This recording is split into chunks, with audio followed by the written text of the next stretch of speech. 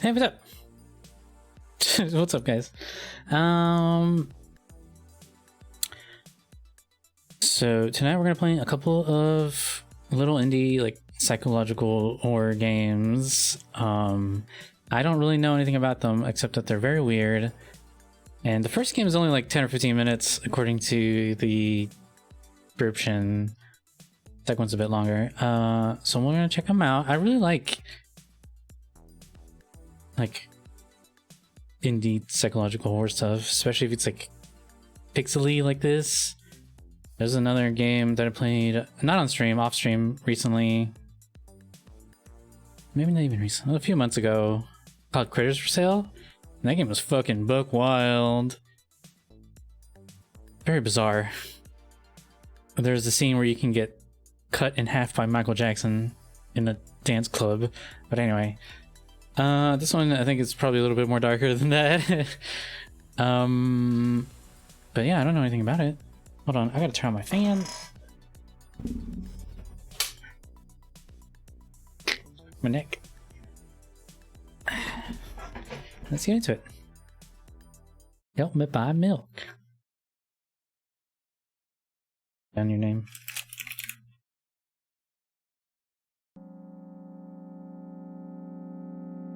I'm on my way to the store, rehearsing the speech. I haven't been out for so long that I've forgotten what word to say when they enter the store. I'm on my way to the store. Who are you talking to? I imagine being a game character. What if it helps to gather my thoughts? What game? Well, you know.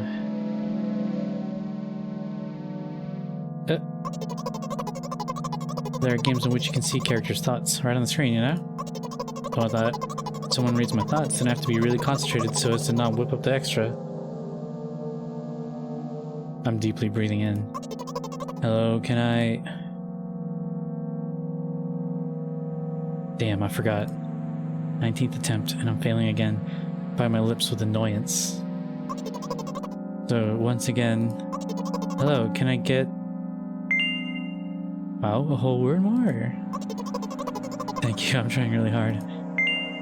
In my opinion, this time the I sound was longer than usual.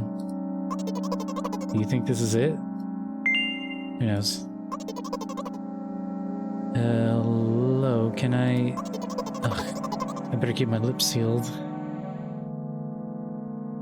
Yes, this game is gonna be full creepy, I'm pretty sure. Don't worry. Okay. By the way, you've been walking with your left foot on asphalt and your right foot on grass for a whole minute. What? My right leg froze in the air. How much? 50 steps on asphalt and 51 on grass. You'll have to cancel the previous step. Hehehe. How do you imagine it? This is not the first time. You were taught how to do it. Come on. I thought social anxiety was saying how making friends online using animated avatars? I don't know what the fuck you're talking about. I don't remember. I'm gonna burst into tears. Ugh, from the beginning. So, step 1, take a step back to get your foot exactly into your own trail. Wait, how's it step 1? What then? So it's already the 52nd. But wait, if I'm going backwards, then 50th? It still doesn't make a whole lot of sense. Okay, step 50th. Take a step back to get your foot exactly in your trail. Could you paraphrase it? Like, at least a little? You can't just repeat a phrase without changing at least one word. People don't talk like that. You're hopeless. You make it sound like it's my fault. Store closes in an hour, so... You will be very, very guilty if you do not buy milk. Yeah. Man, I haven't had to talk to people in like so long. Damn, really? So, are you ready? Yes. Gently change the position of the leg, peering carefully into the thick grass. When I entered the store, I asked the very first person I met. Hello, can I...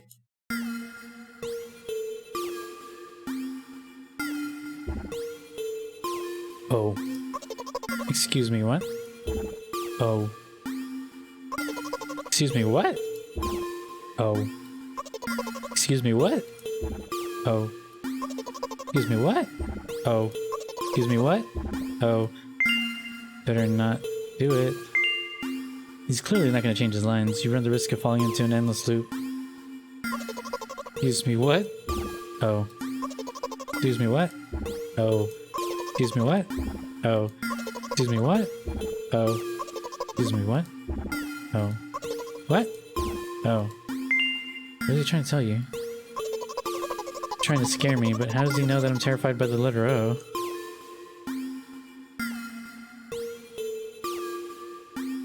Huh?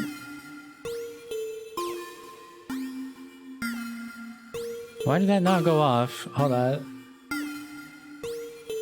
Oh, you know what? I had to change... Okay. I think that command might be broken. I had to change the name of it. Hold on. Because apparently at some point...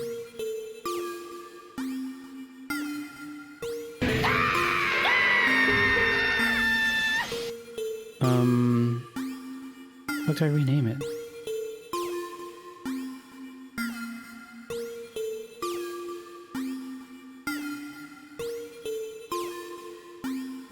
Okay, I'm just gonna run it, but I have to fix some shit later. He's trying to scare me, but how does he know that I'm terrified by the letter O? Oh, thanks for the alert. Thanks for the alert, Kaizad. What's so terrible about it?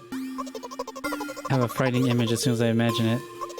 I can show. Explaining won't be enough, but keep in mind that it'll cost me a dozen of nerve cells.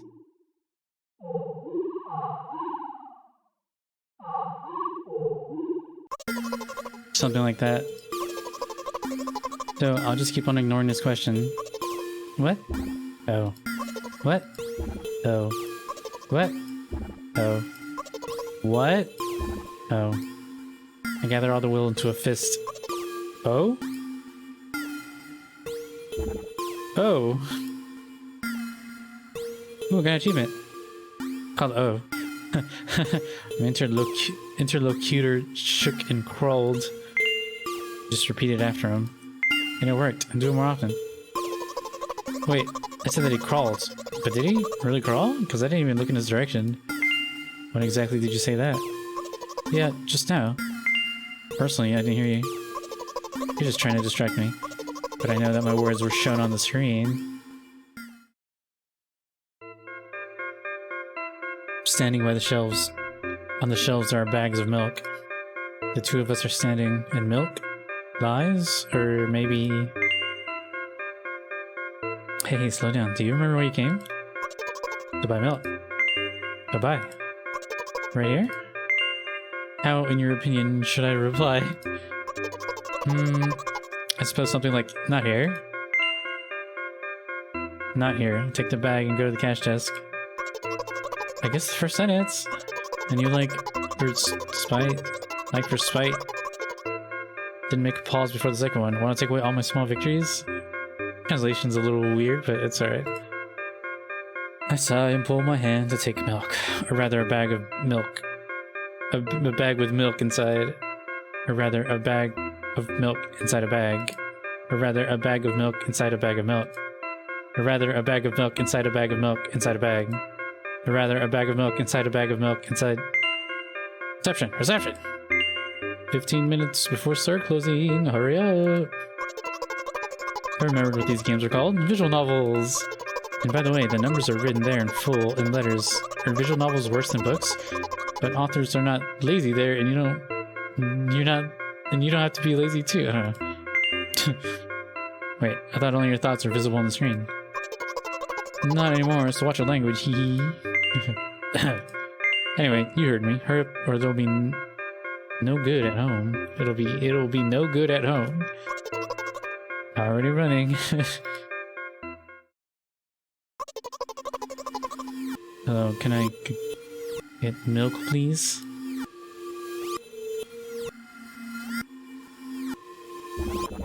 You have it.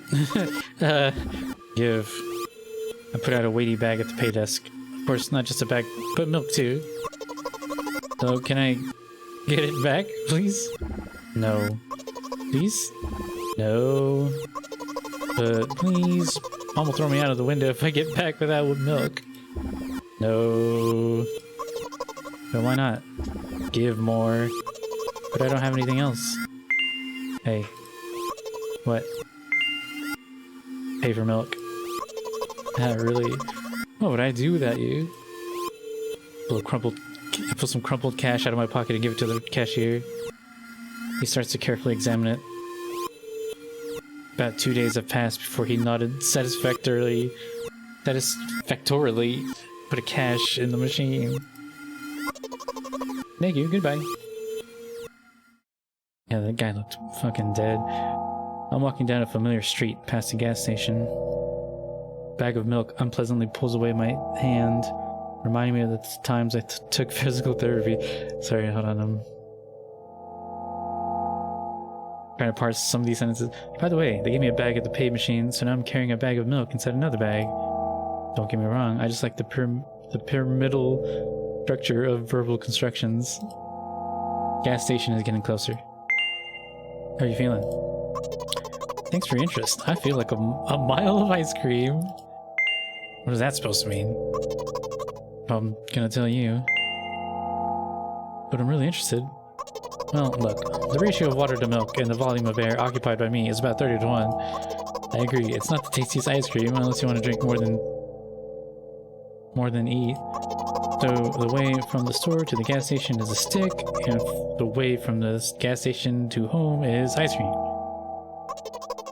For today's walk, my body will be in every part of this way. Simple maths. Okay. Good movement under my feet. Asphalt grains, petrol stains. Trying to keep my balance, and how do people move on something as uneven as the urban plain? Neat, heel, sock.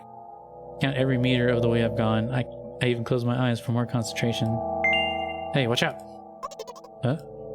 I unconsciously take a sharp step aside. Same moment, a huge bear sweeps past me with a wild ripple. Hey, I'm walking here! I'm throwing a stumbling peek at the rapidly moving animal. Its red eyes in turn look at me with mockery. See that? How brazen! It was a truck. Oh, really? Although, if you think about it, are there bears with eyes on the back of their head? You might have died. Come on, are you saying something will seriously want to kill an innocent girl carrying a bag of milk? The world is cruel and dangerous. I'm not in the world you're talking about. Yeah, bears. You can't trust fucking bears. My path continues. If you think about it, the way from the store has one interesting property. Most bizarre ways it adjusts to me. When I hurry, all the traffic lights are servicefully extinguished. Sus. When I want to cry, cloud appears and pours rain flows that hide my tears. Right now I feel how the cloud is slowly gathering over my top. I'm sad. Are you sure all this is really happening? And how else? You've never thought about the fact that maybe this is all just in your head? The instruction did not say that at all. Apparently these pills don't work on me either. Pills have nothing to do with it. Please, I just want to get home and go to bed. I'm really, really grateful to you, but please, no more. You must accept the truth. No! You must accept the truth. No! You must accept the truth. No!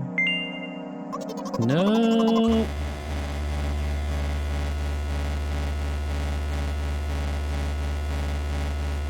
Looks like Monty doesn't help me at all.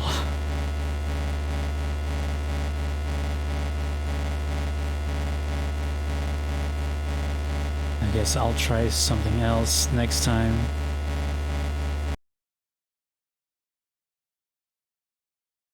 Wait, really? Hold on, did I just lose? Again? I hope we can do it this time. Yeah, it might be a fake it. Yeah, I haven't been up for so long, I've forgotten what words they say. I'm on Windows Store. Should I just repeat everything except for that last part? Let's try the different stuff, I guess. I don't know. Shut up and go. Shouldn't you help me? I'm deeply breathing in. Hello, can I... Damn, I forgot. I forgot. Once again, hello, can I get... Wow, this looks exactly the same.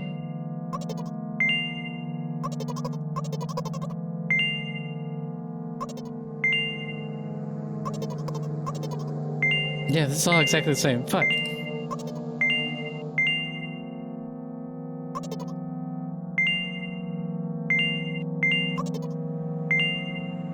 Okay, so I'm just fast forwarding a bit. What the fuck did I fuck up going to the store and buying milk?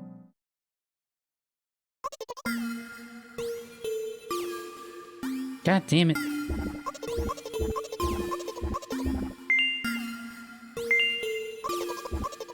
Oh. Yeah, I don't think it's a fake out.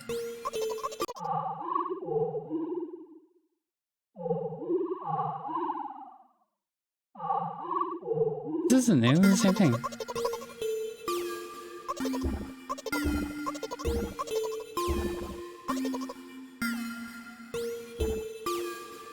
I've killed him.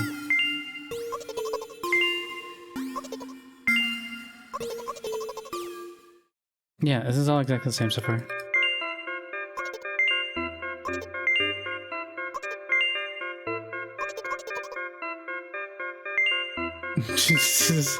Okay, I just want to get an alternate ending.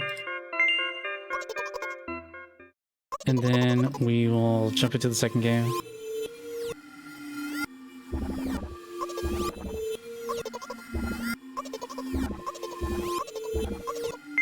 Hey. Hey for milk.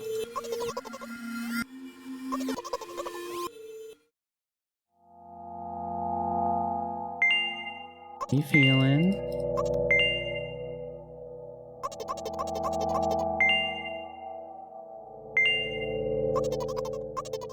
Yeah, I'm walking here.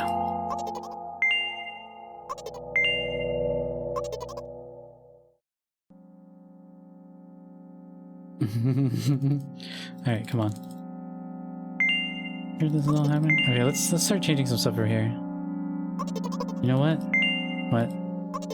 Since I'm a character in a visual novel, don't want to talk to whoever's reading it right now. It's gonna affect your recovery in a bad way. I don't care. Do you hear it? I squeezed my head with my hands and set a thought block. With the edge of my eye, I noticed a small bench, a great place for cliched visual novel monologues. I'm getting closer, putting a noticeably heavy bag of milk nearby and raising my head to the sky.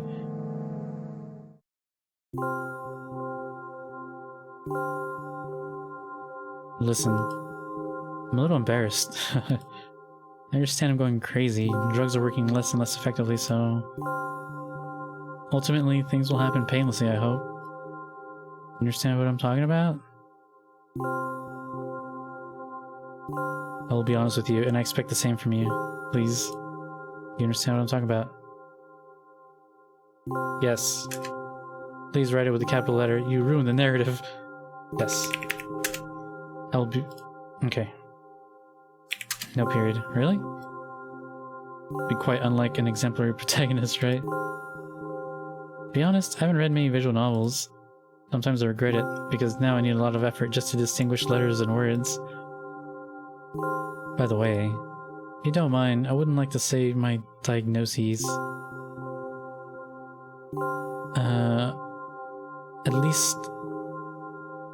At least see me as I am, I guess. Even if I made you up, don't take it away from me, okay? Don't ask me about it too much. How stupid is all this? In the very beginning, you followed me, read my delusional thoughts, heard my stupid conversations. Maybe I seem crazy and weird to you? What is it like to see the world with my eyes? Ever since, something happened, I only see red everywhere. No, don't worry about me. I've been used to it for a long time. To be honest, I even forgot what other colors look like. Let it go. Those monsters from the store, they didn't scare me at all, because I know they won't hurt me. Sometimes I think they're the ones who are scared. Imagine that. By the way, you want to ask me what happened? Please don't. Promise? Really? Yes. Really?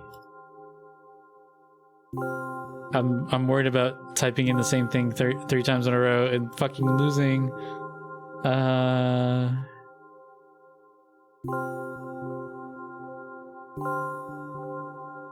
Yes. Really? Okay. I'll go with no. Promise me. Oh, okay.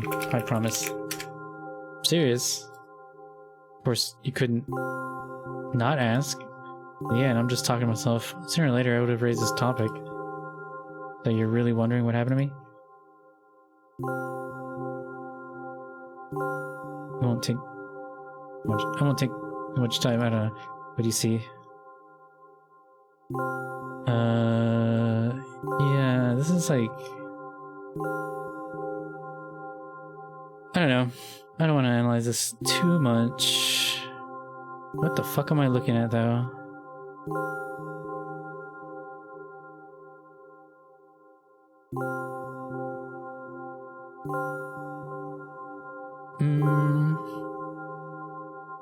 Looks like spaghetti.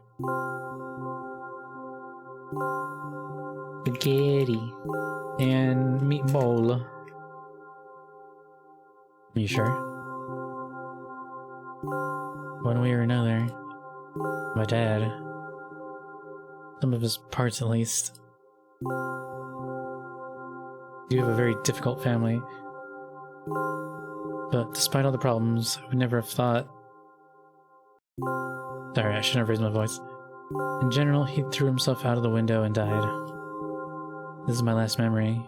Then, a long gap.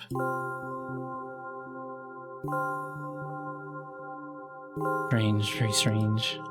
Today's the first time I've been able to buy something from a store without a serious incident. Of course, the medicine helped me. However, I think it's more because of your merit. I was thinking all the time, don't screw up in front of the reader, or, oh my god, what will he think? I don't know why I decided to become a character in a visual novel for the sake of going to the store today, but it is clearly born fruit. Thank you. By the way, I think there's some frameworks in our communication.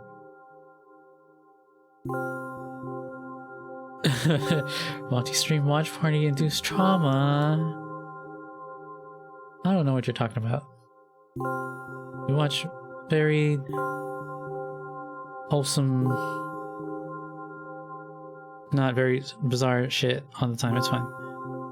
That's how I like it. Ha ha ha. And yet, I'm so sad lately. I think more and more about what my life has become. Since Dad, well, you know, day after day is the same. I've tried so many pills that I can't feel the difference between them anymore. As long as they keep me on my feet, I'm happy. You know what? Today's a special day because I have you. I want to tell you so much. It was very rude of you. Oh no. I will not press you. I just advise you to go home. I understand. Well, dear reader, let's go.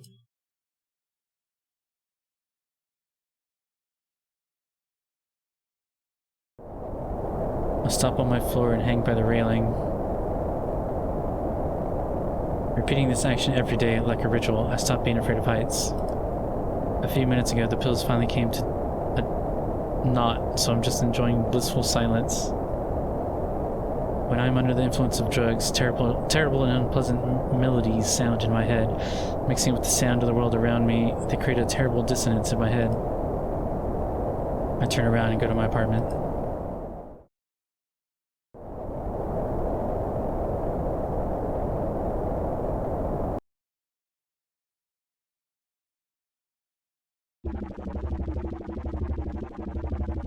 Did you bring milk? Hi, Mom.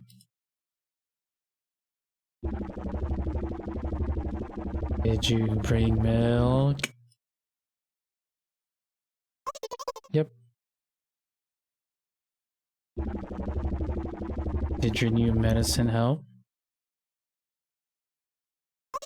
Yep. Go to bed. Yep.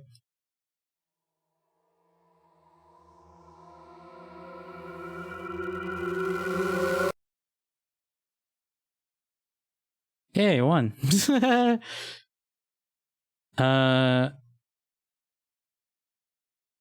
Cool. Anyway, that's that game.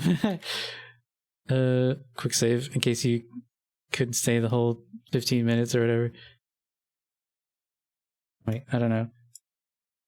Anyway, so yeah, that's the first game. Like I said, the first game's super short. Start the second one.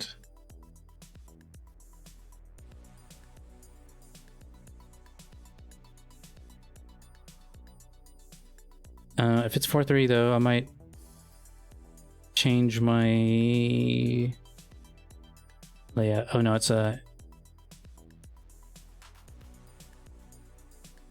there it goes. Alright, this is the second game.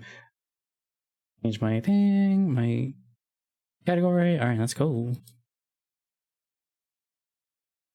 Game contains flashing images and touches on heavy topics. Take care. Yeah. Oh, I broke it. There we go.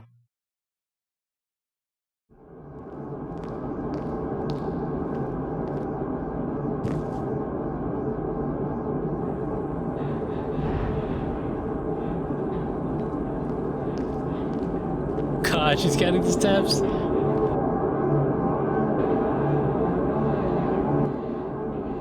Let me turn that down a little bit. Doors closing soon.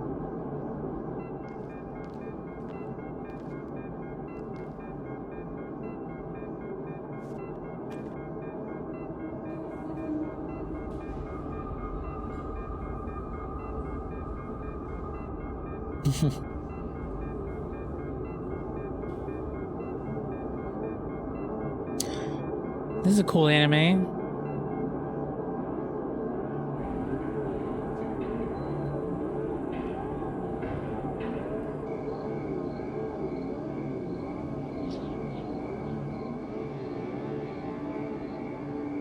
Well, it won't take too long.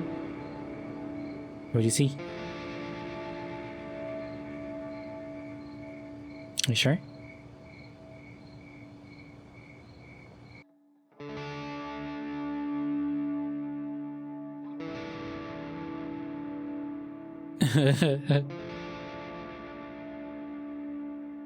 Yeah, it's apparently it's got some money.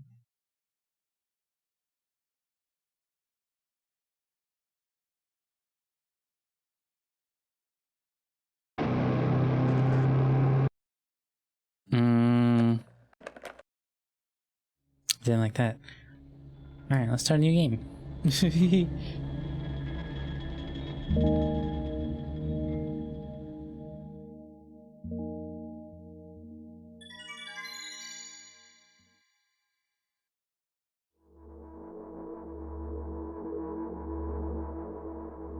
I'm walking to my room, trying not to look around. Playful shadows dance around me here and there. They dash all over the walls, the ceiling. One of those shadows whizzes past me, touching my face ever so slightly. I smile and continue walking, paying it no mind. Sometimes it's so easy to lose self-control and track of time, spinning in a joyful dance. But I'm in a bit of a hurry here. Mom told me to go to bed.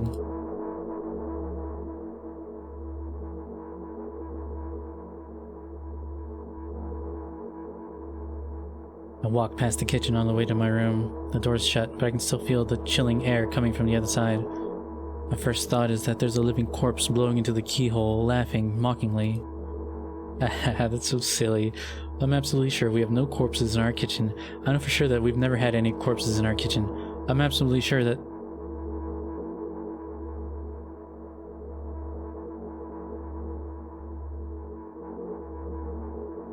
I break into a run and dash towards the closed door. The shadows intensify their chaotic dance. Are they trying to stop me or calm me down? I don't know. It doesn't matter right now. Don't you get it? I wave my hands around as I run, trying to chase away my annoying pursuers. Then I suddenly realize that I won't be able to stop in time. I've got no other choice but to break the door now. If there's somebody inside, I'll surely scare them to death. But wait, how can I scare them to death somebody who's already dead? What if it actually revives them? No, I don't want that. Wait, what do I do? I couldn't fully complete my thought when my shoulder hit the door and it flew open.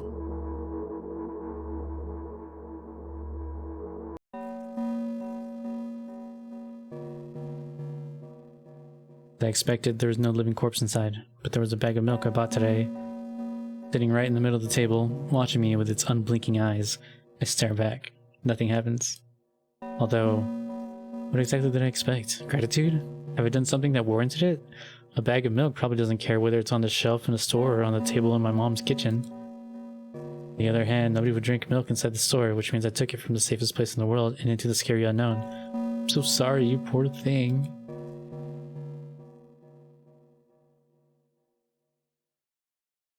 God damn it, Drea. Right. I turn away in shame and leave the room in a hurry. I only bring others trouble. I walk towards my room through a narrow corridor. Oh no, it's my mom. Meet a familiar, formless creature at the door. It locks me in its clutches and starts sniffing every inch of my body like a hungry dog. Hey, congrats, Cthulhu. I wish I had a fucking just a decent job. I'm not struggling. I know it's useless. I just stay silent and endure its tight grip that stops me from moving.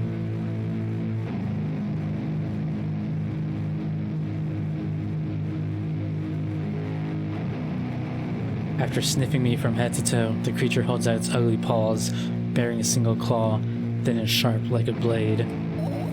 Again? I stared questioningly into the monster's bottomless eye sockets. Don't move. The creature squeezes my hands until my veins start bulging, and I just keep staring into the black cavities where its eyes should be, ignoring all pain. I've promised so many times. Stay put. The moment it says that, its claw pierces my arm. I don't feel anything other than a barely discernible crawling under my skin and the ring of tightly sprung sinews, but then that the claw injects its venom into me. It hurts. A white veil appears in front of my eyes. My fingers cramp and start twitching frantically. I lose control over my body and slowly slide to the floor, just like last time. But why do I feel so hot? I feel my blood boiling up. Strong shivers run through my body, paralyzing every single cell, while my veins and arteries heat up, almost bursting from that pressure. I try screaming, but instead of producing words, I vomit thick, milky foam. The creature notices it and throws itself at me in anger, grabbing me by the throat while keeping the poisonous claw inside my arm. Kill me! Kill me! Hysterical screams resound throughout the corridor. In a fit of madness, the creature starts scratching my neck. Bright splashes fly everywhere, hitting the walls with a loud sound. I try to imprint where every drop fell on my memory, so I could gather them all later. I need to remember. I need... A new wave of pain washes over me. Everything turns pitch black in an instant.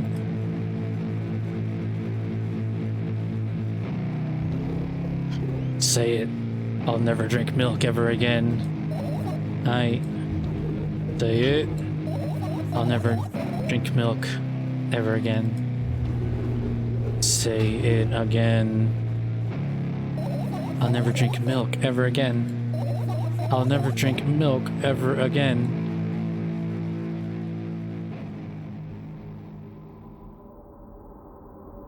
I don't know what the hell's happening.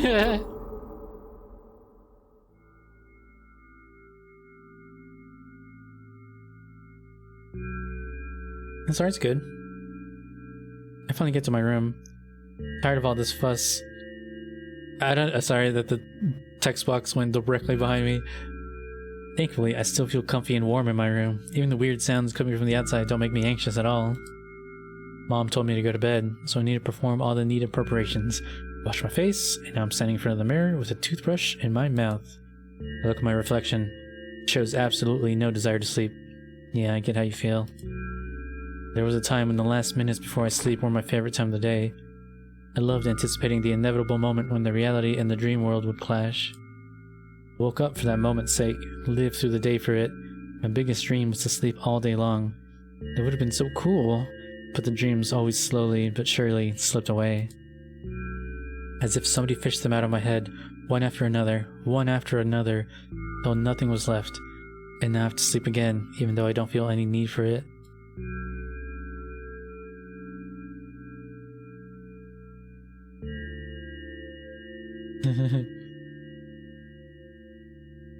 After finishing with my face, I usually reach out for my pills. Funny, but I have no idea how they work separately since I always swallow them as a bunch without thinking. Now I want to have a better look at it, to twirl it between my fingers, to chew on it. I'd do anything to stall for just a little bit more time. Smooth, protruded red capsule is looking at me, covered in a murky, semi-transparent film, but I can still discern its contents. So what do we have inside you?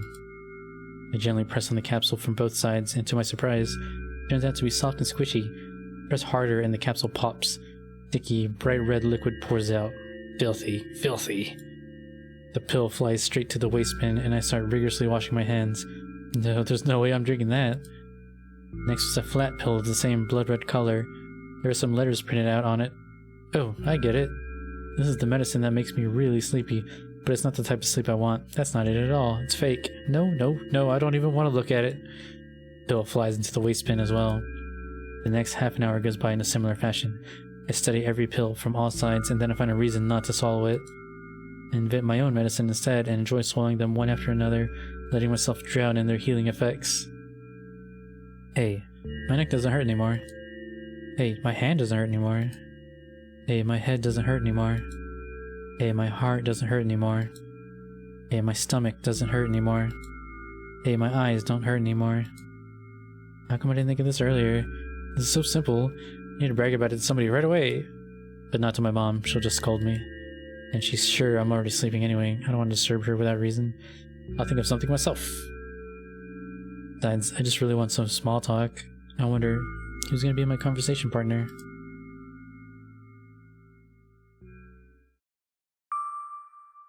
Hey.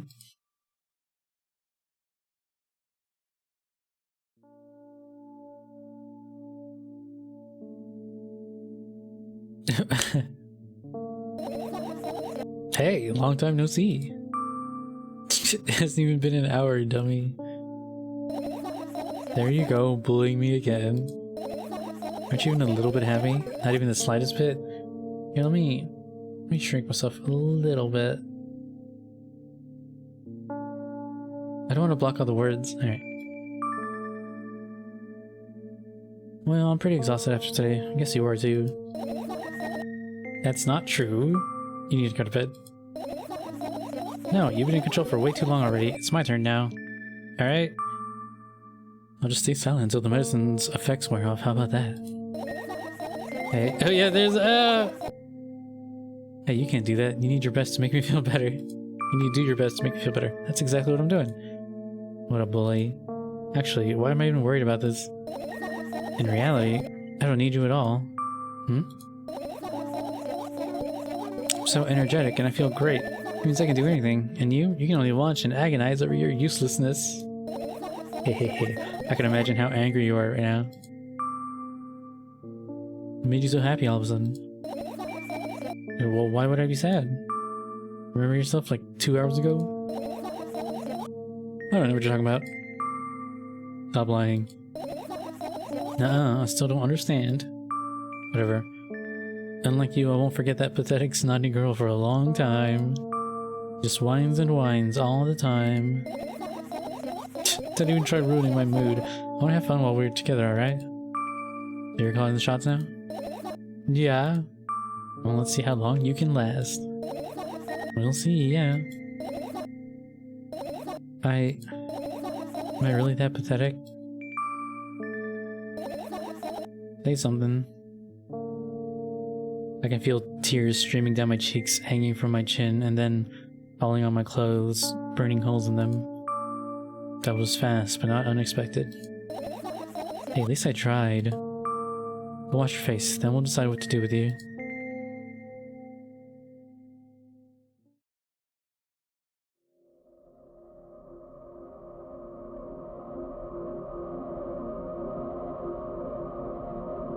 I'm in front of a mirror again. keep staring at my reflection, trying not to get distracted by the sneery looks the walls are giving me, trying not to drown in their giggling. But then me in the mirror also shows me a creepy smile, bares her teeth at me. I shut my eyes, but that doesn't help. It wouldn't have helped even if I sunk through the floor. I start counting in my mind. 2 squared, 2 by 2 squared, a squared, a square pyramid squared, a pyramidal structure cubed, a pyramidal structure hypercubed. Feel better. My head is splitting apart now. How do you feel? You're mocking me, right? I'm obligated to ask you at least a couple times per session. A session, huh? You don't like that word? I'm fine. No, you're not. I don't know why, but I thought I'd be able to take control. I was almost ready to. I was sure I'd be able to change something. After all, I was able to buy milk, you know? And you want to know how challenging it was?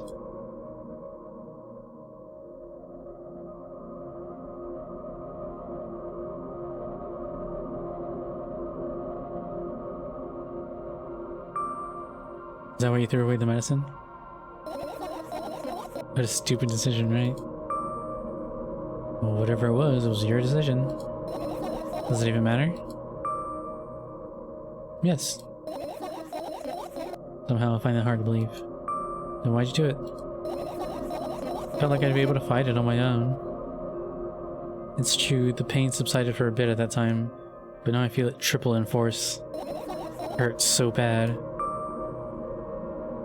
You know what you gotta do. Dejected, I reach out for the shelf. My medicine. I swallow the pills one after another, chasing away the unpleasant visions that keep floating up in my memory. Yet, my mind still draws a terrifying picture.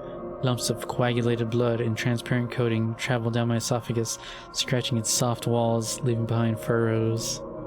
I shake my head violently. I don't care if it makes me feel dizzy or worsens my pain. I just don't want to think about something so repulsive. Still haven't changed. What do you mean? You're afraid of being alone. This worries you much more than the pain. Yeah, I guess. Toss the last pill into the air and catch it with my mouth. Why did Chase play this?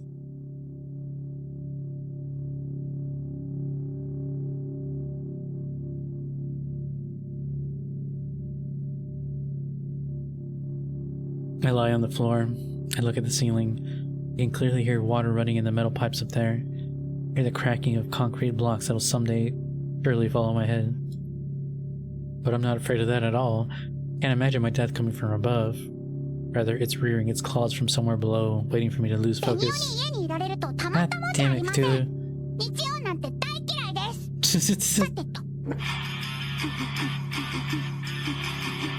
I don't wanna, like...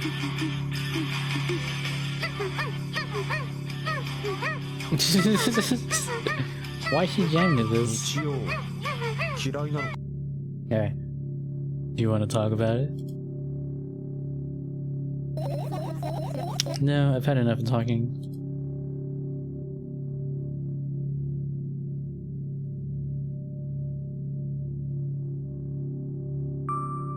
What do you want then?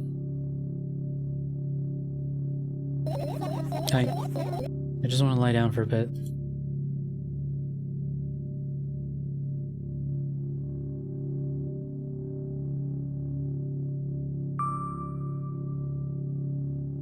Even if the ceiling's bound to collapse, it's not going to be today. Can you stay silent, please? I need to get my thoughts in order.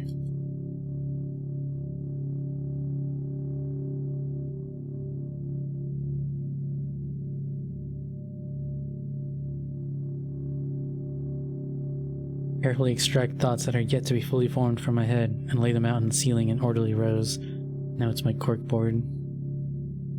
In hopes of seeing the whole picture, I switch them from one place to another, pile them on top of each other, scatter them around. In the end, I throw them off with my hand, annoyed, and start over. I can't do it. You can always imagine your thoughts are something small and swarming, like cockroaches. Ugh, I hate cockroaches. Can I make them fireflies? I don't mind either way.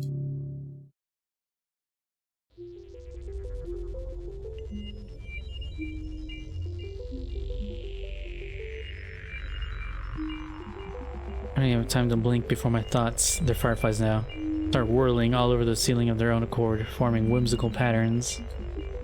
I can only observe them and wait for the right moment.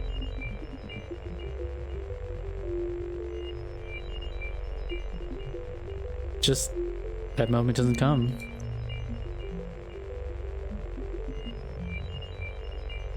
The mocking sounds of flapping wings coming from the ceiling make me start losing my patience. Enough! I hate you!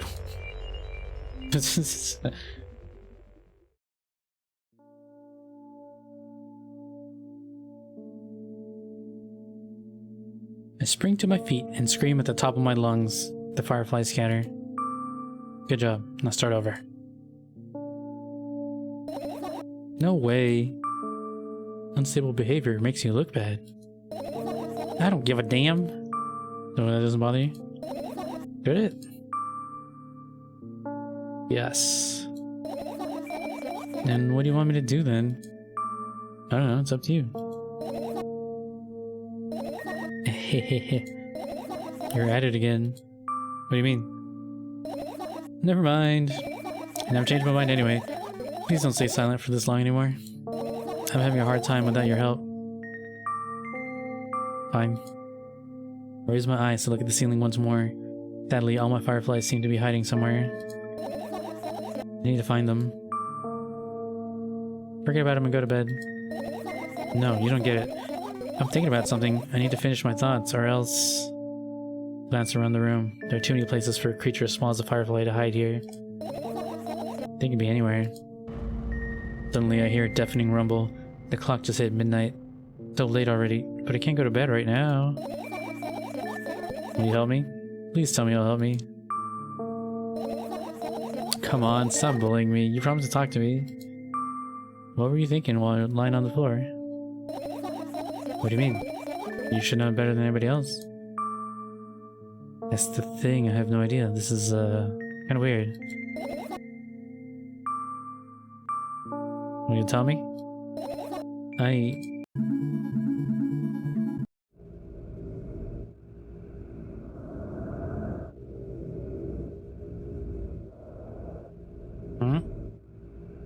roll my sleeves and start rubbing my eyes intensely. They're so itchy. Why are you crying? Eyes are itchy. Do you bring milk?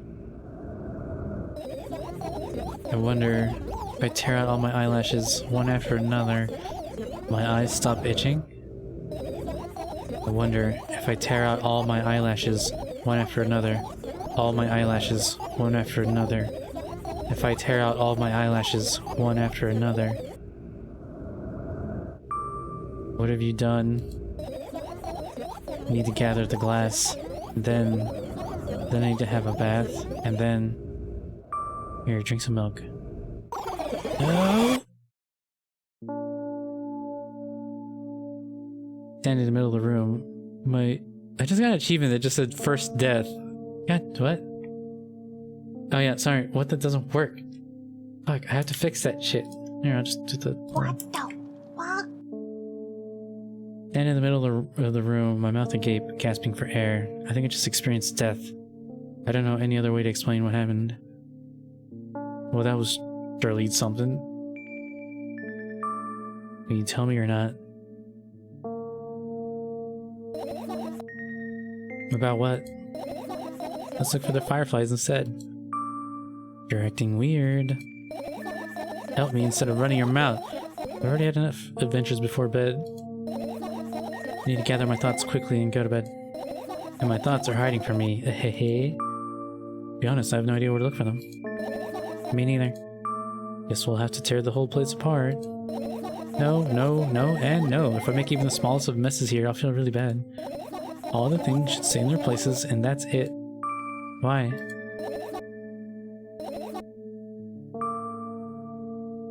You don't have to tell me if you don't want to. I don't, and I won't. Alright then, so we need to find a bunch of tiny insects inside a mountain of junk without moving anything even an inch. Yep. My, oh my. I have an idea. Last time, becoming a visual novel character helped me achieve my goal. Now I want to become a point-and-click adventure game character. You know, those games have moments where you just look at different objects and something inevitably happens. Sounds so fun. And what about the things you use regularly? Do you refuse to touch them as well? It would make it even more interesting. So childish. And wanna know what's the best part? You'll be the one doing it. Oh no. Oh yes. I start panicking as soon as I get into a multiple choice situation. I'll just keep changing my mind and end up crying and running away. Do you want that to happen? You're such a handful.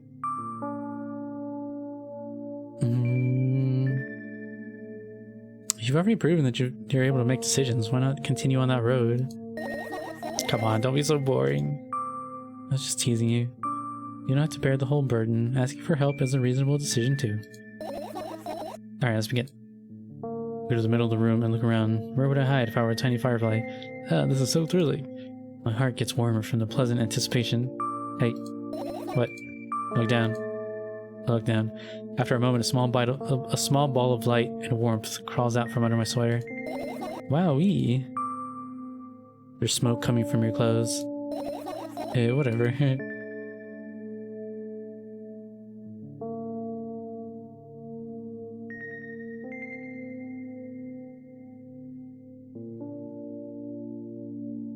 I carefully grab the firefly, pleasantly scorching to the touch. I put it on my shoulder. Sorry, little guy. Time to come home now. As if it was an order, the firefly slowly drifts up, circles around my head for a bit, and flies into my ear with the speed of a bullet. It tickles. One down. Let's look for the others. Yep.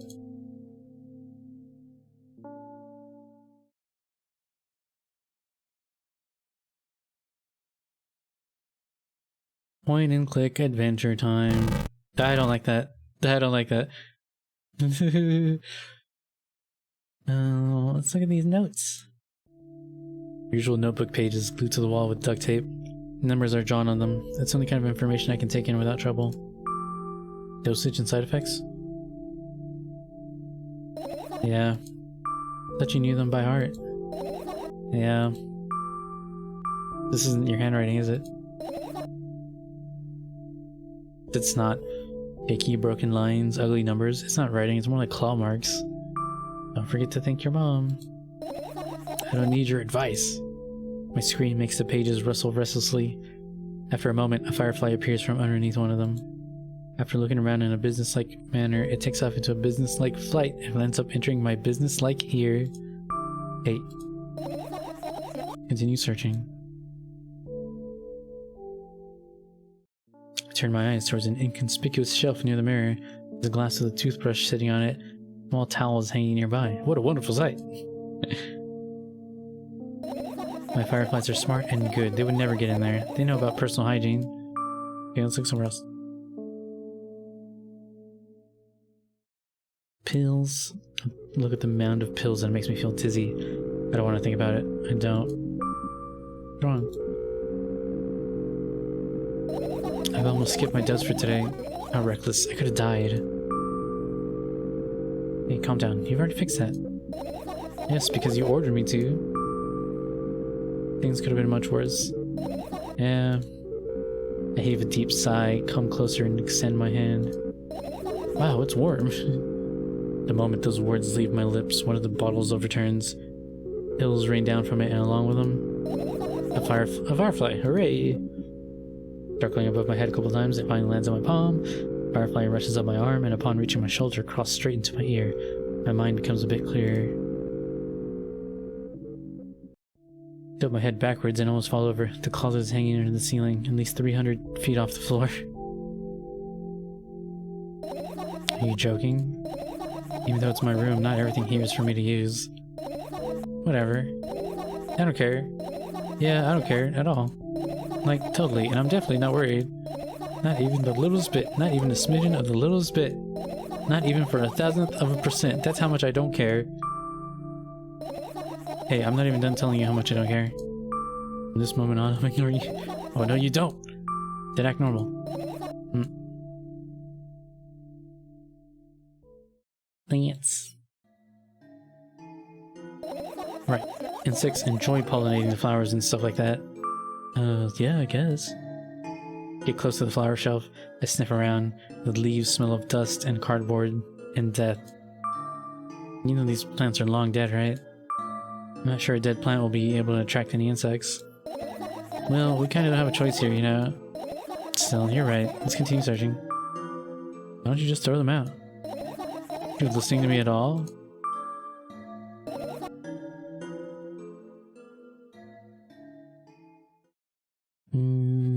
Clock. Look at the alarm clock. Time continues its unstoppable flow. It's so late. Are you tired? Bet I am. I let out a theatric yawn and hold out my arms to the sides. 1, 2. Then I raise them above my head. 3, 4. Maybe a little workout will help me freshen up. Good idea. Do you remember the exercises you've been taught? I think so. I take a hesitant stance. What was it? Heels together, toes apart? Whatever, I'll go with that. Count down 5 minutes. Fine, you have a clock in front of you though. I can't look at its hands for too long. At first I feel like they start moving in the wrong direction, and then they disappear altogether. And then things always get messy. Last time I saw a pair of eyes on the clock face. And also, hear voices back in the day. Pleaded for help, I think? What a mess. Truly a mess. It was a mess, right? A mess. Oh, are you counting down? Oh my god, finally. What do you mean? I was trying to get through to you for half an hour. Huh? Forget it. Do you see the firefly? No? Continue searching then. Weird. Weird bit. Radio.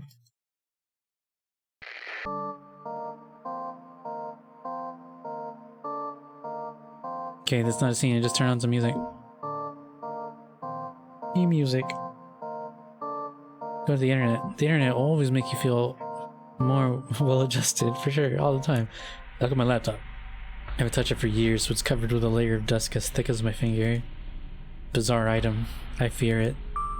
Why? The long and boring story. Wonderful. Tell me about it. I insist. I don't remember how it appeared in my room. One of my parents probably brought it here because they couldn't find a better place for it. They didn't prohibit me from using it. On the other hand, they encouraged me to do it. Sure, I've spent my whole days in front of the screen. Games, drawing, engineering calculator, 3D modeling. Much fun stuff to do. You had some amusing hobbies. Yeah, I did, before entering the web. Imagine this. You're a hamster that lives underground. You have everything for comfortable living. Did you imagine? As always, your analogies are spot on. Okay, I imagine. Alright, you're a hamster that lives underground. You have everything for comfortable living, okay? Okay. Wonderful. And here's the situation. You're a hamster that lives... Okay, I got it. What, do you want to talk about something else? Yeah. Fine. Suddenly a firefly slowly crawls out of the laptop's vent grill.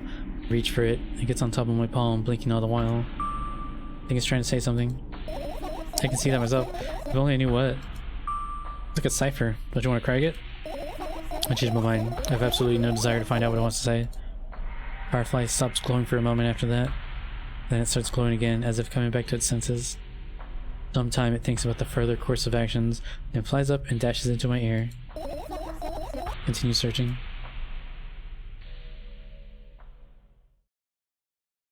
I can finish searching whenever I want. Hear the radio. I want to hear terrifying fucking music all the time. I love it.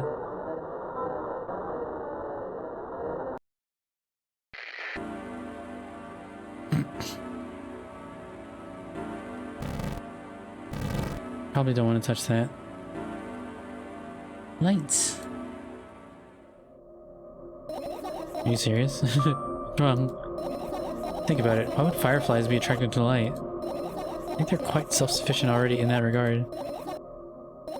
Well, only if they purposefully want to lower their self-esteem.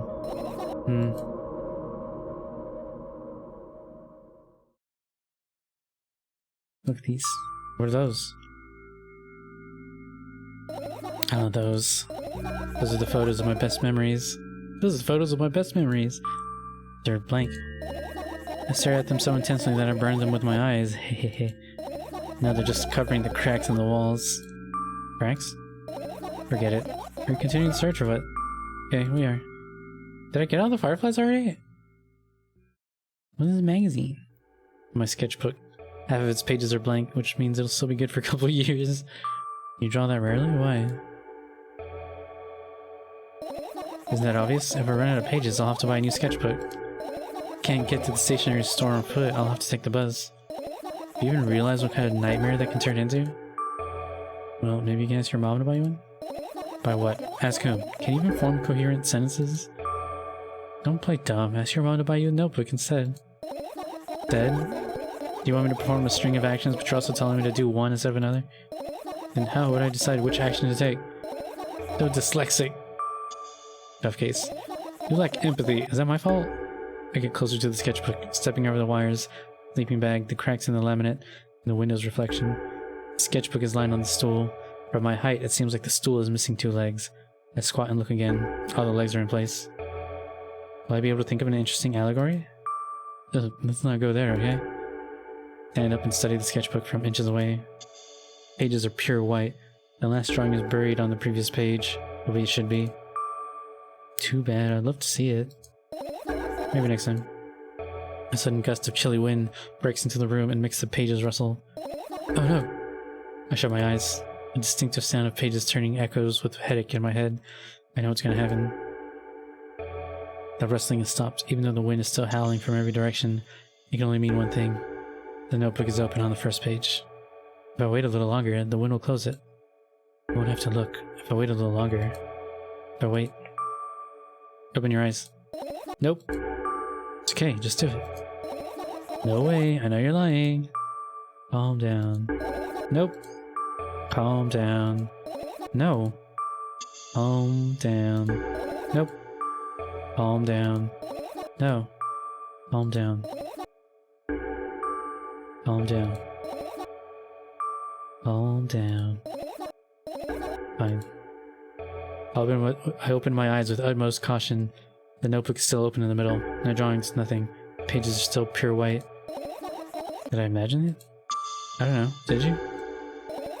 You're the smart one here. You tell me. Next time, don't close your eyes. What did you... Couldn't finish speaking because the pages started moving again. Don't close your eyes. Don't make me do it. I'm scared. Trust me. The rustling grows louder. Pages lift up. You don't see the outlines of drawings on the previous pages. No way. Everything that's in the past should stay in the past. Couldn't convince me. That's it. I'm closing my eyes. Look right there. A barely visible light seeps through the pages. Every new gust, it becomes brighter and brighter. A firefly.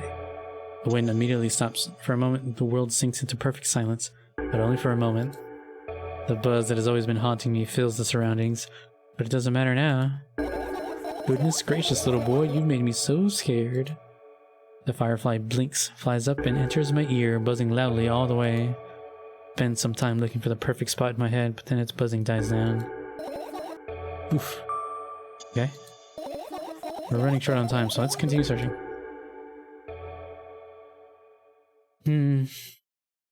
I guess there are still fireflies out there, so I do want to continue this, but I need to take a Monty minute. I'll be right back.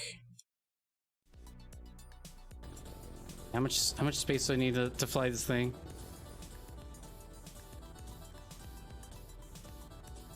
Think. Yeah.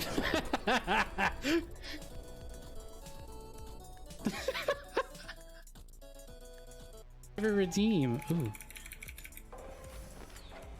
Yeah. Thanks for the raid. I don't remember if I said that because I am kind of under stress at the moment. Hey, Mino. Thanks for the follow.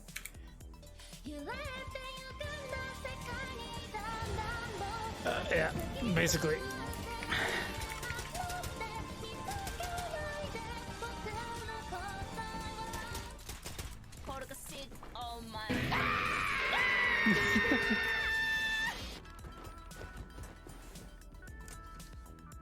Hey guys, 2 quick questions. Number 1, what the fuck am I looking at? Number 2, can you stop? I'm glad you got there. All right, sorry. Let's check this umbrella. The umbrella emanates a faint sense of coolness.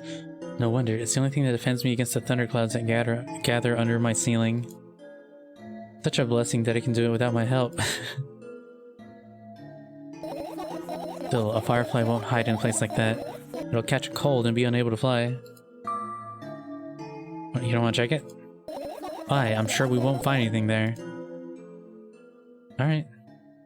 Check this cabinet, this cupboard. I doubt it. All the compartments are locked.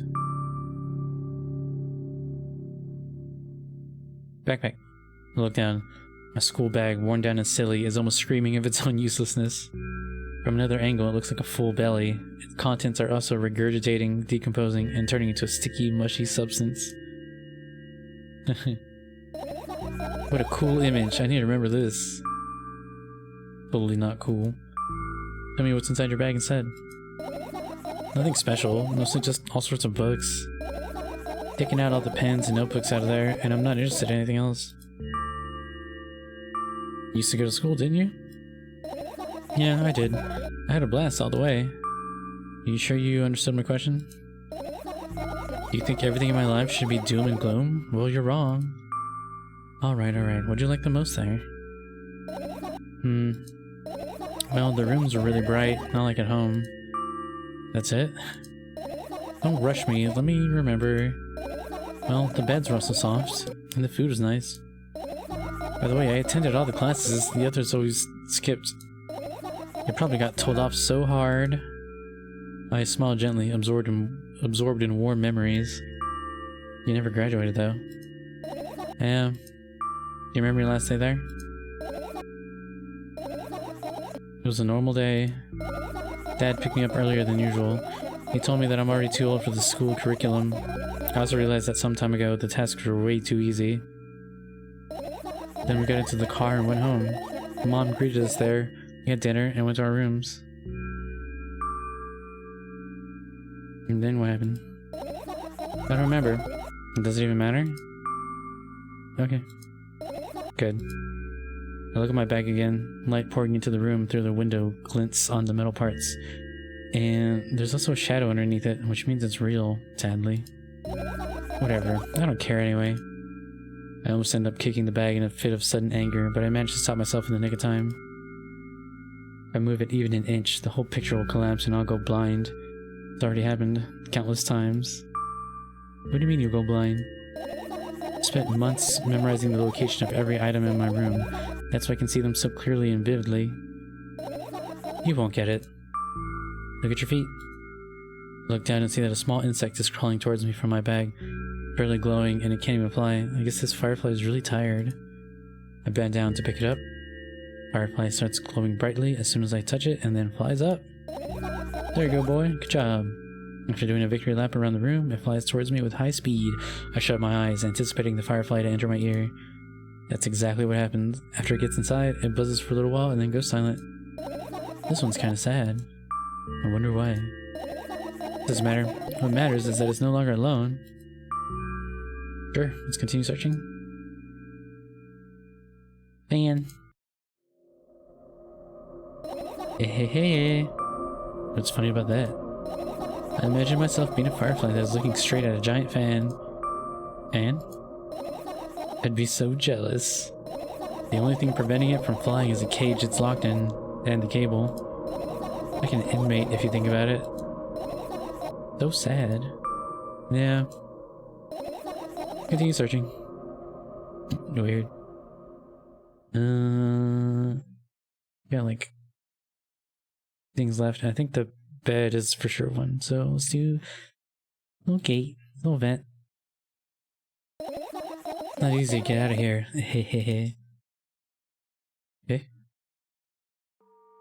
I look up towards a very high place under my ceiling. I hear a countless number of small legs marching inside the AC unit. Oh well. What happened? Fireflies can't be friends with cockroaches. We'd better look somewhere else. Why would cockroaches be there? Have you forgotten? You were the one who told me to think of my thoughts as cockroaches. Yeah, but they became fireflies afterwards, but cockroaches don't disappear just like that. They occupy this place. You understand now? I'll pretend that I do. Alright. The last two things are bed and... oh, and trash. And this terrifying pile of mess. Let's take the trash. I get close to the waste bin and look inside it with curiosity. Pill packaging, notebook pages, and other garbage. Boring. There's nothing here. Indeed, no self-respecting firefly would hide in a heap of garbage. Not disagree with you there. Alright, let's check the bed. Hey, this is my sleeping bag. Soft and warm. I'm sure that no living creature would be able to resist the temptation to spend a minute or two inside. You want to dig deep into it with a couple of favorite items, close their eyes, and then... Hey, did you fall asleep? Huh? I gently slap my cheeks to return myself to senses. Started way past midnight. Usually I'd be sleeping like a log at this time, but right now I can't. Continue searching. Hey, maybe we'll find something inside? Nah, my thoughts don't have a feature of putting to sleep. Quite the contrary, they always cause insomnia, just like tonight. Okay.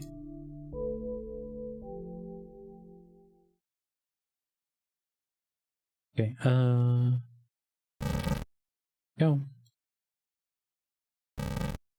Oh, never mind, I can't even click it.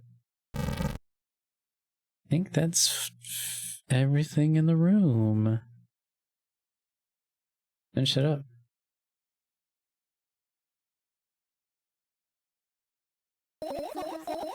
You found all the fireflies. Amazing. Yes. I've managed to gather my thoughts, but something still worries me. On the other hand, I wasn't supposed to be happy anyway. Why not? If I lose something and then find it, it's just gonna go back to the starting point. No changes at all. A zero sum. Happiness is always about being positive, right?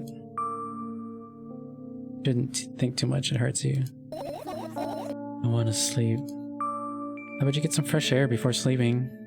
What do you mean? Well, go to the balcony, breathe in some air. Somehow those words triggered a panic attack in me. I subconsciously step away from the balcony. I don't think it's a good idea. Why? This may sound silly, but I feel like someone's watching me.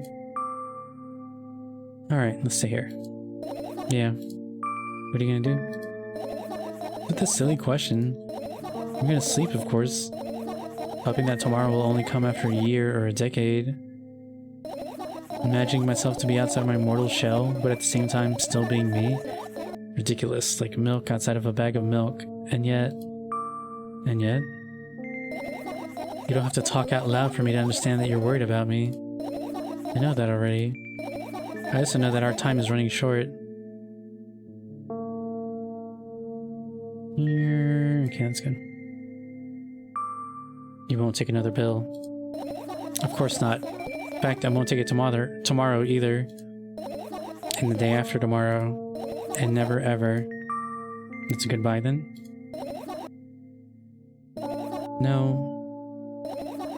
I have one more small favor to ask. A really, really small one. What is it? I blurted out way too much today. And a lot of stuff that I want to forget forever. I don't blame you, but was it really necessary? See you tomorrow. No, I wouldn't be able to sleep like this. Fine, what's the favor? I nervously scratch my wrists and bite on my lower lip. Wait a minute. You're afraid to tell me? Yeah? I'm also scared that something bad might happen if I tell you. I'm also scared that when something bad happens, something way worse will happen. Alright, stop, I get it already. Still, I won't leave you alone till you tell me. Bully. No, you!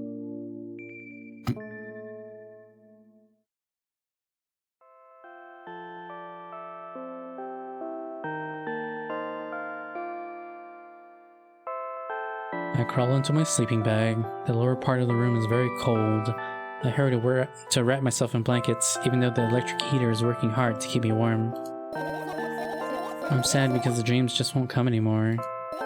You won't believe me if I tell you how I dealt with it at first. Of course I'll believe you. I know, it was a joke. Well, anyway, I wash my face, brush my teeth, lie down, and started imagining that I'm watching a dream. I didn't sleep at all, of course, and always looked sleepy in the morning. After a week of insomnia, I started feeling weird and seeing things. Letters floating in the air, strange silhouettes that appeared in the most unexpected of places, bulging eyes with trembling, pale pupils. It was scary, you know? And then one day I almost died. I just collapsed in the middle of the room and couldn't move for a while. Then silhouettes, letters, and eyes were hanging over me and hissing. It was horrible. And well-deserved, I guess? I felt like I was caught on the biggest lie in the world. Yeah, I felt exactly like that. After that I stopped. But the silhouettes, letters, and eyes stayed here. I guess they like this place. They always follow in my wake, peeping at me. And I'm kind of scared of them and I can't even argue with them. But today... I... Still too scared to tell me? Of course, they're still listening, you know? Use your hands. Alright. I start chaotically twirling my fingers with enthusiasm, forming complex shapes. You want me to tell you a bedtime story? Shh. I was trying so hard here. Don't you get it? They'll hear you. Relax, nobody can hear you. So what do you say? I'd be happy to, but I have no idea how to tell them. Oh, it's incredibly easy. Just talk about something without stopping. Sounds silly. But it's not... and meaningless. You don't know what you're talking about. I know enough to realize we'll just end up wasting time. Let's focus on something actually important. Boring. Fine. Close your eyes.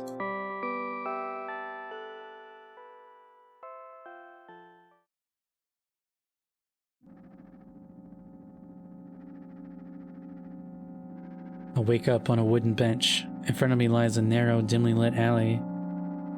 An awfully familiar road. Where could I have seen it? Finally, I hear a voice coming from the side. I turn around and see a boy with a weird expression on his face. You're late. Who are you? The boy blinks in bewilderment. We're not going anywhere like this. Try again. Then he takes a very deep breath. You are late. I stare at him, confused. He stares back, also confused. Sorry? The boy nods, satisfied. See? Much better. Do you have a name? My name's Tresca. I give the brat an evaluating look. He's so young, yet already coming at me with questions like that. None of your business. And besides, will anyone tell me what I'm doing here? Hey, that's rude. It's not like there's somebody else here besides me. Haven't they told you anything? I know all there is to know, for one. About what? You're obligated to escort me to the store. Jessica says that and strikes a victory pose. No way I'm doing that. You do understand that refusal is futile. Well, aren't you full of yourself? I'm serious. I'm not the one who decided that. You think I'm delighted with your company? He's weird. Constantly shifting between happiness, sadness, loudness, silence. He's wacko. His name is stupid. Are we going or what? You can go, and I need to think. I'd be happy to, but I don't know the way. Jessica puts on a cunning smile. I bite my lower lip in frustration. I'll be honest with you, I don't like you. He simply bursts out laughing in reply. I do like you, though. Then he grabs my hand without hesitation. I don't even have time to retort. Lead the way.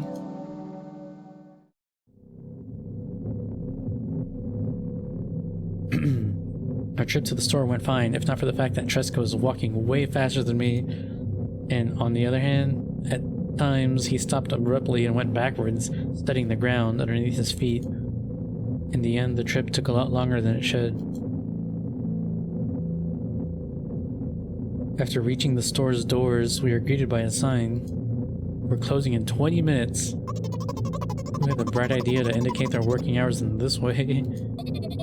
Probably have special staff for this. Someone who runs to change the sign every 5 minutes. It's convenient. Are you joking? Yeah. So annoying. It's much better than being boring. How old are you, by the way? None of your business. What's your name? None of your business. I was ready to slap the living hell out of the brat, but a scary-looking man suddenly appeared behind the glass. He's holding a cardboard sign that says we're closing in 15 minutes. Let's go. What are you waiting for? Huh? Oh, yeah. After another round of going across the long row of canned products, we realized that we're lost. Can't believe you don't know where they sell milk. Maybe we should ask somebody for directions? Sure. Hey, wait up! Jessica lets go of my hand and walks confidently towards one of the few store's customers. That person is standing with their back to us, studying something on the shelf. Hello, can I can't hear neither the second part of his question, nor the reply he gets. My good-for-nothing friend freezes in place, looking the customer straight in the eye. I hurry towards him. Hey Mina, what's up? Is it yours? The customer talks to me, speaks with disgust while wearing a scornful expression.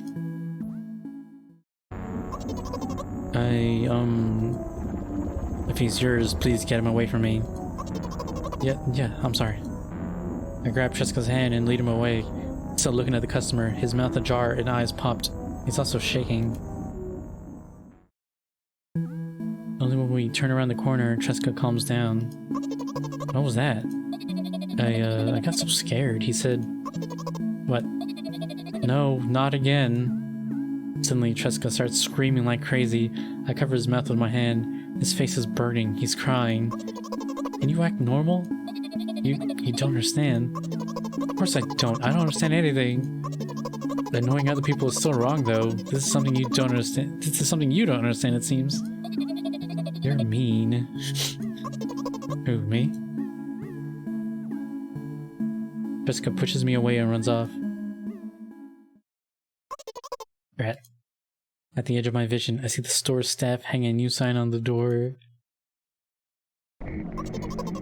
There you are. I meet Jessica at the cash register. Before that, I managed to visit the milk department after finding out where it was. Hey, you, move.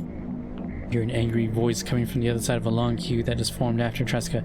I squeeze through towards him. What happened?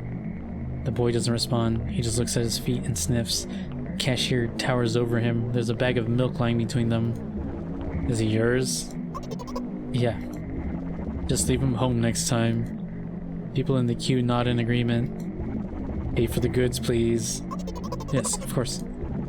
And the waiting fee. What? You heard me. I did, but that's unheard of. Jessica starts giggling all of a sudden. And for the fact that your son... But... You heard me. You know what? Wait, my stream is freaking out.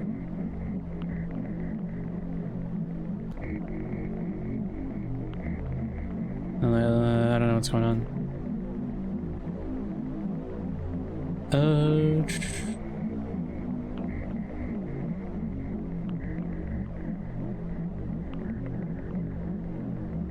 I don't know, that's good now. You know what? In a fit of rage, I throw a banknote to the cashier, of much higher value than needed, even counting in all the stupid fees, then grab a bag of milk and turn around on my heels. We're leaving, Jessica. We spend the whole trip back in silence. At some point, we end up turning right toward the gas station. There, Jessica finally breaks the silence. Do you like ice cream? No. Okay. Look at the boy's face. A light flickers in his eyes for a brief moment and then goes out. You know... Turns away from the path and walks straight towards the highway with determination. I stare at his back, confused.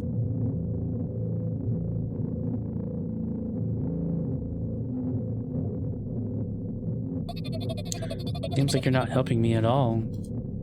New playful light flickers in his eyes.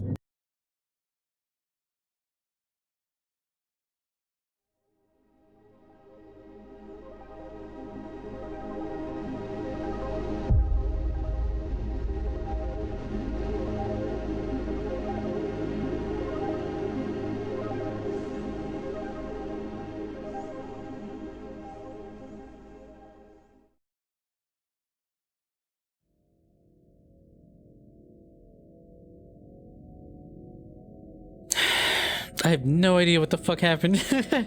What the fuck was this game about? What the hell? What the damn shit?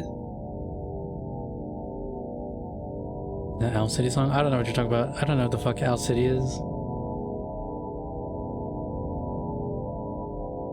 Programming. Oh, yeah, you're right. You're right.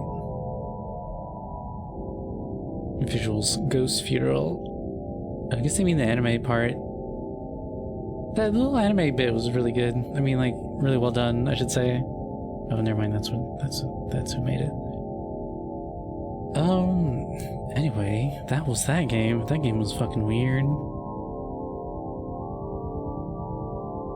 Ooh, Abby. Yeah. I don't know how I feel about it. I like the aesthetic a lot.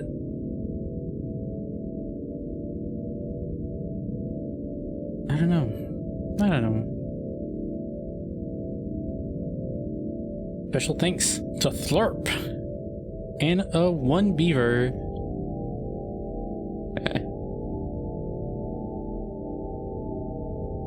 Well, I don't know. It is what it is. Damn. Well, both of those games are fucking short as fuck. Game's only been going for an hour and a half. Should I keep... Should I pivot? Or should I call it? I don't know.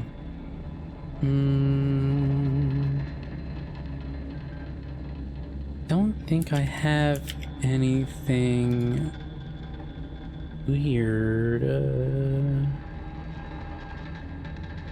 Oh, you know what? I canceled my stream of essays on empathy. Let's try that out. It's just like more narrative stuff by the, well, it's by the people who did Red Strings Club, but basically they made like 10 little short story, or not 10, I guess it's only, no, it is 10. There it is. And a couple of them, like these two right here, became part of Red Strings Club. And a lot of these are just like little one-shots that are short. Maybe we can do like one or two of these. Yeah, I don't want to end the stream after just like an hour and a half. That's like weird. And I know this one was like a game they made specifically for this collection. Looks cool. Ingle last year's January 2021. Whoops. Change the title. If you guys see something we want to try out, just say it while I update this.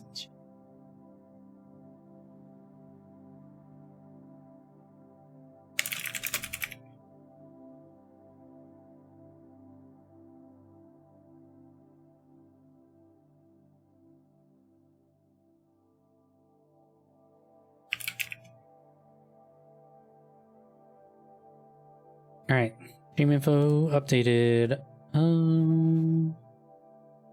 I don't want to rehash these. Let's do.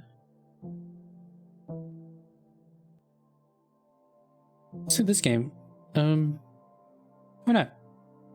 And then okay, so let's do this game, and then maybe this game, the new one, quote unquote new one.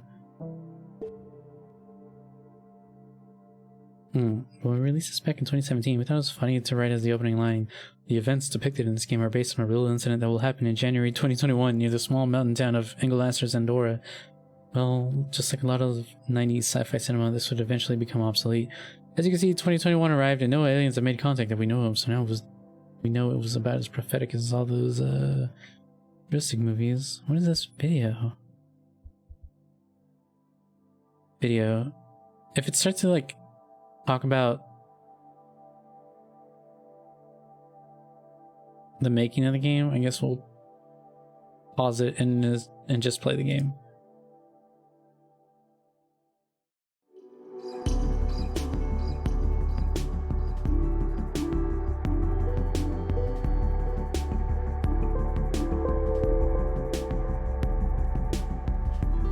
Okay, so Engelasters, January 2021. We made this game. Never mind. Yeah, so they're just gonna be like developer commentary. I just had a brain fart. Sorry. Let's play the game. Content warning: depression, some endings mention suicide, misogynistic online comments. Yeah, well, you have been content warned.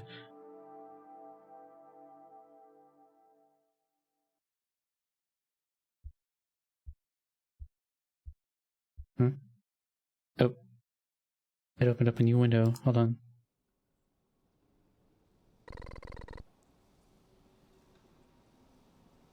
Can I full screen this?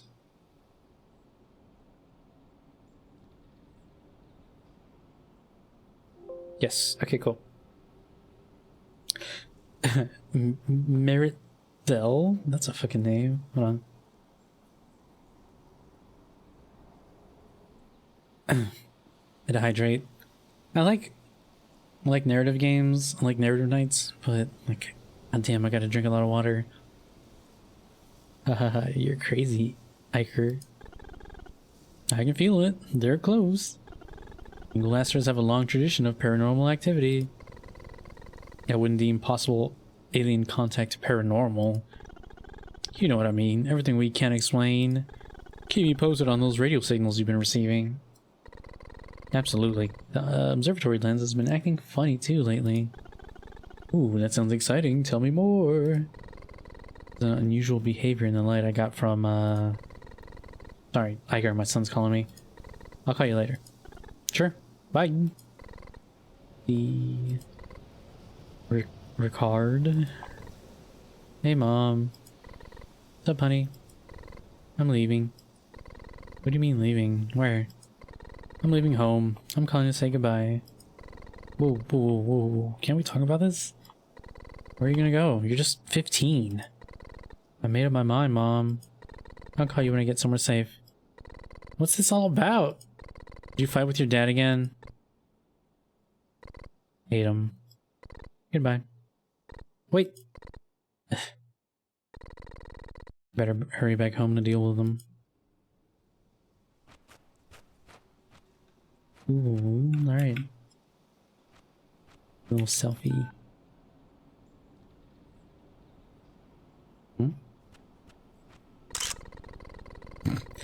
Observatory was built just a year ago. State-of-the-art equipment here.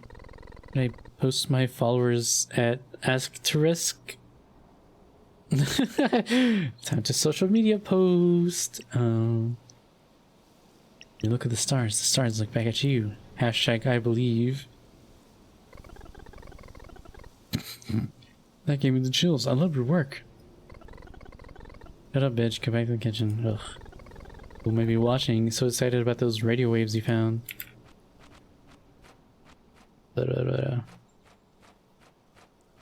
Let's go to truck. Take a picture of this truck. No, okay. Let's look up my GPS.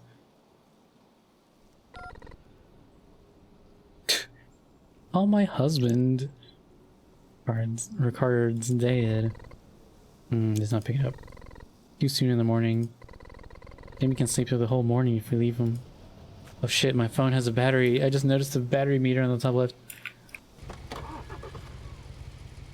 Shit. How do I drive? Oh. Oh no. Oh god. Wow! Wacky sex! Alright, let's go. We're driving.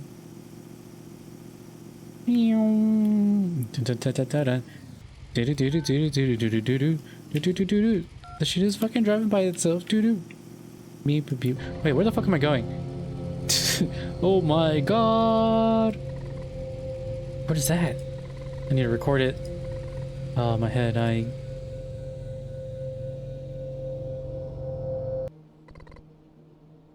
Where am I? How much time have I been unconscious? Ugh. Bleeding. There's a hole in my stomach. That figure in the sky. Shit. Alright, I have to call him.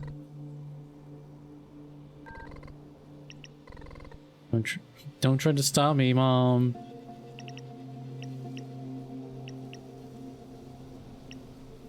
Is there something I can do to make you stay? Can you make Dad stop being an asshole? I can try. Can we move back to a decent city? Dad, if I spend another week in this ghost town, I'm gonna kill myself. I'm always alone, putting up with Dad's depression. I need to meet people, do stuff I'm supposed to be doing at my age. Let's go back to Barcelona. Barcelona. What I'm doing here is so important. And I'm proud of you. But I'm gonna die here. Going, Mom. Like, it. Oh, that was a fucking bust. Where the fuck am I? Oh, my truck's over here. Shit, I'm bleeding out. Hey, let me Google Maps to get to the hospital. Thank God there's a car. Those footprints? And they don't look human. Shit, how can I become excited while bleeding out from the stomach? Focus, Maritzel, focus. Ricard needs you, but this can be the discovery of the century. But nothing will matter if I die in the snow.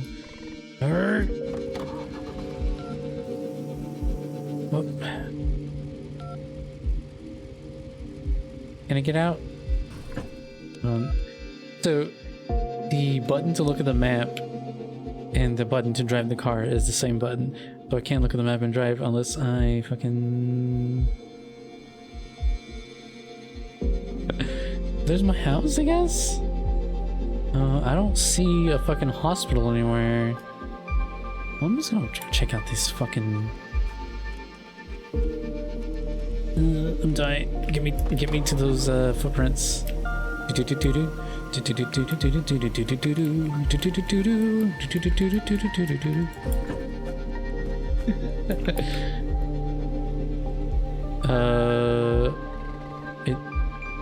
drank my blood. Those scriptures of some kind? Maybe someone at Asterisk could help me.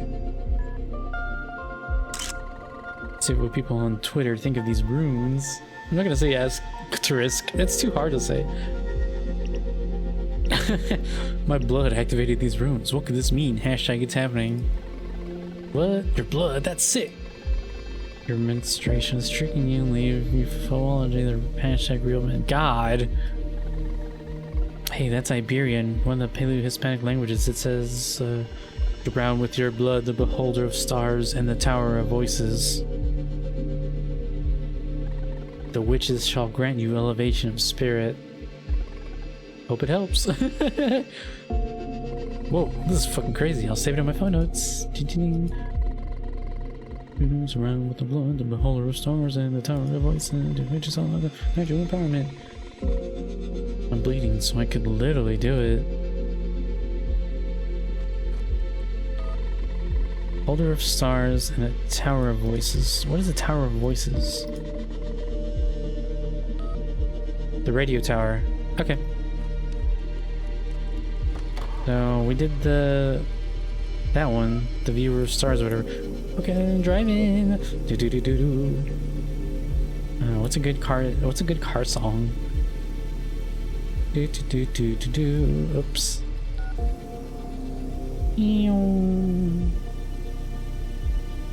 Oh shit, I have a fucking health meter. Oh god, I didn't realize. Shit. Ah, damn. They better have a fucking first aid kit in that radio tower.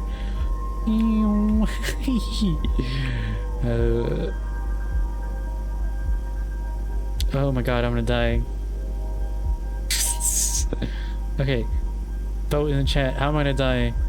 From phone running out, from bleeding out to death, or running out of gas in the middle of nowhere? Yeah. Oh, I didn't know there's this info map about the zone here. I'll update my GPS with it. Gas station. First aid. No, we gotta go to first aid. I'm gonna fucking die out here in the fucking snow. Yeah, Cthulhu. This is, it's a pack of short games called, Essays on Empathy. First aid kit right there. Get out, get out, get out, get out, get out. Shit. I'm gonna die. Thank God there's an emergency first aid kit here. It helped me keep the hemorrhage under control for a bit longer. Yeah. Cool. Oh, it just gave me health. Meow. But yeah, it's a pack of like 10 short stories. And this one, I already forgot what it was called. But it's about seeing aliens and also getting your stomach fucking stabbed and your son running away from home.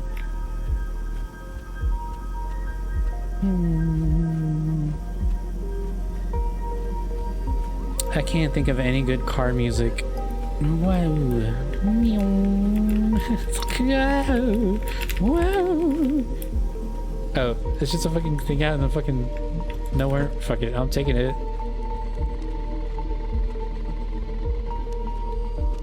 Okay, let's get to the radio station.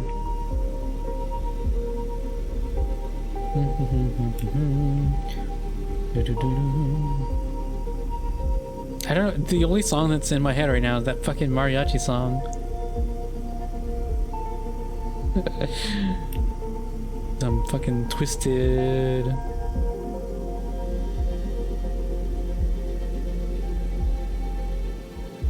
Did that house disappear? Or am I losing it? No, it's okay, it's fine.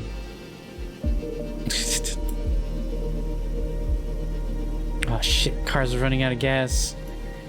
Yeah, we're gonna go to the gas station. Just cut across the fucking wilderness.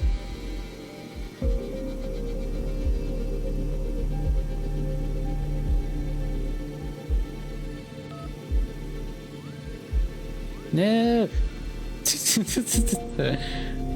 Yeah. The driving is, hey, found it. Oh, free fuel. Let's go to the station. Fuck the roads, man. Just fucking drive.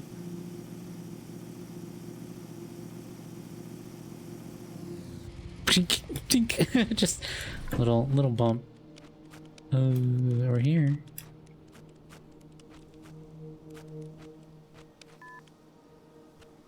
Are we? Fuck. Your ears cut on truths so new you won't even hear again. You won't ever hear again.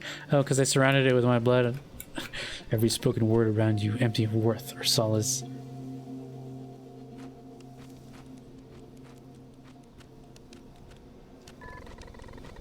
The beholder of stars and the dark voices.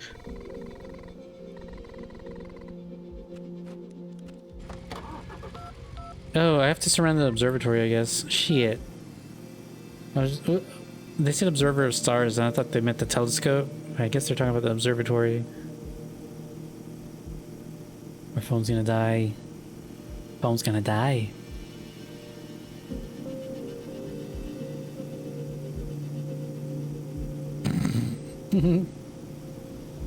What a weird game.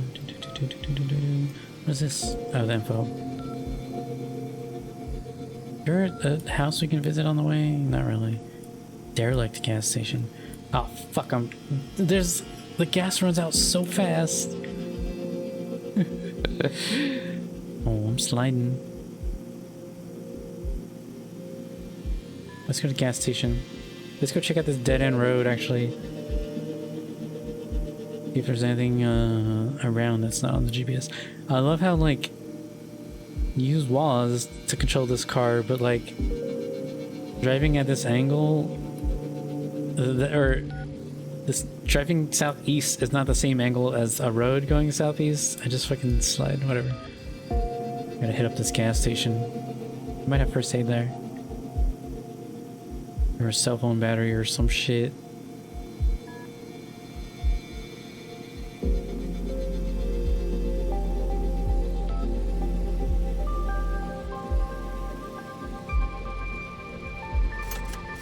Yes.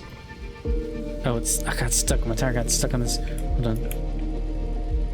What is... Can I do anything with this, this thing? Probably not. Selfie. No.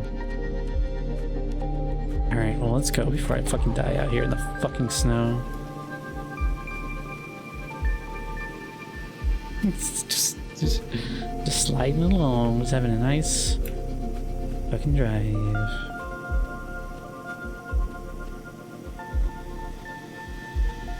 Wrong side of the road, Akagi vision, baby!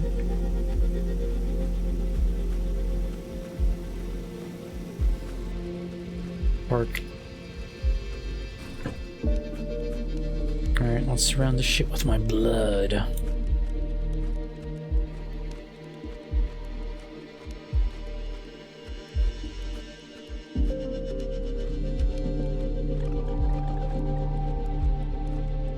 The light of the stars has been burnt in your eyes. Your gaze isn't yours anymore. You can't go back. What is this feeling? This euphoria, this power. I feel blessed. Come to the core of the cold giant mirror. We are dancing for you. The middle of the lake? Guess I'm going to that pier. Me. I'm gonna die before I get there.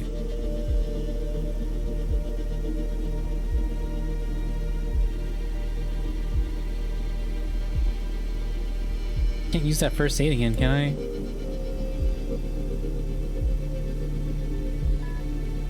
Oh, I'm so far away from it. Go, just go.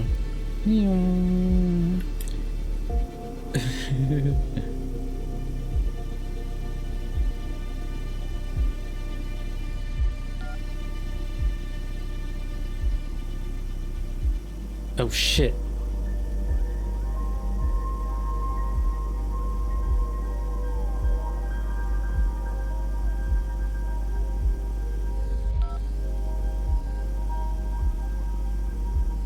Yeah, I can't use this again, right?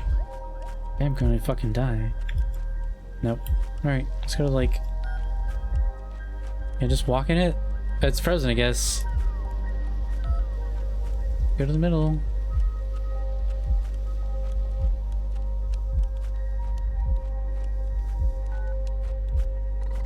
Phone's battery. Car's fuel? All are being drained out. But I feel much better. Something inside of me is vibrating. Chanting?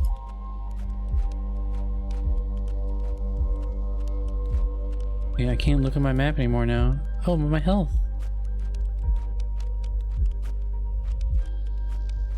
I should have left this lake by now. What am I looking for?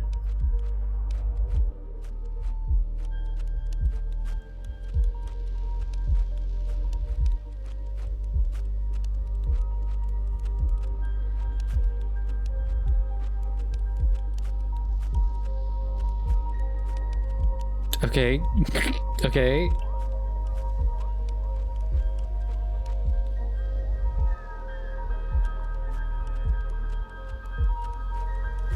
I know. Am I in an endless labyrinth? Am I dead?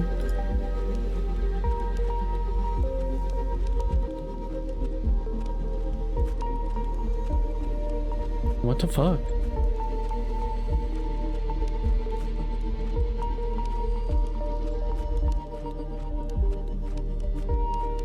No, I missed it. I don't know where I went, but I went the wrong way. God damn it.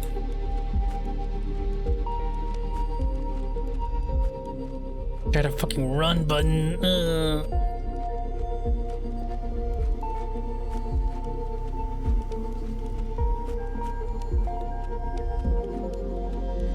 Well, this is it. This is the stream. Oh no shit, I'm bleeding out again. Oh fuck. Oh fuck.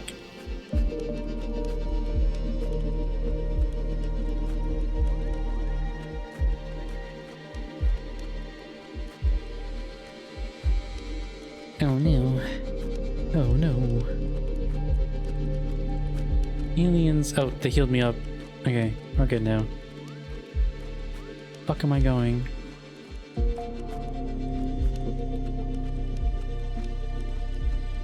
I mean, it would be nice if I could look at my fucking map.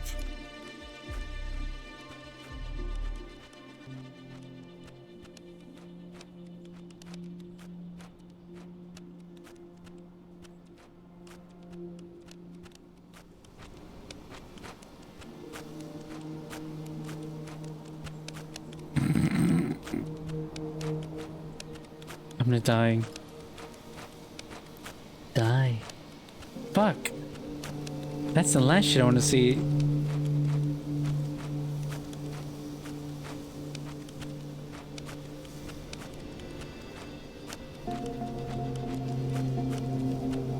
God damn it.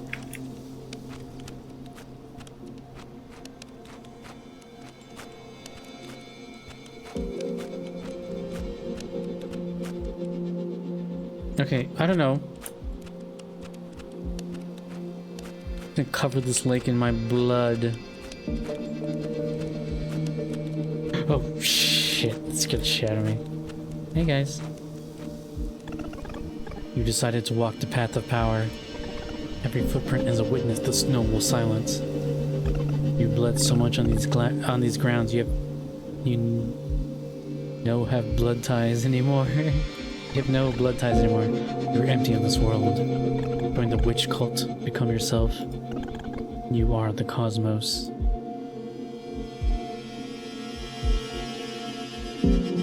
Aristotle is now a witch. Her son Ricard ran away from home, never to be found. God damn.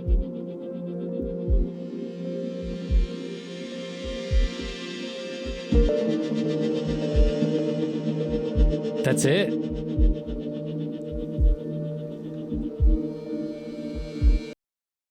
What? That's not a good narrative. That's... What the fuck? He's a witch. What more do you need? Okay, well, I don't... Look, I got a lot of games to get through. Get out.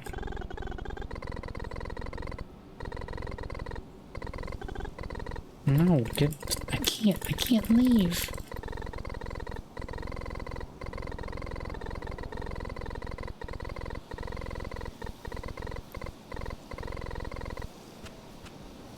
Oh, I guess I actually really can't leave. You have to force close this shit. Okay, well, so that was that game.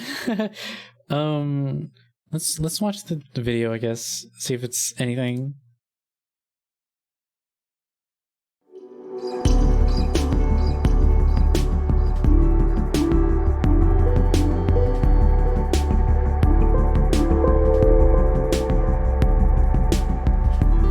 Okay, so Engolasters, January 2021. We made this game a year after Supercontinent, and we were making Restis Club. And it was almost finished. It was almost finished. This was also another Ludum Dare, and the theme was running out of power. We made this game with Pablo, with an artist friend, and he made a lot of stuff of the background and the props and everything. Pablo did a lot of snow. He just Did you see that Junji Ito in the back? Snow to everything. I remember him working like, this is like right cream, there. like cream all over the place and just filling everything with snow. Yeah, we had a lot of fun with this What one. was a fun game, yeah. And this was, I think, the first game that we made that is placed in a location that we know, that it's also here, closer to here, that it's in Engolasters, in Andorra. I don't know, I think it's important to... I don't know why we did that. I mean, it's like we were thinking about the theme and the game itself, and it was like, well, we can do this here in a tiny town. Here, with this game, we were becoming aware about why representation matters. And it's not only like diversity, but also cultural representation. And for us, this is a game that happens in Andorra. We've never been there, but it's something out of all culture. And the characters who were living there, they came from Barcelona, who went living to Andorra because they were to an observatory there, because the main character was a woman who was an ophthalmologist.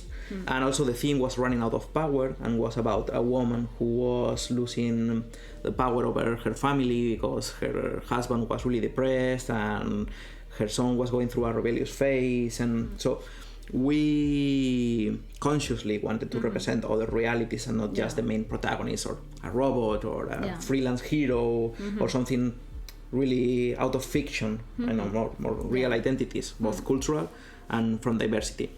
And I believe this awakening to why representation matters was really important also, and came from the process of making the Resins Club, because we went through a lot making it, and it was also a game about fate and happiness. God, that game kicks so much ass. What makes you happy and who you are and stuff like that.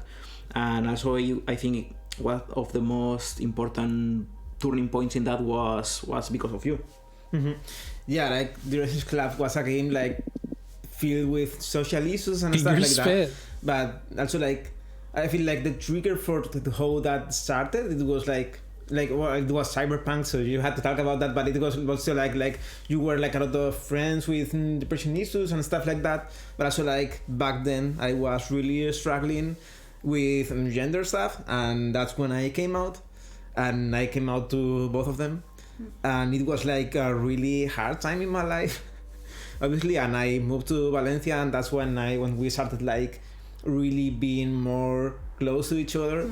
You know, it was like a really hard time for me personally, but also like for both of them. And for us, it was like a few years ago, like I didn't know anyone that was trans, and you both didn't anyway. But also like I realized like coming out was really hard because no one knew anyone trans around me.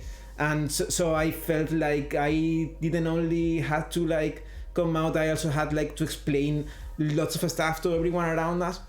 And you know, like when you start like living through all of that stuff, you realize lots of stuff you didn't before. Like I don't know how to explain it, but that really like made that change in how we thought about lots of things. And like I feel like you could really like see that in our games, like and that's why the Resins Club like has a lot of stuff on this kind of It's important because it was a messy time and we didn't really know what happened, and also we had to come out to friends and family, but also to the Spanish game development industry. And some of them were welcoming, some of them weren't really nice about it, but I think most importantly, most of people was ignorant about it. That's the most difficult part. So that's it. Like I'm expressing it really badly because it's something really hard for me to explain. Like it was hard back then, and nowadays it's like I just try to not think much about it because I am like way better now. Even like it feels really weird to say this, but things have changed a lot since then.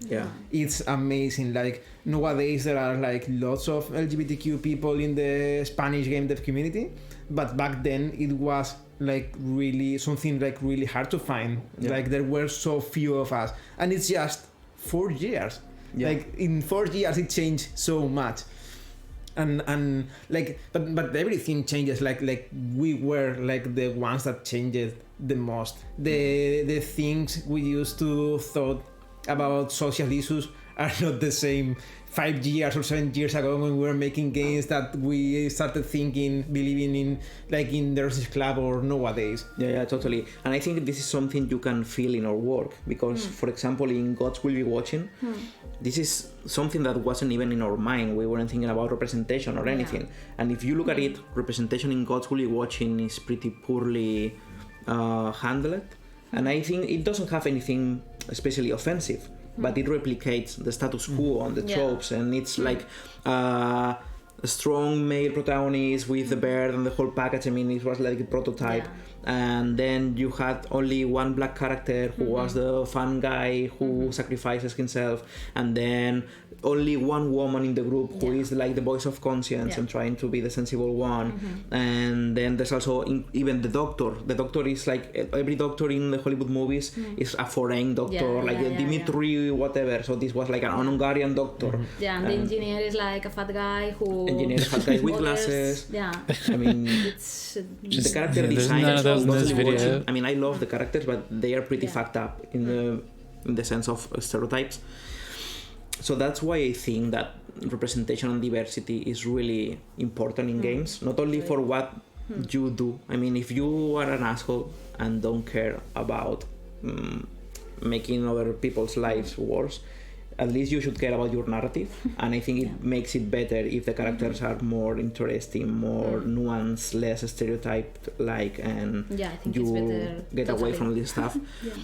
And with Encolasters, I mean, we were already working on the Wrestling's Club, but this was the first thing that came out that has a bit of that philosophy into it, like let's portray a woman that has these issues at home with a bit of local culture from our people from Barcelona. This happens in Andorra, stuff like that. So I believe Encolasters have a bit of an important part in our progress or our road to become what the Construct team is today.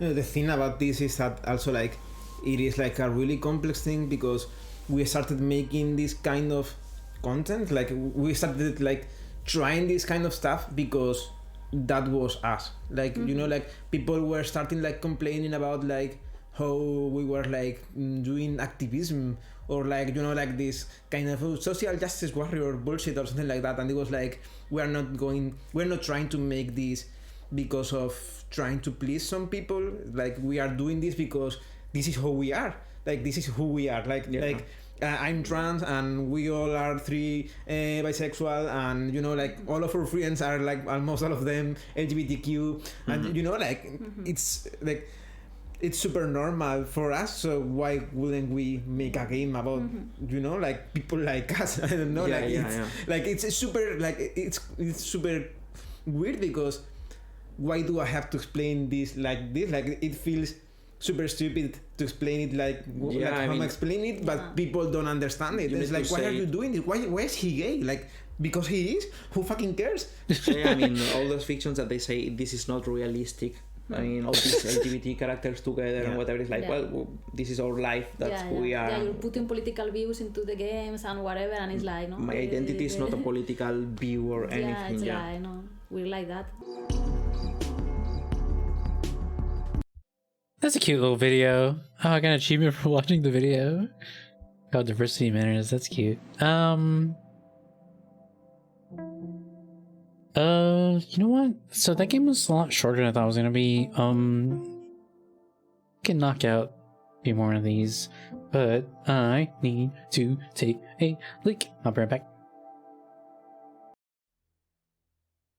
Can game?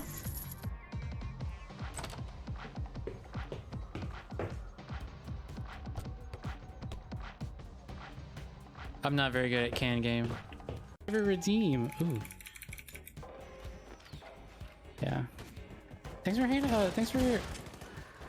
the raid. I don't remember if I said that because I am kind of under stress at the moment.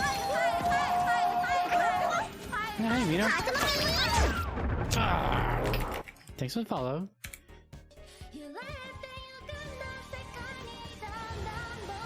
Yeah, basically.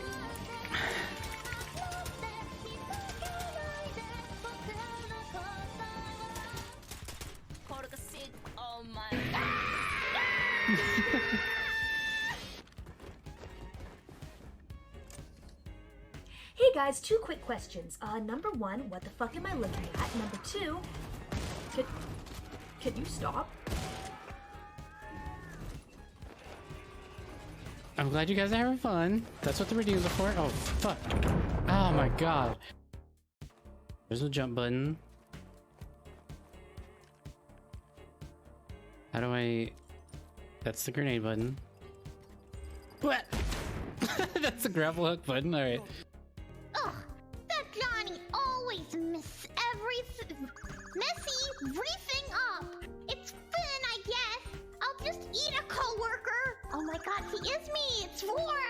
I'm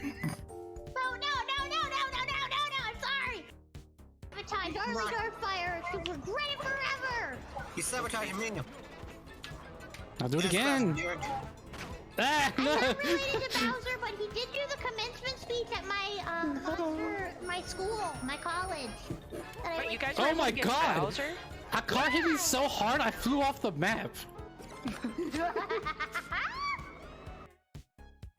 know what? I'm inclined to Fedora it, but you know, Everybody calls me. you guys, what do you think? Can't give him the $3 bill. Those are super rare. Yeah, that's right. Oh, That's God, I hate those. valuable. Wait, those don't exist. Oh shit. Alright, I'm back. I didn't realize this team was from fucking Spain. I mean, like, you wouldn't be able to tell from the fucking writing. The writing's really good. All their games.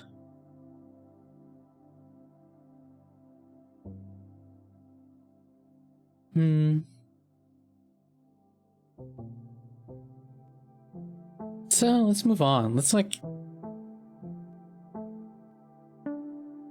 try this one. Behind every great one.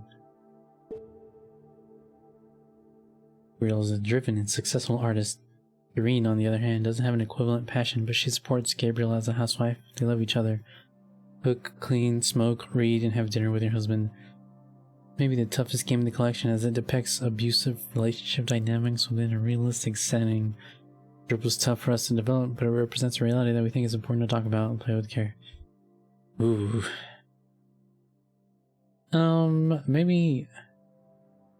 Maybe not on stream. I don't want to get too dark.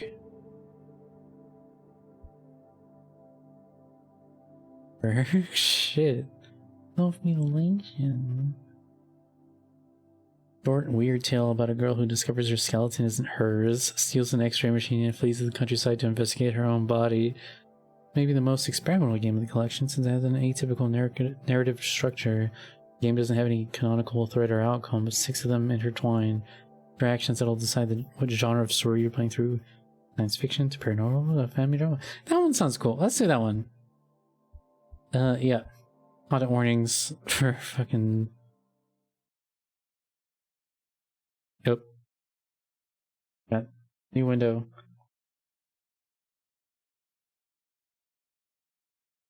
Yep. Content warning. This game contains depictions of self-mutilation. Some conversations allude to abuse. Yep. It's getting dark tonight, I guess. Dark Knight. Not the Batman one. I can't go back to live a normal life until I go through this. Please, come home. Start the tape recorder. This is gonna get weird. No matter what you hear, please, stay put. If anything were to happen to me, this transmission will serve as a testimony. The skeleton inside of me isn't mine. I'm in the process of investigating what's going on. Yes, I tried discarding the idea at first. However, once you're convinced of something like this, an absolute horror gets a hold of you. Picture being inhabited by a stranger. You can't just go about attending school after the realization. The best course of action is to steal an x-ray machine and escape to the country to peek into your own body. So with me? Please, come home.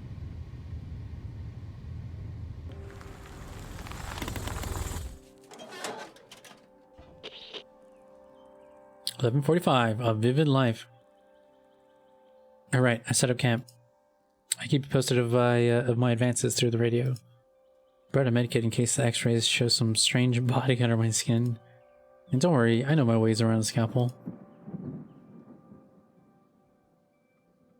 I do actually have like a little fondness for like Game Jam games. That over here though. That's a tree. Minecone. Yeah, they're like did want to get into game development at some point, but just never did, and now I'm too old. Anyway, let's check out this radio. Lainey here. Gonna keep investigating. Out.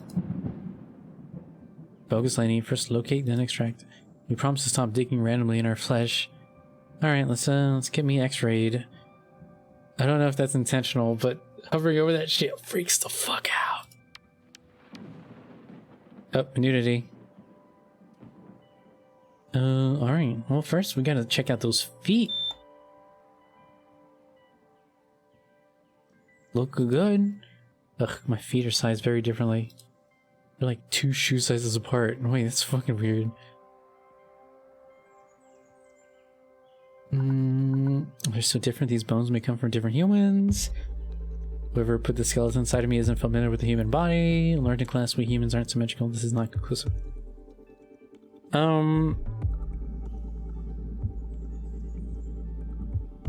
I'm keeping in mind the game description saying that 6 different directions the game can go.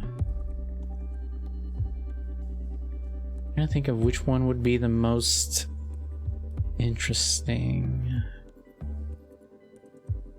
Paranormal one, maybe? Oh, I'm dropping frames.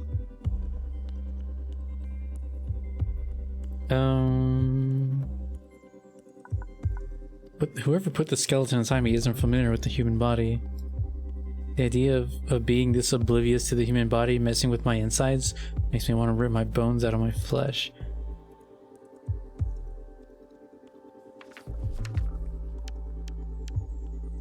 Check out the knees. The knees are good. We like the knees.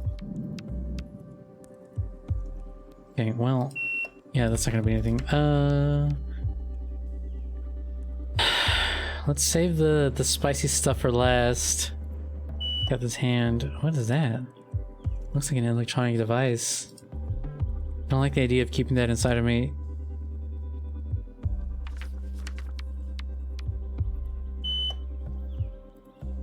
Cthulhu, to catch you up, we just started this one game, but this woman is convinced that the skeleton inside her isn't hers, that somebody else replaced her skeleton with this skeleton, and she stole an x-ray machine, and she's investigating. Let's check the head out, the brain cabinet. Bristol eye. I could gouge it out and examine it closely. God, Jesus Christ. These are artificial. I should take a closer look at them. I brought some pliers with me. Some of the skeleton's cervical discs have been replaced.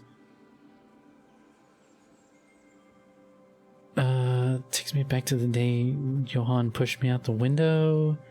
Whoever built the skeleton did an imperfect job. Springs vague memories of being buried. What the fuck?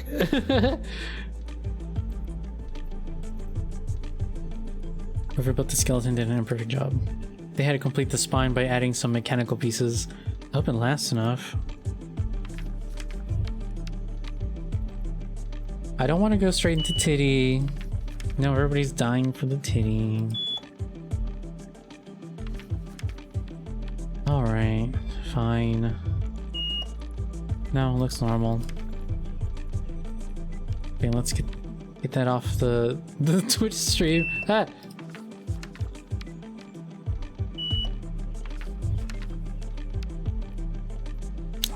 Belly? Huh? There's a weird substance in my stomach. Reacts to x-rays. What could it be? I can try to make myself throw up. Okay. Alright. I hate to do it, but I think we have to. Oh, looks good. Nice normal set of jennies. What the fuck is this though? Some small round object? What is it doing inside of me? Better extract it and get a closer look. Okay, so I think we found everything in the body. Now we just have to start digging. Yeah, alright, let's talk to this radio. Lightning here. My feet are don't match at all. My feet are the decisive clue. My skeleton isn't mine, and these feet were put together by an amateur. Well, maybe amateur is not the word. Whoever messed with my bones isn't very familiar with the human body. My feet are absurdly different in size. Now I'm getting anxious. If I was assembled by some mysterious being, why should I consider my flesh to be human? My mind? Could a human mind get to the realization of their bones not being theirs? Can you tell me more about myself? Please, come home. What do you even mean by home? Creating a functional human skeleton must be quite an endearing task. Apparently, whoever worked on my spine didn't have the required skills and had to patch it up with some steel junk. I'm so pissed off for not noticing what was going on with my bones until this late. This long, it's going to be impossible to trace back to my creator? Maker? My bones artificial, or is it my whole flesh? No, this body's mine. I can feel it. I do have a soul. Please, come home. Why would somebody replace my bones with some artificial ones? Maybe it was to save my life? Alright, let's, Ugh. Okay. Yeah, this is the a little bit bigger.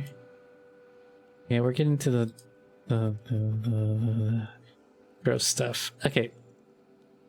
There's something like, get this microchip out from my hand. Let's remove this baby. Ugh. Ugh. Looks like a microchip. It's blinking. The blinks aren't random. There's some sort of pattern. Did I use this to communicate with them? Alright. Let's... Ugh. Let's firm it. Hope it doesn't smell much. God! Ugh. This is awful. What is this doing inside my stomach?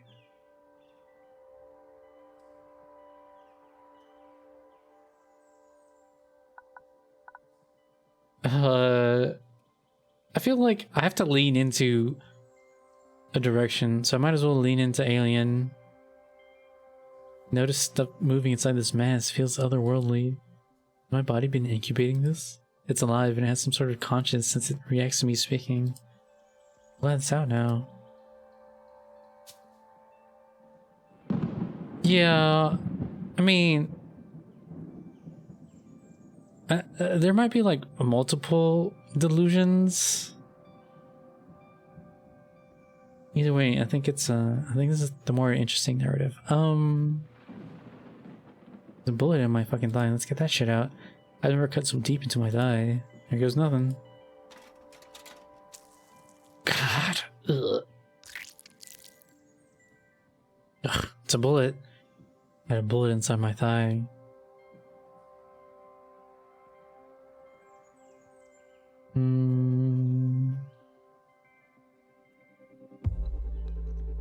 Ooh, it is so old. Was I shot as a kid? I don't have any memories of this. But I do recall a smell? Making me want to cry. Okay, deep breaths. Wait, hold on. Can I talk to the radio? Yeah. This small blinking piece must be some sort of special tech. Although it doesn't look like human technology at all. I mean, it's made of something that feels membranous. My perception is that it's closest to being an insect than a microchip. If you pay close attention, you can read some kind of dim breathing and the blinking. It's not random. It's some sort of language. I feel like it's reacting to my speech. What is it trying to say? Why is it living inside of me? Please come home. No, it reacted to your voice. Please come home. Is that what you're trying to tell me, little thing? Not blinking. Mine here. I believe I was shot as a kid. I know memories from when we were kids are supposed to be nebulous, confusing, but I feel like there's something in my head blocking them. Images don't get to me, but the sounds do. The smells do. Especially the smells, yeah. The wound in my thigh is so old, the scar deformed by growth. I was shot as a kid, and this bullet has been somehow living inside of me for years? It smells like burnt flesh and rubble. Smell of high-pitched screams. Please come home. These bones ache. Laying here. There's something alive inside my stomach. I vomited a disgusting pinkish mass. On further examination, you can discern small beings floating inside. Most of them don't move, though. It looks like they're rapidly dying after being pushed out of my body. This explains why I've been barely eating the past few months. This has been growing inside of me for who knows how long. Although, what is this sadness that is affecting my guts now? Please come home. I feel like I've lost something very important to me. Is that all of them? Yeah, okay. Well, I guess I'm gonna take out my teeth. I'm gonna save the eye for last, because that's kind of brutal. Oh, this is gonna hurt.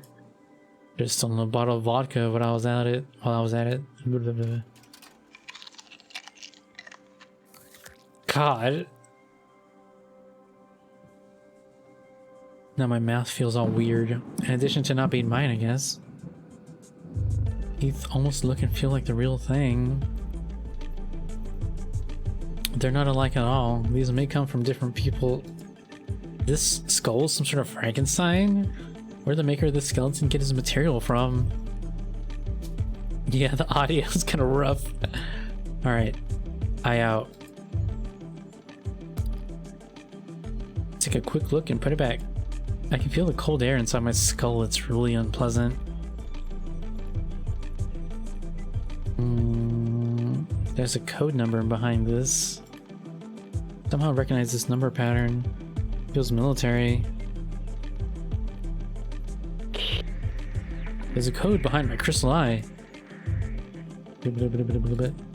Ode to October Owls. Wow, sorry. Reading the code out loud instinctively brought that line to my mouth. What's this supposed to mean? Can't really remember buying this crystal eye now that I think about it. Please come home. Ode to October Owls. That line somehow makes me feel like I'm in the right place. Was it planned for me to be here? Pulled some teeth out of my mouth. They're all so weird and different. Color is all wrong. I'm sure these all come from different people. I knew it. My skull's been crafted. These are not my original bones. No, it makes sense why it felt so gross to chew food. It feels like feeding from other people's mouths. I don't want to eat ever again. Please come home. I guess I missed something. Let's keep looking.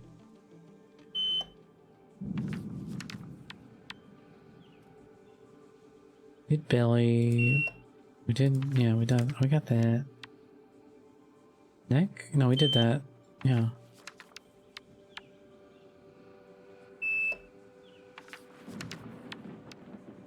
What did I miss? I guess I'll check the shoulders? Arms?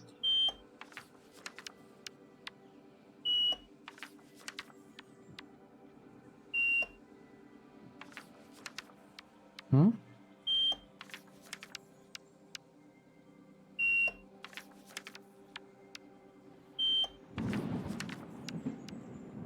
What am I missing?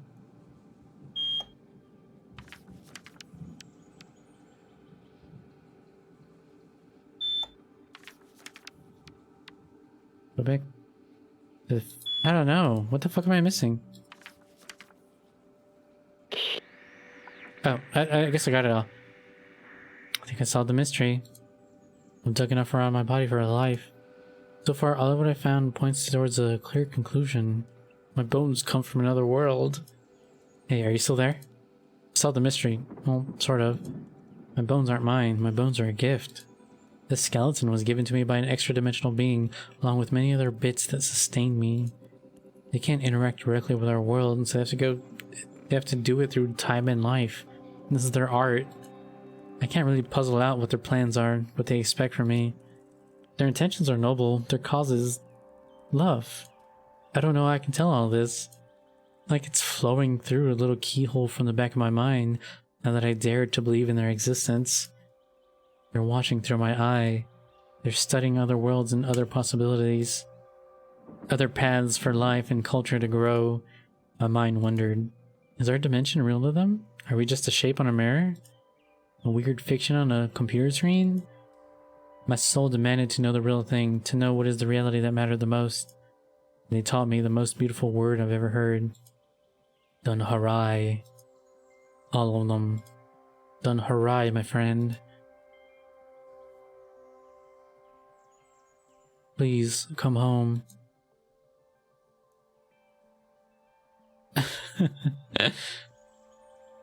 That's a cute little short story.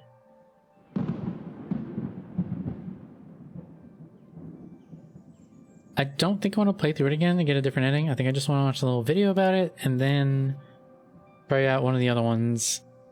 Although, yeah, okay.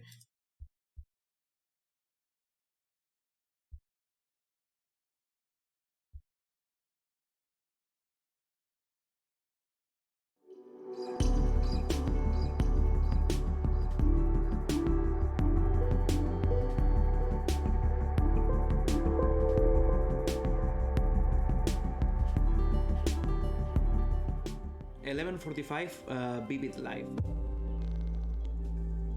In October 2018, I think, and it was made in again by its cover Game Jam. That it's a Game Jam. It's an exposition of. Famicase Expo. Yeah. This is a pretty weird game. With this one, I wanted to use the opportunity to talk about our experimentation philosophy. It is something that we've been putting more and more importance into as our career as game developers evolve.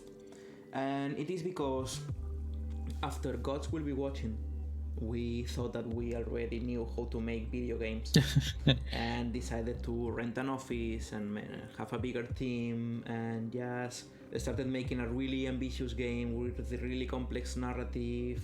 And we were trying, it was a space opera with AI characters and with procedural narrative. Oh, that shit looks tight. It was really big, it was really... After a year of work, it didn't have a single minute worth of gameplay. And I mean, we had to cancel it, and it was a pretty heavy blow. And after that, we spent another whole year making a different game, and it also failed. Yeah. And the Resistance Club happened. We already explained this, mixing different games. So with this lesson, after the Resistance Club, we decided to not think that we know how to make games, and skip the failures and go directly into experimentation. And I think this is a pretty great example of what we do, what we mean by experimenting, which is let's try different genres, different designs, while keeping our DNA or style or something like that, which I think it still feels like a deconstructing game. For example, finding inspiration in a Famicase cover designed by someone else, it's already a great input to change your narrative. I mean, your creative output and stuff like that. I was reading a book named The Weird and the Eerie. I wanted to apply those concepts to game design, and this is what I came up with. It feels like a bit with like an episode of The Twilight Zone, maybe. Yeah, because it has that mood. Yeah. So. We were actually like, you were like studying that stuff because we were making another game that we canceled. That was like a horror game. Oh, this game looks tight too. This game looks pretty tight though, actually. We messed up again. We had to cancel another game, but let's put this horror knowledge to work, at least on a weekend. Yeah. I mean, we keep canceling games, of course, but I think we canceled them sooner. Like we were 3 months into development, and it's like, okay, we're not going to make this. Let's not get attached to projects. It's better just to cancel them and cycle over them. When the project is the project, when it's the one, you know it, and you just go through it and make it. Yeah. This is something we can still talk about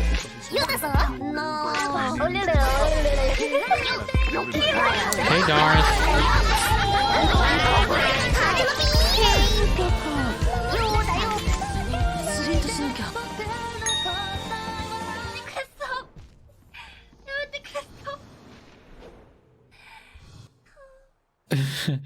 Anyway, we have to get back to watching this video. So we've been playing these little short story games, and there's like a video comes with each of them talking about like the development process and what they were thinking about when they're making it. It's super interesting, and I really like like indie game development a lot. So it's really cool to check this shit out. Future, with a really big game that we are working on and we will eventually release. But you can tell from even Behind Every Great One and A Vivid Life and Eternal Home Floristry, they all have bits that have ended up being in the new game we're doing, and you will get to see that eventually in the future. But yeah, I mean, this experimentation, even if you don't get to, I mean, you don't need to have the idea like this is a Ludum Dare or a Game Jam project that made it big and it's super cool and we are making a game about this. You can just pick from here and there from all the projects you've made, just the best part, and try to build something with it. It's pretty interesting. If it was the aesthetic, the themes, design, I don't know, the music even. Yeah, it's super cool. It's super interesting. Or something that, and the gameplay that you need to keep scanning your body, and you keep scanning your the skeleton and see different parts and do stuff. And this one also has a lot of text. Yeah. Also, because it has different combinations depending on or what you say about the pieces that you have inside your body or whatever. Yeah. What we also inherited from this one is how this kind of way of presenting cutscenes. Yeah. Like it saves a lot of work. Like these cuts, like putting a character in different actions, like setting up the scenes. We use that. Yeah, we use that in. And you will get to see it eventually when we release something new.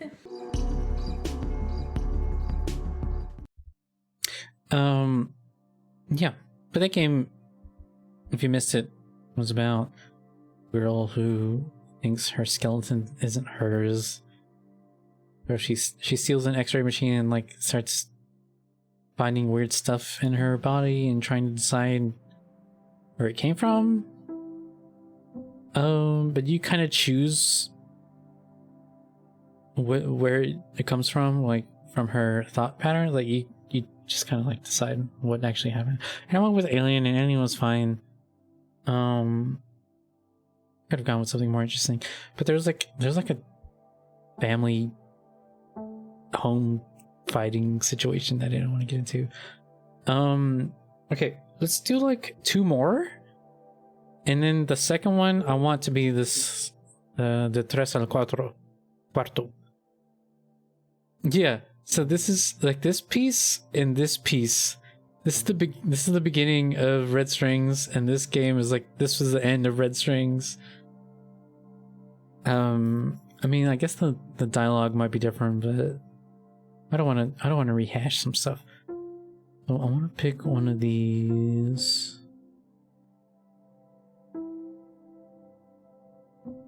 Eternal Home Floristry. A narrative experience about a hitman working at a flower shop while his injuries heal.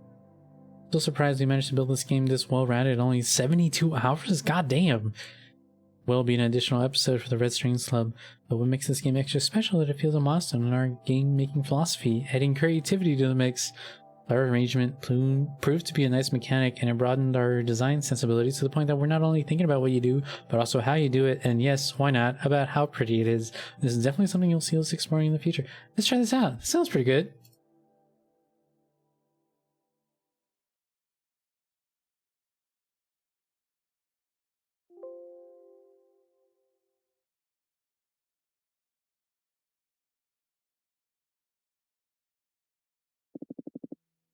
I am a killer. A gun for hire. After taking that many lives, I thought I'd run dry of regret. But none of those murders felt as bad as pulling out the flowers from Sebastian's garden. How are you holding up? Better, getting used to being left-handed already. Listen, I feel bad being holed up in the back of your store. Can't you put me to work or something? Don't worry, just focus on getting better. Please, I need to keep my mind busy. I'll do anything. Alright. What do you know about flower arrangement? It's not in my line of expertise. Don't mind my injury, I can do heavy work. I'm a good repairman if you need. This is all we do here, son. I know it can be intimidating, but I'm a good teacher. I don't know, Sebastian. I heard how the family talks about your bouquets. I saw one of them at Millie's funeral, in fact. Not a flower guy myself, but I reckon there's something special about them. I wouldn't dare to. No, well, handicraft is important, but that can be learned. The secret of our bouquets resides in something quite more simple. Use actual flowers. What do you mean? In this garden? These flowers are real living beings. To my understanding, the last ones in this city. This is the last patch of healthy soil in this rusty megalopolis. Whatever you find in kiosks around town isn't the real deal. They're lab knockoffs. Why does it matter? The fragrance! There are very few people alive left in the world who have smelled a real flower. And, oh, a flower, Gordon. Spring used to be a time of love and energy. Don't you feel alive just being in the presence of this garden?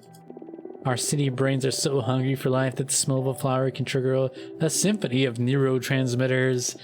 Dopamine, adrenaline, endorphins. That's why my bouquets are regarded as the stuff of legends in the family. The rumors about you making the boss cry aren't just a tale then, huh? Okay, I trust you. Teach me your magic. It's great news. I don't want to impose, but the truth is that my back is in its last gardening, I'm afraid. I've been looking for an apprentice for some time now. That's why I took you in part. And you chose a butcher. Great judgment. I'm not a saint myself, Gordon. Our arrangement is not for the faint of heart, trust me. Okay, then should I start picking flowers? Shit, no. First you need to know what the job's about, don't you? Shipping random flowers together is insane. Alright. Who's the mark? The mark. You're so amusing. Our client is the Woodfield family. They've commissioned a bouquet for Jeremy's obituary. Jeremy Sr., the Woodfield patriarch, is dead. Last week's bloodbath didn't just take her arm, son. Who else is dead? Don't concern yourself with that. You need to lay low and heal. Thing is that the situation's quite tense now inside the Woodfield family. Two sons, Jerry and Jonah, are waiting for the grieving to end to start fighting for the scraps of their father's collection business. Riches are easy to split, but clients? That's a Greek tragedy waiting to happen. Now, our flowers may tip fate's scale. Don't pick some. I'll run you through their meanings. This is the Eternal Homes Garden. There's only a few flowers left, and I'm afraid this will be the store's last batch since the soil is exhausted after many years of business. So pick them with care. Click on them if you want me to tell you more about them. Drag and pull a flower out to add it to the bouquet. Use only 3 for each arrangement, since these are probably the last ones the city will ever see. The aconite. Handle it with care. Some of them are poisonous. Poisonous flower in a bouquet? Are you insane? Well, these are not to be sent lightly, for them carry hatred.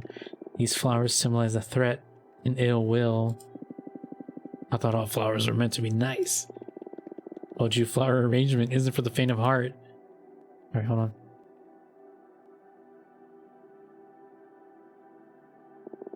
The asphodel. Regret. Weakness. Death. Homer describes it as covering the great meadow, the haunt of the dead. Now, these flowers aren't death-bringers per se, but are associated with grief. This fragrance allows us to connect with our sorrows. You bring the toughest guy to tears. The pink camellia, pure blushing powder, love, passion, strong desire. Whoa. I can feel my heartbeat smashing my eardrums just by touching it. Oh, the lovers I conquered through these. The blue iris, bringer of hope, faith, wisdom, understanding. These beauties could put God on the good path. Add them to a bouquet to procure happiness. The crimson lupine. These ones, Gordon, these ones are the essence of tragedy. A bad omen. You have a presence, that's for sure. If you wish for things to go sour, make sure to add a crimson lupine. Is that it? Yeah, okay. But, no. Okay, but I don't have like a goal. Let me pick one of these. What am I doing?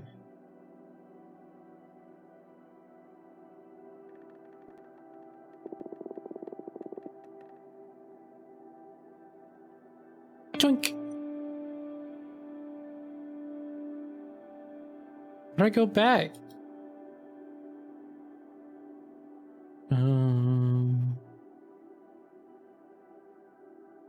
Oh no. Might have fucked up my entire game forever. Punk. So let's do hope, faith, wisdom, understanding, love, passion, strong desire. But also like maybe regret? Punk. Okay, time to put them together. You up for an extensive lesson on the 7 crucial steps for flower arrangement? Yeah, please. What? Are you insane? I wouldn't wish that for my worst enemy. Just go unbound and do your best. We all have the potential for beauty. Drag and drop the flowers on the vase. Pick any extra decorations you may want to add from my workbench. You can rotate an item by holding control of the right mouse button. Let me know when you're done. Okay, so I want...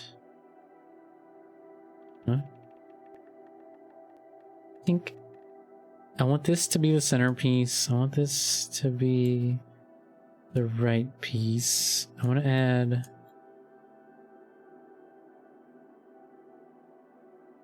a little bit of like, oh, I just left click it. That's like, these are pretty cool. A couple of these gotta be mostly symmetrical. These little bamboo boys. I love bamboo boys.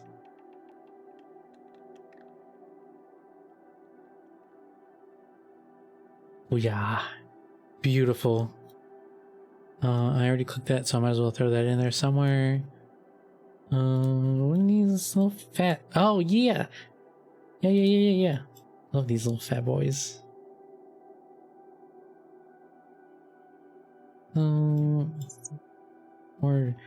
More horizontal shit. Ah. And let's put one little boba stick at the top. Pink. Look at that. Beautiful. Gorgeous. Perfect. Smell. That bouquet is called Sebastian's Eternal Home. That's my signature arrangement. I designed it after my husband's passing. Of vows of fragrance that balance grief, hope, and love, to mourn what we lost and to love what's ahead. Thank you. Prepare it to be sent. Brothers are fools, fighting over something they didn't build themselves. Is that what happens when you die? People split up your remains? Look, for me, you haven't built anything. Just waned other legacies in any case. What does Sebastian want from me? Welcome back, Sebastian. Hi, Gordon. I'm too old to be flying. 2 days outside the shop and I'm falling to pieces already. How are you holding up? Fine. The arm is healing fine. Good to hear. How was the funeral? In spite of being a funeral, it was a radiant day for the Woodfield family. How so? Both parties sat down and came to an understanding. They're not going to split the business. They're going to run it together. Sure, there'll be some turmoil, but you should have seen the speech Jerry gave. I didn't think those brothers had it in them, but they love each other. They even kissed after the speech. In the mouth? What kind of question is that? How old are you? Sorry. But yes, in the mouth. Oh, wow. These flowers of yours are dangerous. In any case, the day before the funeral, I happened to spend some time with the widow, Mrs. Woodfield. Martha is an old acquaintance. Sorry for any inconvenience I may have caused her. Well, don't worry about it. She didn't even attend the funeral. It was Jeremy's 4th wife. She's mother to no one. In fact, we had some cocktails together. Got some interesting story out of that Harpy. In the miracle of time. Harpy? I thought she was your friend? As an acquaintance. Do you know how do we know each other? She's been married to Jeremy for 4 years, but she's been around for quite some time. Long ago, she blackmailed me into helping her access the high spheres. She threatened me with telling the boss I was a What? The Mr. Faulkner? Oh, no. We're pretty good with Faulkner now. I mean, the boss before him. A real piece of work. I remember the old boss, Dunn. My father once sold me to spend a night with him and gave me a beating on returning home for being such a pansy. Yeah, Dunn was all about hunting us square folk as a cover for him. Like if anyone would give a damn about who a crime boss sleeps with. And sorry to hear that about your father. I always thought he, fuck him. The guy's a legend in the eyes of the family, but I wouldn't care less if he died tomorrow. I'd happily pull the trigger, I'll tell you. Darn. What about this Martha widow? Oh, yeah. She confessed to me she's sure her lawyer had something to do with her husband's death.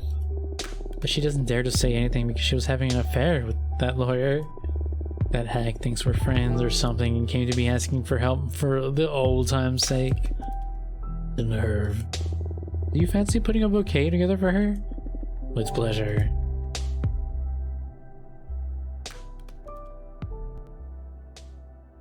Do we kill her? What happens? Okay, so let's put together a bad bouquet for her. What if I did? Okay, so I definitely want one of these. Hatred, threat, ill will. Definitely want Crimson Lupine. Pink. Pink. But for my third one,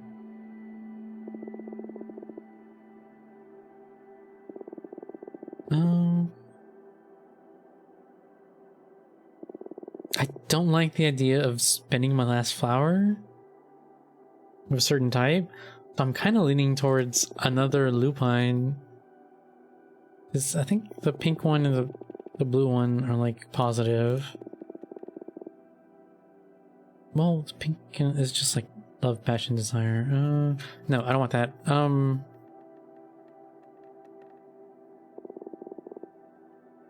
Maybe a red one. Let's try it. You know what? I don't care too much. These games are supposed to be short. Pink. Alright, well, that bad boy in there. Let's get a little bit to make it a little less symmetrical. Boop. Put in a lot of these red leaves I think are gonna be really good on this one. What's up, Cthulhu? What you got?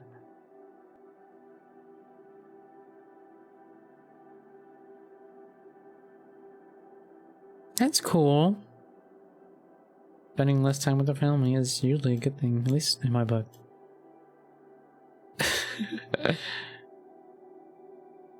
My family is not. Wait. That looks good. Let's put in some more other stuff for texture.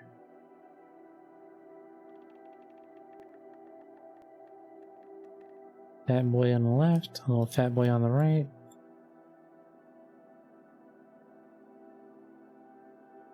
And some bamboos make you think about. I don't know, man, these bamboos actually are looking pretty good. I like these.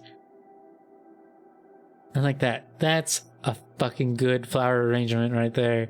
I don't know shit. I've never seen a flower arrangement in my life. Looks good. I like that shit. That smell. The bouquet is called the Great Day of His Wrath. This will spread mayhem. Let's ship it and pray it doesn't reach us. What am I doing telling Sebastian about my father? That man doesn't deserve to live, not even in my words. Sebastian makes me feel weird.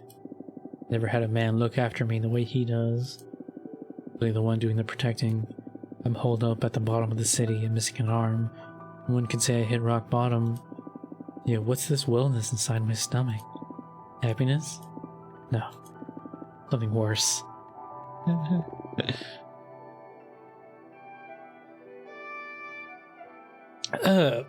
Holy shit. Martha has murdered her lawyer. Oh, it's good to hear there's a lawyer less in the world. And then killed herself. Talk about killing two birds with one stone. That's a bit extreme, don't you think? It's a bit scary how easily you dismiss death. Well, first, the lawyer was a murderer, and Martha he deserved it.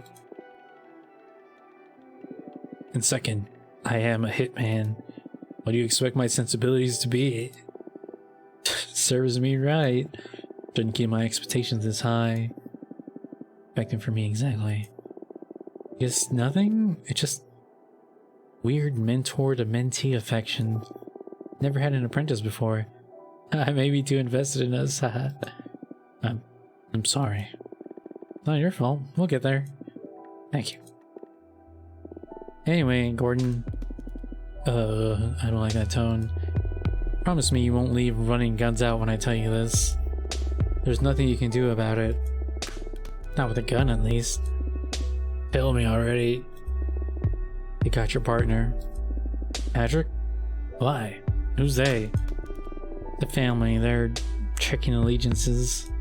After you killed Police Chief Medina, well, the patriarchs have been pretty divided. Paranoia spread among the ranks. First of all, I didn't know that cop was family. Secondly, let me send a message out there so they know I killed that bastard because I wanted to, not as a part of any plot. It doesn't matter what you say. You were just a gun. It was someone else that pulled the trigger. What do you mean? They played you. Medina was innocent. But Patrick told me... I'm sorry. You sacrificed an arm in some cop's life so someone inside the family could prove a point. Now focus. Does Patrick know where you are right now? Gordon? Yes. I told him before you destroyed my phone. Okay. Right now they have him as a forced guest at the Banks Hotel. You have to do something about it or you and me are done, boy. I've spent a week hidden here. If Patrick hasn't spilled the beans so far, I'd say we can trust him. To my knowledge, and I'm sorry to intrude, is that you and Patrick had a fallout about a month ago. It wasn't a fallout, damn it. We're not a couple anymore, but that's it. We kept working together like the professionals we are. I've been a bit depressed lately, nothing more.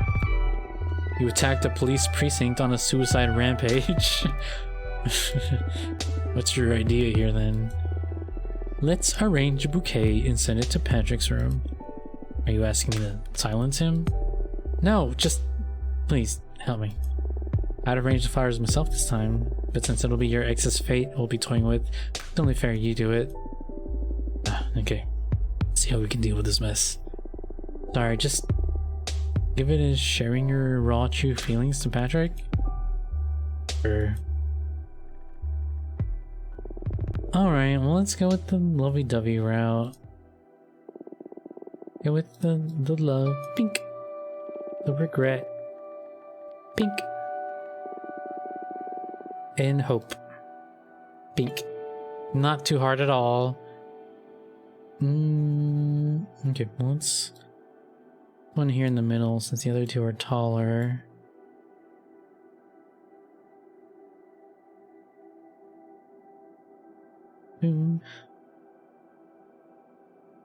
Boys, I love these boys.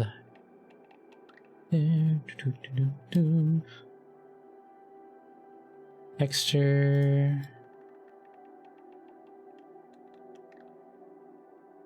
Bamboo. Always have the bamboo. Cannot have enough bamboo.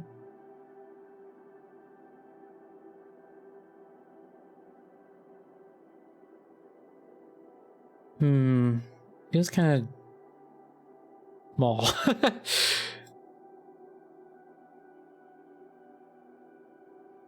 Summon the panda like that? What did I do? Oh, the bamboo. That's cute. That's a little cute, I guess. Do that. That smell. That bouquet is called Sebastian's Eternal Home. That's... Oh, I already did that one? I designed it after my husband's passing.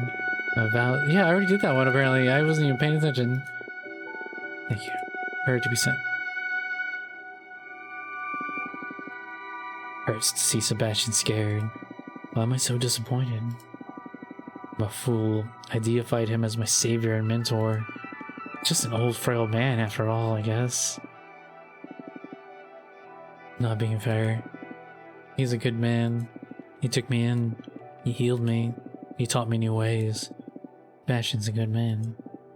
I am not. Patrick, what are you doing here? Gordon, you're alive, thank God. Yeah, Sebastian took good care of me. Why are you doing this to me, G?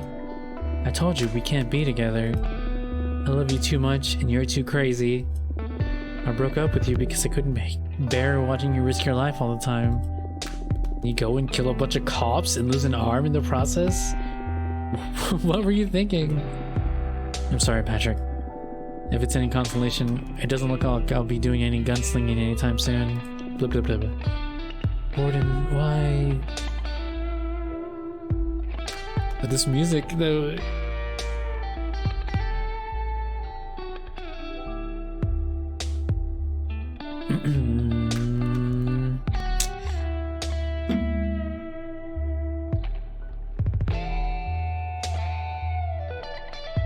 I usually don't like going for the obvious stuff. The obvious love interest, like, angle, but I think I will for this one. Sorry. Give me another chance. I've changed. This time for real. Sebastian taught me so much. You have me, I'll put my guns down. I've had enough of that life. I need some time to think. I understand. I love you. I love you too. I'll call you. What's this all about? Wasn't he being kept prisoner at the Banks Hotel? Yeah, he was at the Banks Hotel for an interview with the family. But I guess I exaggerated a bit the nature of the events. We're 90 years old, call for a punch in the face. Hey, I'm 89, but don't hit me. And aren't you happy you were able to express your true feelings to Patrick? That's the main purpose of flower arrangement. Yeah, I needed that, that's for sure.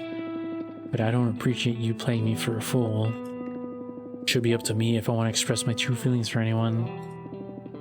Ever do something like this to me again, we're done. Understood. I'm sorry. Why are you doing this to me anyway? Why'd you take me in and tend to my wounds? What's this all about, teaching me stuff and messing with my emotional life? Well, just tell me. Who am I to you? You're no one. That didn't sound good. You were no one. But I just needed anyone. See, I've got no one left. When you grow this old, life stops happening around you. You just become someone to be visited on special dates. The rest of the year is, well, contemplation. The only thing I've got left is my shop. These flowers, they're dying. This soil is older than me. It won't bear any more life. After we pluck the last flower, I'm done. I won't be a florist anymore. Won't be nothing. I think I'll just go and die. Sebastian. I'm sorry I made you my pet project. I just felt the urge of leaving some kind of legacy in Extremis. Like if you could build some heritage on a couple of weeks. No. Sebastian. I'm so thankful. We've spent very little time together, but I love you. I'll treasure these days for the rest of my life. Let's take care of these flowers and extend this moment in time, alright? So cute. But actually, I believe you should be doing one last bouquet. These are our last flowers Fuck clients. I got a call a couple hours ago. Father's in the hospital. They said it's likely he won't be seeing another dawn. Is this another trick to have me deal with my daddy issues or something? I'm sorry, Gordon. This is for real. Well, time for celebration then. Let's get a bottle of Yamazaki, my treat. No, Gordon, your father. I told you about that son of a bitch. He got me through hell. Always expecting all the killing he put me through made me outgrow being on. I'm not asking you to forgive him or anything like that. I'm offering you closure. Once he's gone, that's it. I'll become a ghost. And ghosts can haunt you until your grave. Trust me.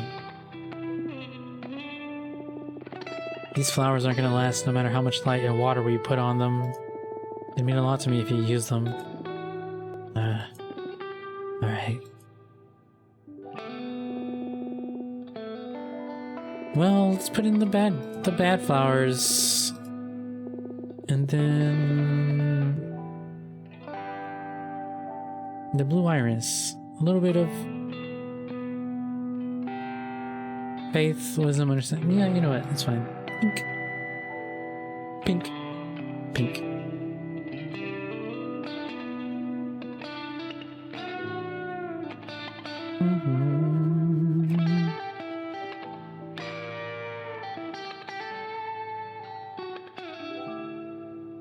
God, I'm fucking good at flower arrangement. This shit's fucking easy.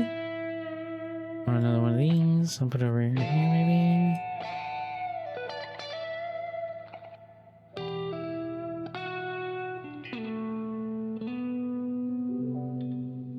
Bamboo.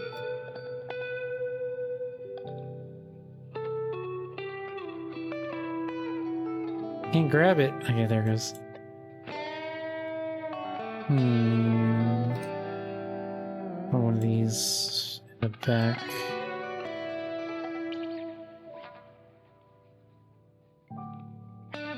There. One more bamboo.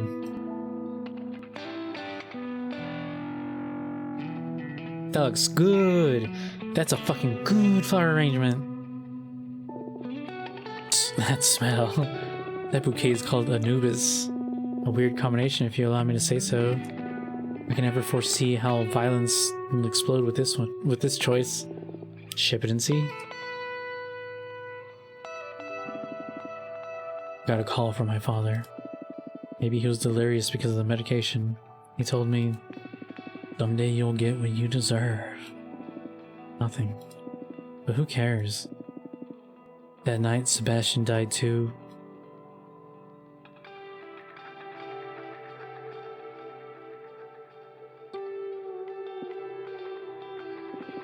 Ink Camellia for your grave. Thank you for all the life you've breathed into me. I love you. Rest in peace, Sebastian.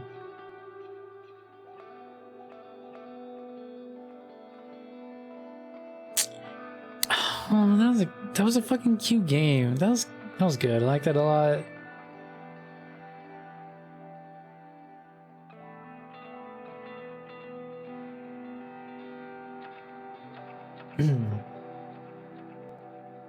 All right.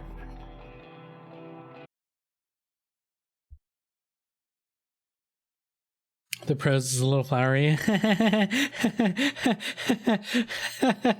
All right. Anyway, let's watch this video. The making of. I liked it. I like the prose.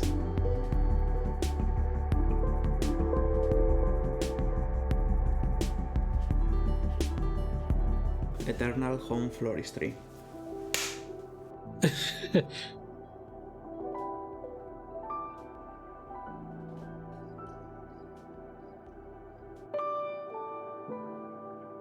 Eternal Home Floristry was, it was developed for a game jam. Yeah, in December 2018, the theme sacrifices must be done. Yeah, what I wanted to say, this game is one of my favorites. because it was just done in 72 hours and it feels pretty big, and the production values are pretty great. It feels like a chapter, an episode of the Wrestling Club, and it was just made in a weekend.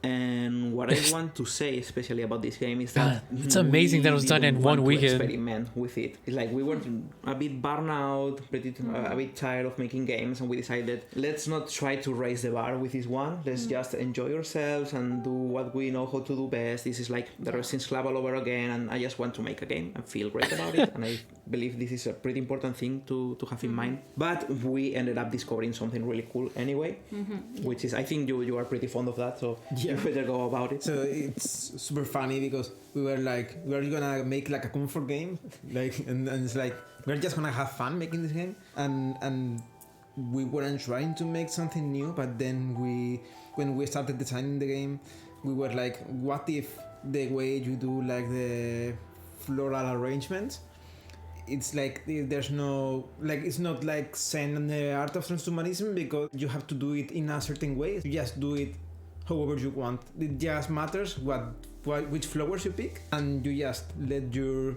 creativity let loose and have fun. And it was like so amazing, like, to realize just playtesting the game, like how cool it was. Like, because for me, like, I always compare it, because when I buy games that have like a level editor or something like that, I always waste more time making levels for myself than playing the game itself.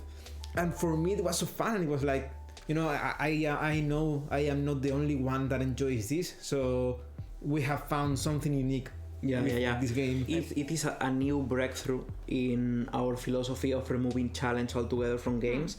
It's like, why gameplay has to be about challenge? Why cannot be about expressing yourself and just toy with it? Creative or whatever. As long as you want, you just get creative with it, and when you feel satisfied with the toy, you just keep moving forward. And I believe this is a really important point in our design philosophy from now on into the future.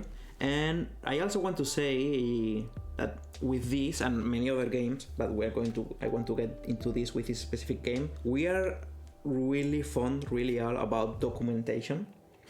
We love, I mean, with the Wrestling Club, we watch documentaries about mixology and making cocktails, and we bought a cocktail set, and we developed stuff, and how to make cocktails. We went to popular cocktail bars and stuff. It was great. I mean, it was a great trip. Yeah. And we love documentation. Yeah. We love to get into what we are representing, and we also do that for game jams, even if it's just a short amount of time during the frame of a game jam. And with this, I remember that we were having all the breaks to eat. We were watching tutorials on YouTube about flower arrangement. They were really nice. Just to get the essence of it and know about flowers. And a lot of what we saw on those documentaries ended up in the game, like in what kind of ornaments you had and what kind of flowers do we use and stuff like that. So it's really, to me, it's really fun, because you get to learn new stuff, but then you get to apply this bit of realism to what we do.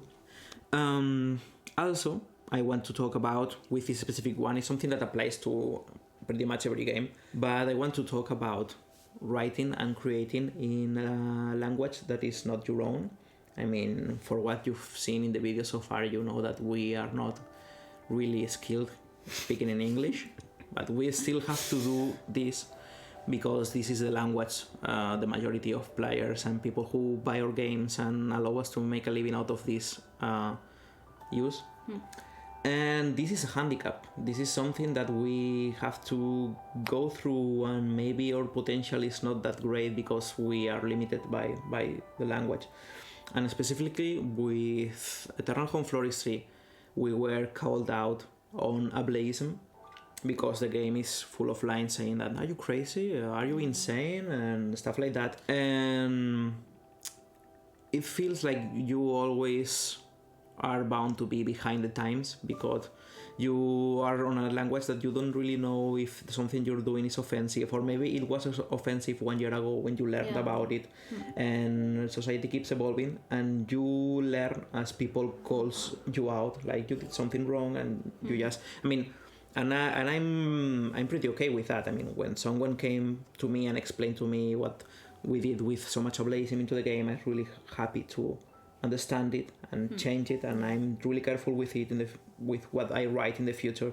But I am bound to not be great with English and fuck it up many times in the future. So I hope people bear with us in that regard.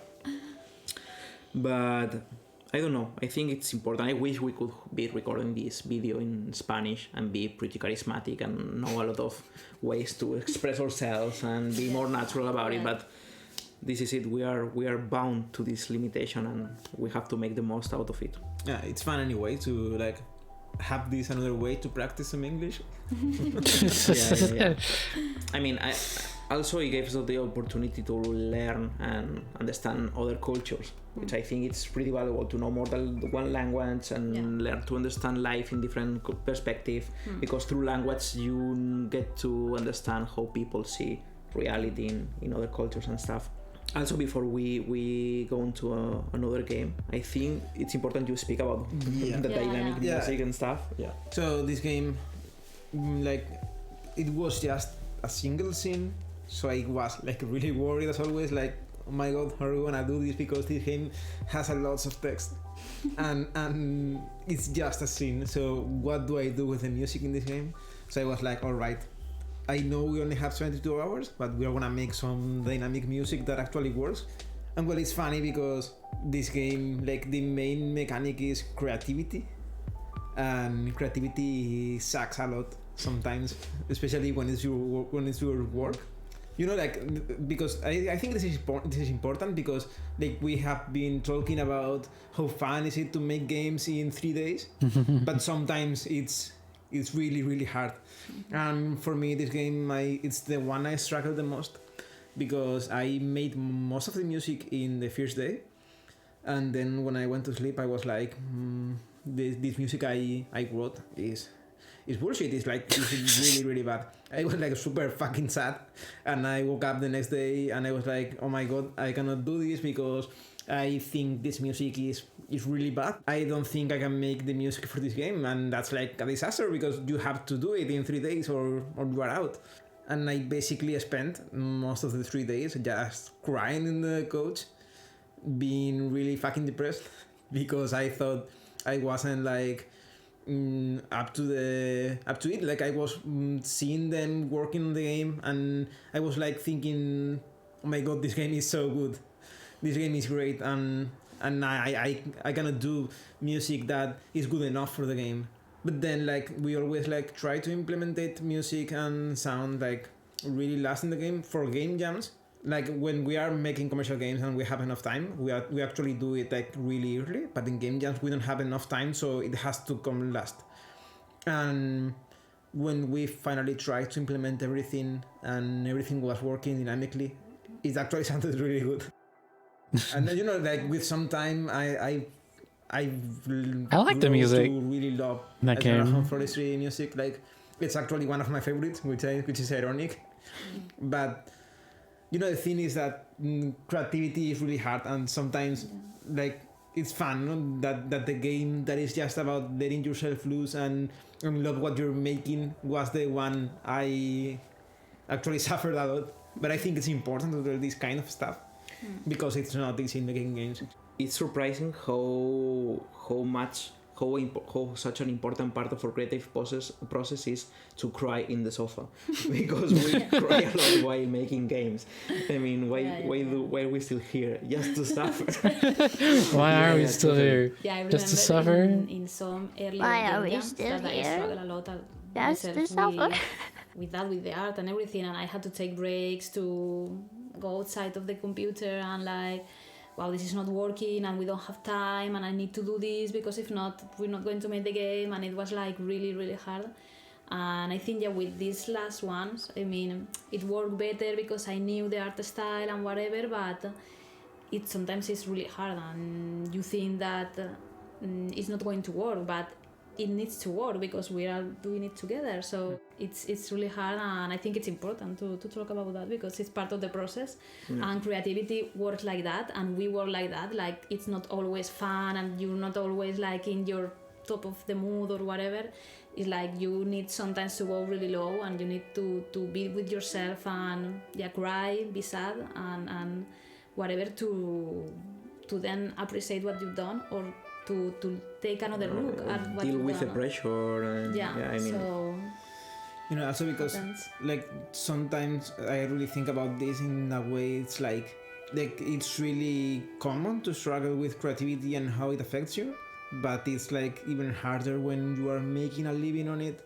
And in this case, it's not like we are rich or anything. So, but we don't make games to make money. So it's like we make the games we want because we want to make those games. But then sometimes you struggle making that work because creativity is what it is. And then you have like you need to take a break, and then you realize maybe if you take a break you aren't gonna pay your bills. So there's like you have to balance it really well, and it's really hard because creativity is something you cannot control at all. yeah.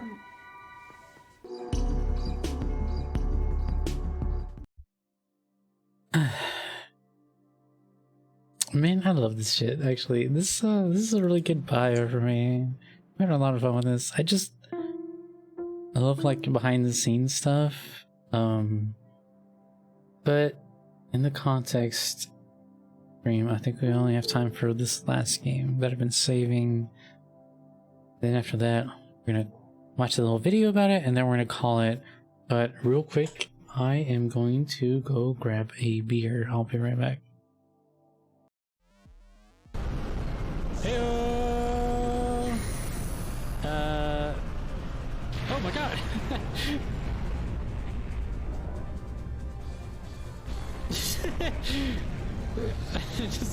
I love the random falling down. Okay. Let's try this move.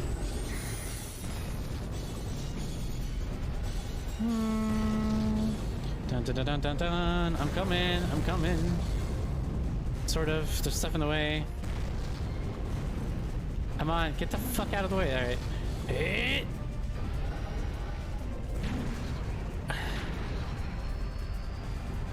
How do I turn this off? Okay. Sorry. He's dying to the mountain. The mountain is killing him.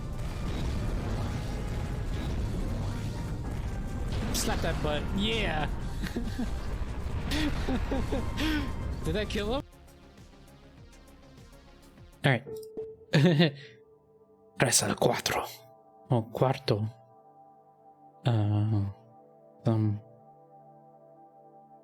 That's yeah. All right.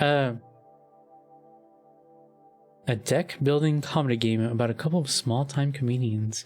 This collection comes during a time when we're still recovering from a breakdown we suffered due to stress and overworking ourselves during the 2020 pandemic. This exclusive piece has been developed as a sort of rehabilitation therapy after being unable to work for about half a year. It's a comedy game, but it talks about both the struggles and pleasures of the not-so-successful creative life. Content warning, really bad jokes, sex, mentions of homophobia. Yeah, get into it.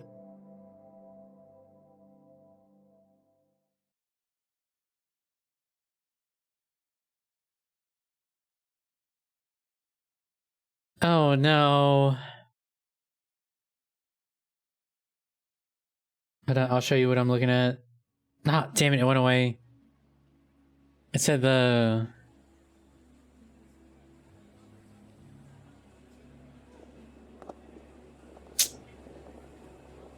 It said this game is like about an hour and a half. Which I don't think... No, you know what? Fuck it, let's do it. I was gonna end at like 10, but let's just end at like 11. Anyway, the 3 al 4. That's some Spanish as fuck shit. Not Mexican Spanish, like Spain Spanish. Spanish adjective phrase of low value, quality, or importance. Something so cheap that you could literally buy 3 for a quarter. Yeah, that's what it means. 3 for a fucking quarter.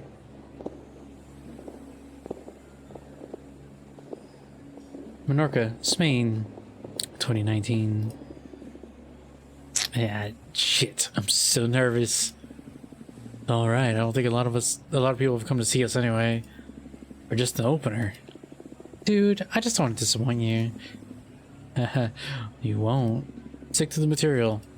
And even if you fuck up or improvise a bit, it's alright. We have 10 more shows ahead of us. You'll get the hang of it eventually. Alright, okay. Wanna go over the routine one more time? Yeah, please. Alright, here's the deal. Your partner will drop the setup for different comedy bits. Alright, yeah. Tutorial. Alright. If you play a punch card, you'll execute the ideal punchline and will get points. Play a poor card, you'll answer with an improvised line of lesser quality, earning you half points. Play a build card, and you'll extend the joke, and Bonachera will offer additional setups that allow you to potentially earn extra points. You can only play a maximum of 3 build-ups until he runs out of material. If you play the 4th build card, it'll be the same as playing a blank. Avoid playing blank cards. If you play a blank, Garza will get nervous and fuck up the joke, making you lose points.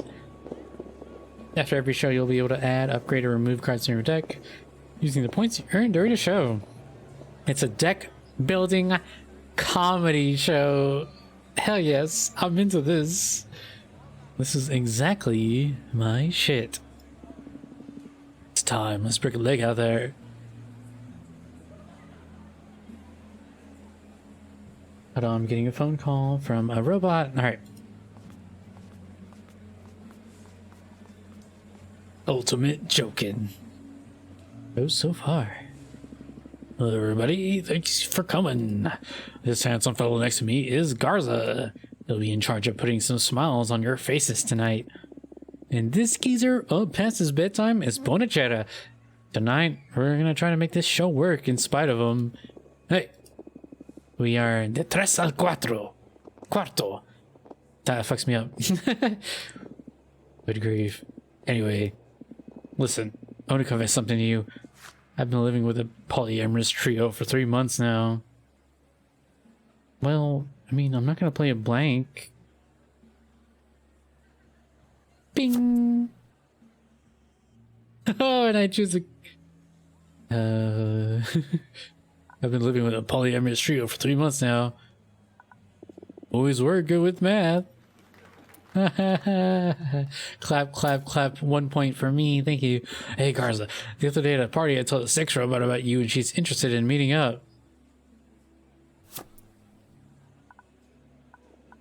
I'm looking to jack off, not in. Whamp, whamp. Listen, last night I met a business angel that offered me $100 million to start her own fast food chain.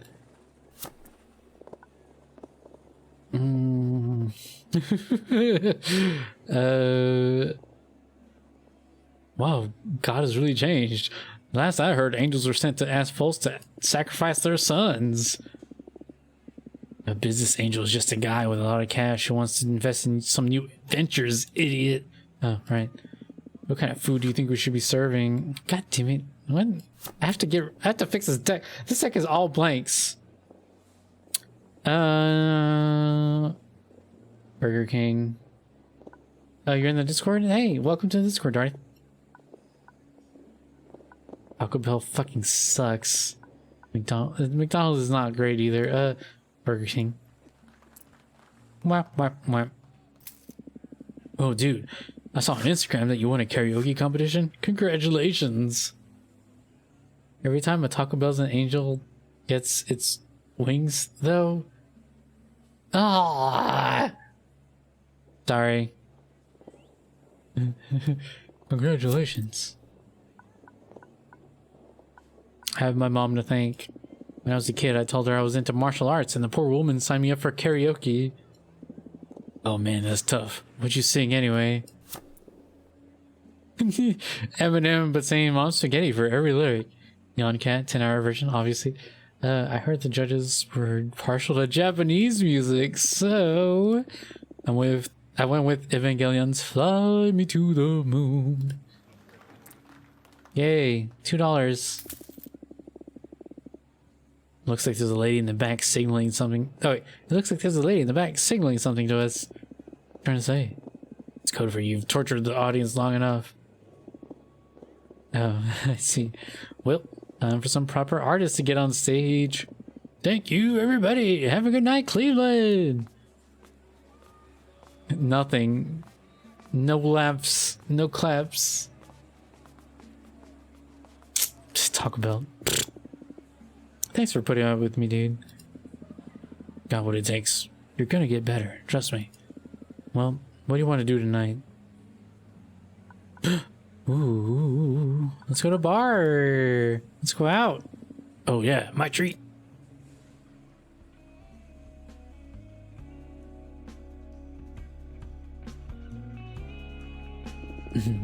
Tasty. What is this? Con Pomada, a local cocktail. Origuir gin, freshly squeezed lemon juice, and lemon soda. Yeah. Oh man, I love it. Take it easy. It can go to your head pretty fast. Man, I wish I could make a living through comedy, but also I wish I was funny before that, I guess. So who cares? It's not like we have to get up early in the morning or anything. You know how hard it is to go on stage with a hangover? As a matter of fact, I do. But didn't I tell you the secret to never being hungover? Never stop drinking, right? Ha ha ha ha, that's it. That's fun and all, but don't overdo it, alright? Oh, hold on, wait, hold on. If you ever go to Menorca, be sure to try it out. It's delicious. They have both seen Saltire say so at Battlestar Galactica?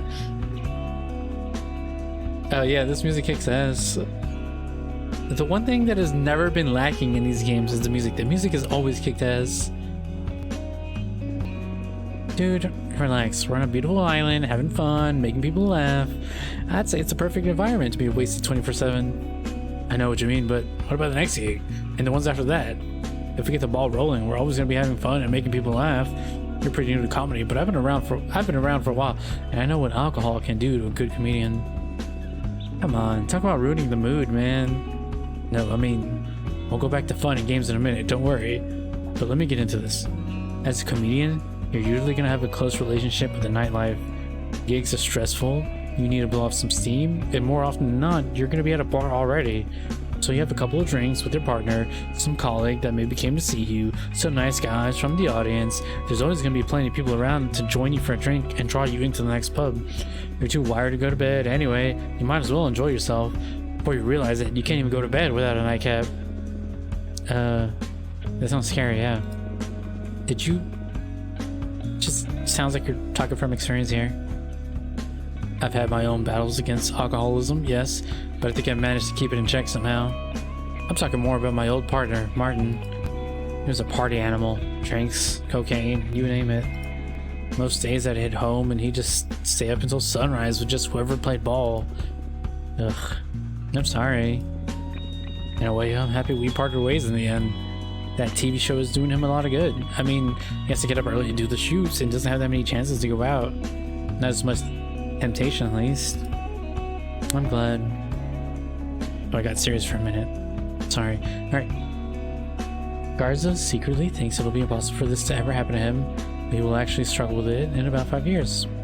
But Achara has never had any trouble keeping the temptation at bay, but he's pretty self-controlled. But he wants to cut through Garza's skepticism. Right now, Martin is getting ready in his dressing room at a movie set in Oaxaca, sitting in front of a bag of cocaine, deciding if it's better to do a line or drink some coffee. Man, that's depressing. I don't want to read that shit. I wouldn't want that to happen to you. I understand. Thanks for sharing, man. We'll take care of each other, alright? Absolutely. Now, knowing that we have each other's backs, what about another pomada? Bring it on. Cool. I don't have enough money to even buy the shittiest card.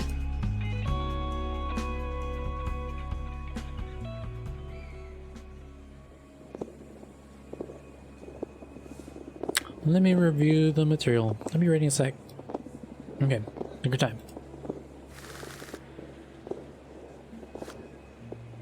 Ah, fuck, I can't do anything. I'm so broke. I did a bad job at my last show. This sucks. Alright, I'm ready. Let's break a leg.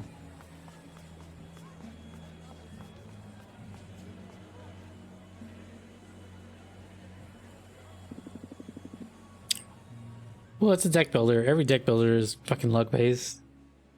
I think it'll be fine.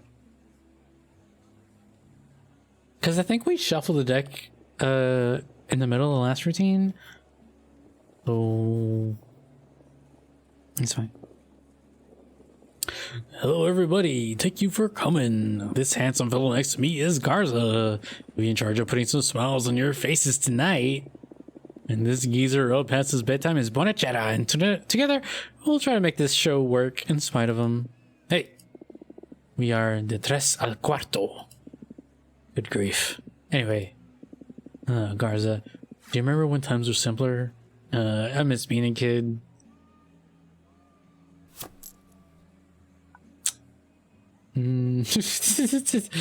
Yeah, you bet. No cigarette has ever tasted the same as the ones from the fucking juvie.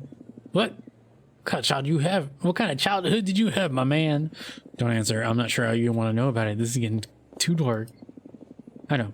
Let's switch to playground memories. I love playing hide and seek. What about you?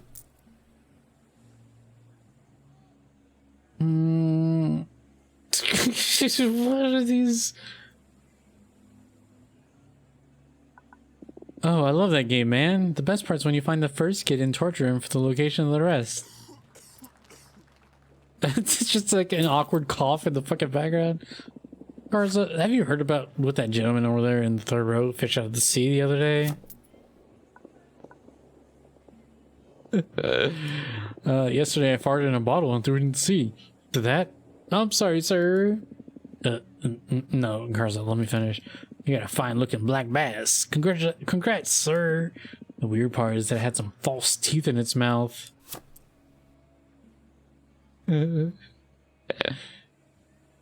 That fisherman can't complain about fish not biting anymore.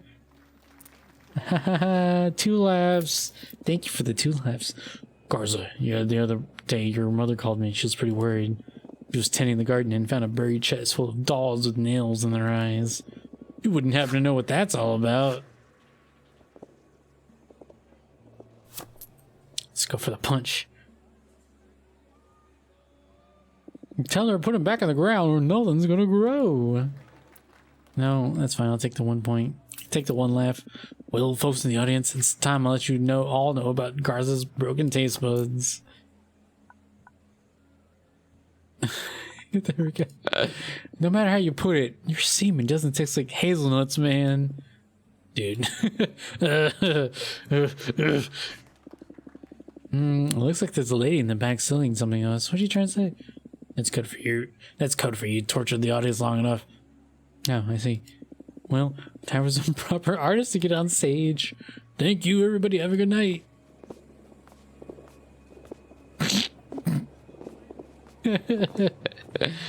Man, I'm not a good comedian. Good job, Bonachara. You killed it. Thanks. Well, what do you want to do tonight? Boot bowling.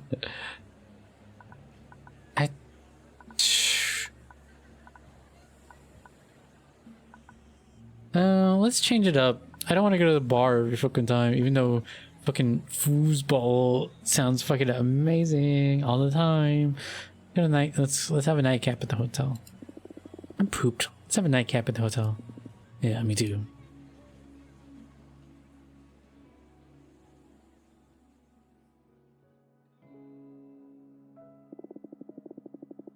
Sorry, I wanted to come back to our room, but man, I'm drained today. Alright, it's important to rest too. New York is so beautiful, it feels like a waste to go straight back to the hotel. Next time, instead of going straight to the hotel, we could try going gay. 2 out of 10.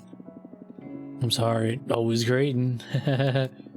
You're right though, about the beauty of this island. We'd have another gig until a couple of weeks after this one. What do you say we stay a bit longer and enjoy some days just kicking back on the beach? Ooh, that'd be amazing. Do we have the money for that though? Budget's pretty tight, yeah. We can move out of the hotel and do some cheap camping for a change. Sounds adventurous. I like it. guys just gingerly lay their heads in other guys' laps, or am I reading too much? I don't know. After a few drinks in me, I might. I heard there's hippie communes in some of this island's coves. They welcome just about anybody with a backpack. Too adventurous, maybe? So, I'd say you look the part. Hey, what's that supposed to mean? We could even ease our way in by offering them some of the shit ton of weed you miraculously managed to sneak aboard the ship we caught here. Okay, I do look and match the part.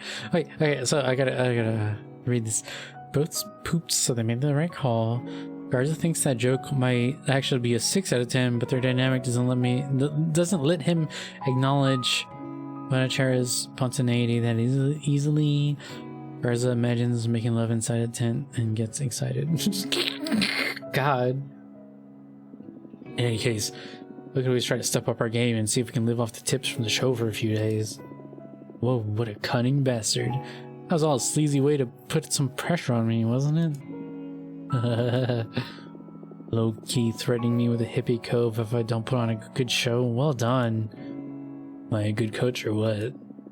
That's a new low for you. I was just teasing you. Although now I'm really tempted to try to visit some of these hippie settlements. My gut tells me it might be a great opportunity to develop some new material for our show. If they ever decided to go to the coves, they'd make some lifelong friendships and enter a polyamorous relationship with a Greek sculptor who would, years later, become rich and famous. You're drunk. Let's catch some sleep. Alright. Cool. No, I don't want to buy a shitty fucking card. I would rather get rid of a bad card.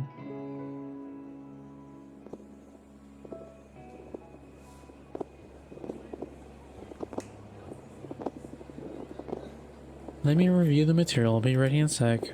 Alright, take your time. Yeah, I gotta get rid of one of these. Yeah. Alright, I'm ready.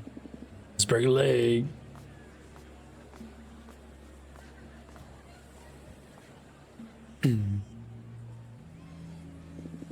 Hello everybody, thank you for coming. This handsome fellow next to me is Garza. He'll be in charge of putting some smiles on your faces tonight.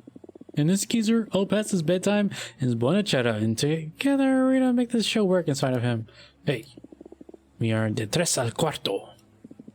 Grief. Anyway, think we'll ever manage to make a living with our comedy? I don't remember how many punches we have in our deck. Can I look? No, I can't. Let's just fucking throw it out there.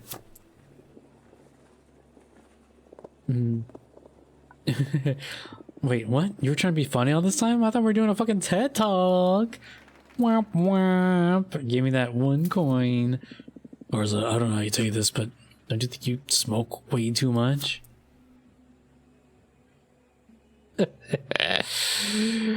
How else do you think I should deal with the pressure of being the only funny guy in this show?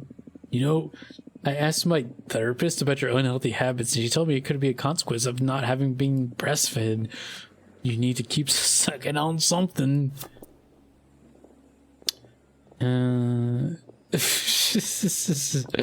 Hey, my mom was nice enough to let me suck from both her tits and her cigarettes. Whap whap. Hold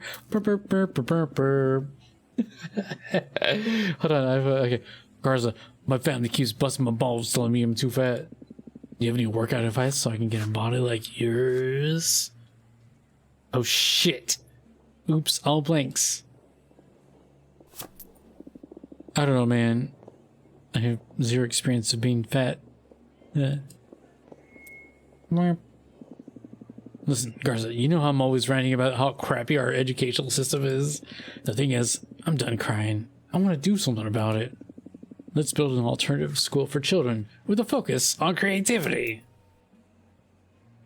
Feedback noise, yeah.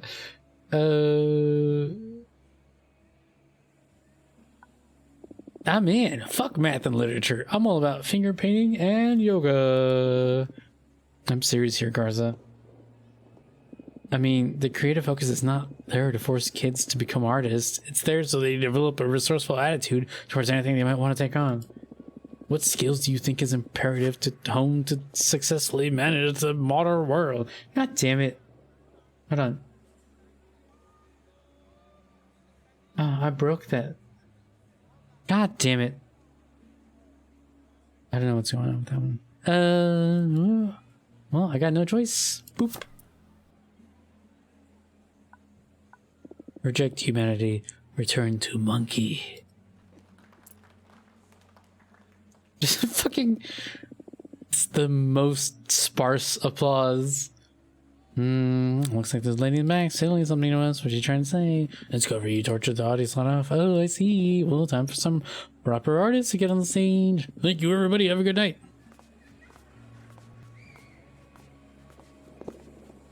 Why did this thing break? I'm mad that this thing broke. Actually, I'm gonna fix it real quick.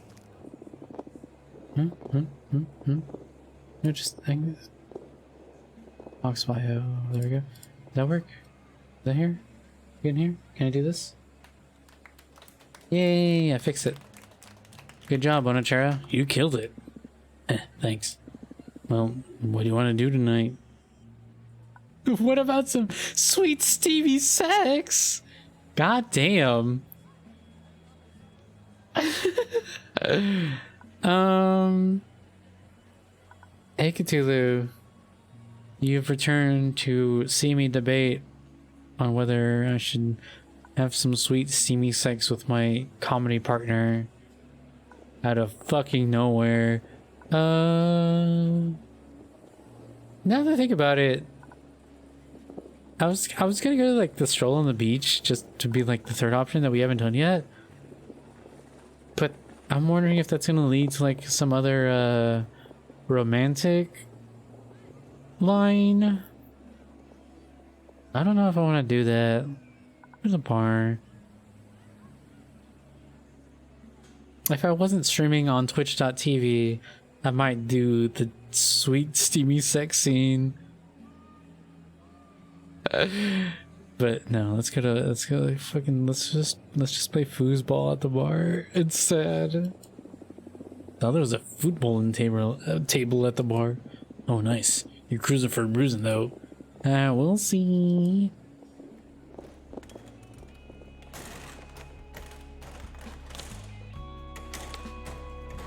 Yo, by the way, this will never come up, ever. With anybody that can hear me right now, but I'm a fucking master of foosball. I used to play this shit every day at the Y. Not the Y, the Boys and Girls Club of America when I was a little fucking child. But yeah, no, I beat ass at foosball. Hey, no stopping the ball in front of the goalkeeper. What? Changing the ball between forwards is the best part of footballing. In Valencia, you can't stop the ball. You either hit the ball or pass it back to the middle. Football, Spanish for foosball, was invented by Galician...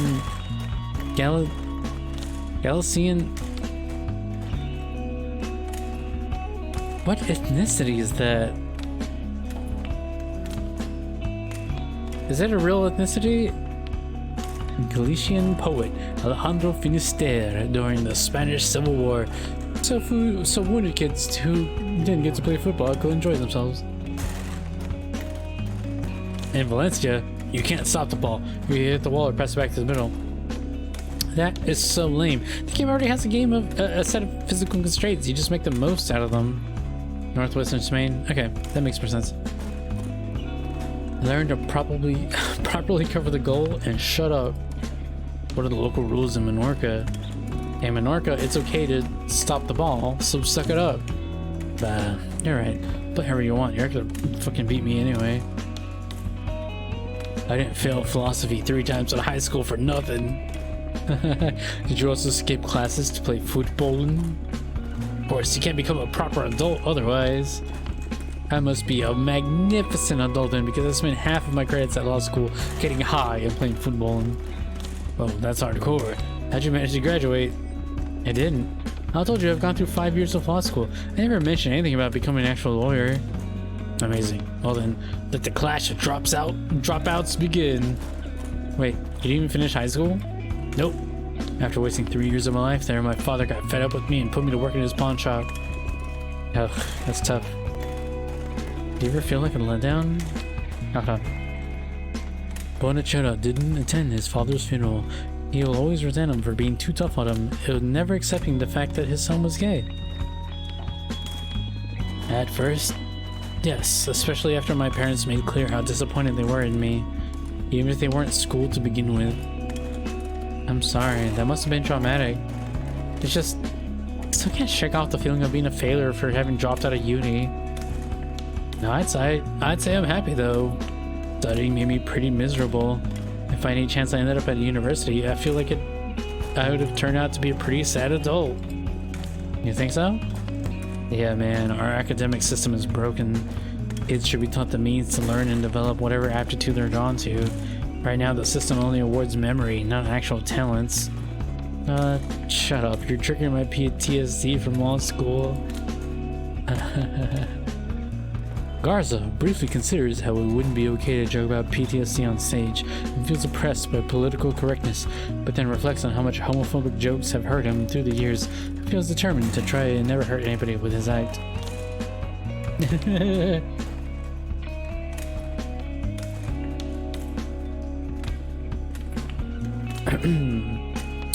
Luckily, nature blessed us with clown attributes so we can stumble through life. Hey man, there are too many lawyers anyway. No. No, I don't want to buy a bad card. I just want to get rid of bad cards. Let me review the material. Okay. Nope, I can't do anything.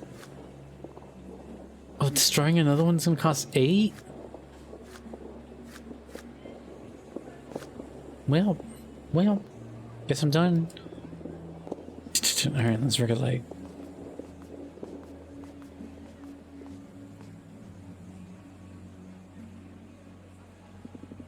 Hello, everybody. Thank you for coming. This handsome fellow next to me is Garza. He'll be in charge of putting some smiles on your faces tonight. And this geezer up past his bedtime is Bonachera, and together we're going to try to make this show work in spite of him. Hey, we are de tres al cuarto. Anyway, listen, I want to confess something to you. I've been living with a polyamorous trio for 3 months now.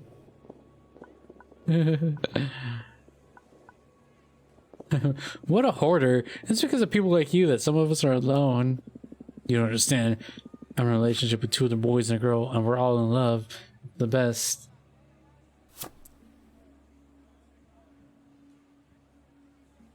Yeah. Glad to hear you managed to fix both your love and your rent problems. Thanks. Thank you. Small light applause. Hey, Garza, the other day at a party, I told a sex robot about you and she's interested in meeting up. Should mind kids? You know I got my hands full with Tamagotchi at the time.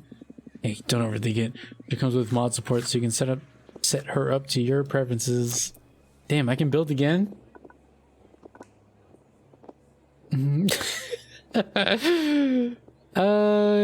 Okay, I'm interested now. What'd you say her terms and conditions were? An easygoing girl. Just say next, and accept. Don't go breaking her heart though. She just came out of a difficult relationship.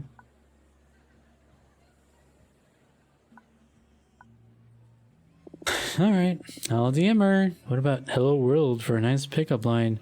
Ha ha ha ha ha. Pink money. Listen, last night I met a business angel that offered me $100 million to start our own fast food chain. Yeah, I already heard this. Does the food have to be fast though? You know I'm a slow eater. Whoa, dude, I saw on Instagram that you won a karaoke competition. Congratulations. I have my mom to thank. When I was a kid, I told her I was into martial arts, and the poor woman signed me up for karaoke. Oh, I already did that one. Oh man, that's tough. What'd you sing anyway? The Simpsons. That's it. $1. Thank you for that $1, lady. That lady, there's just like one cough. That was it. Anyway, so our show's over. We did a bad job.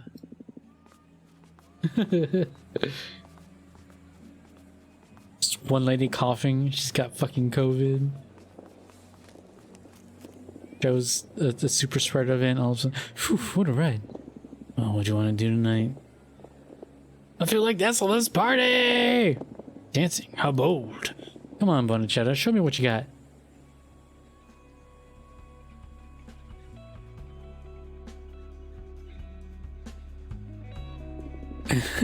Just two men dancing at a bar, a low-lit bar.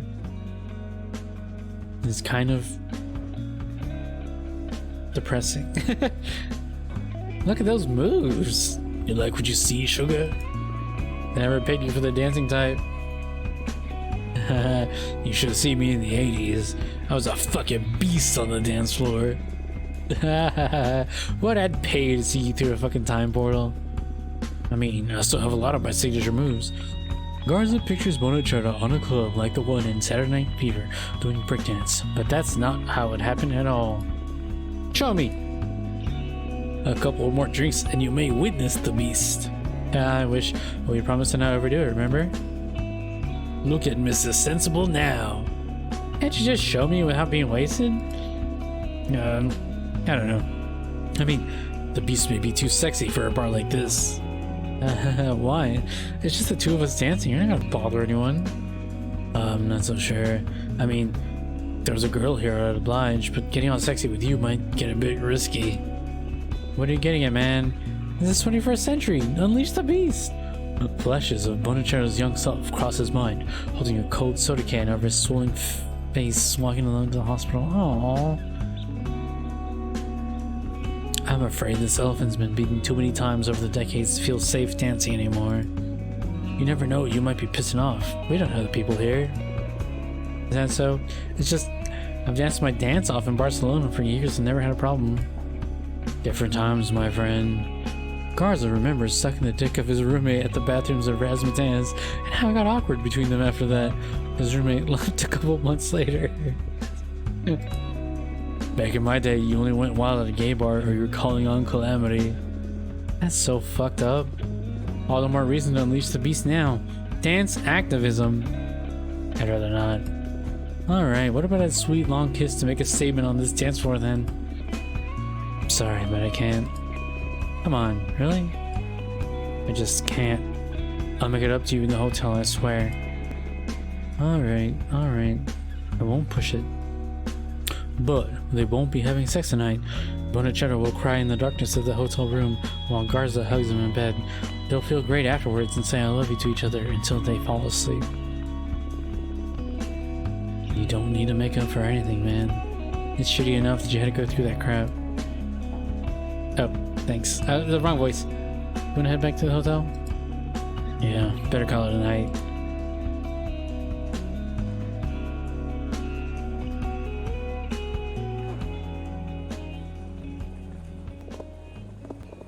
Fucking kind of depressing, but I mean,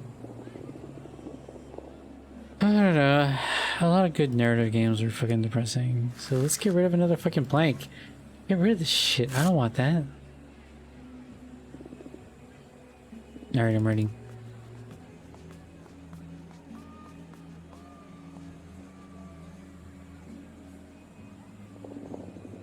Hello everybody, thank you for coming.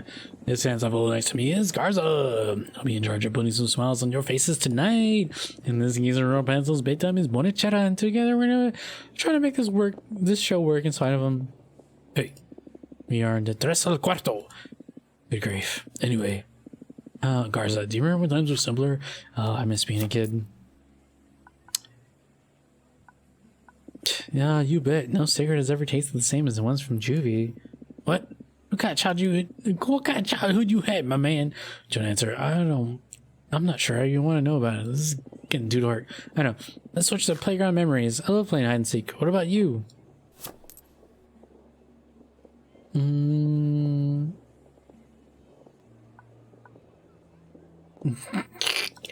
Oh yeah, the best part is when your grandma forgets you're there and goes to sleep. Garza, have you heard about what that gentleman over there in the third row fished out of the sea the other day?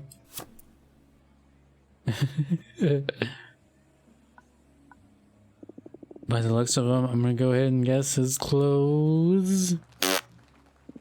Garza, the other day your mother called me. She was pretty worried. She was tending the garden and found a buried chest full of dolls with nails in their heads. You wouldn't happen to know what that's all about.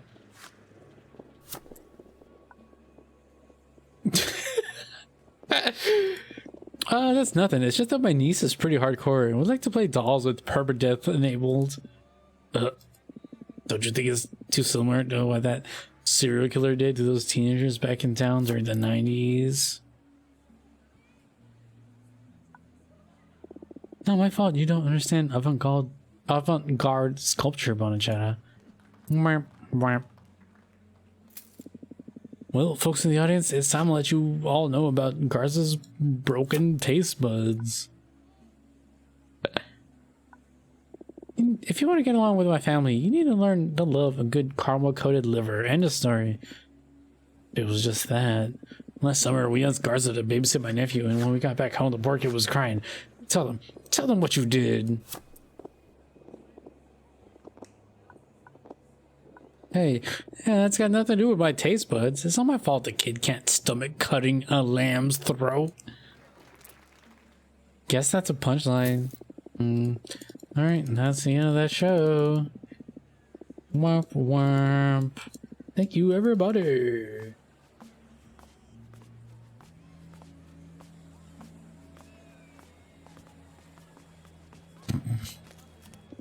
Oh shit, my legs are shaking. You're fine, shut up. Well, what do you want to do tonight? I feel like we are going to have sex at some point. But I am gonna put it off. Let's go to the beach. I feel like going for a stroll on the beach. Great idea. The night is beautiful. Let's go.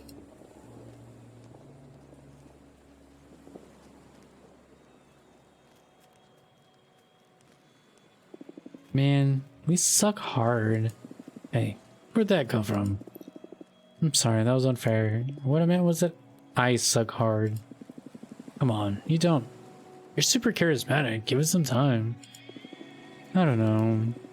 You're an amazing writer, but I keep getting nervous on stage and going off script. Nah, I love that about you. Makes every show so fresh. Garza is overplaying his disappointment to draw out some caring words from Bonachera. Bonachera is afraid that Garza will never get to a good level, but he hopes that some encouragement will put him in the right direction.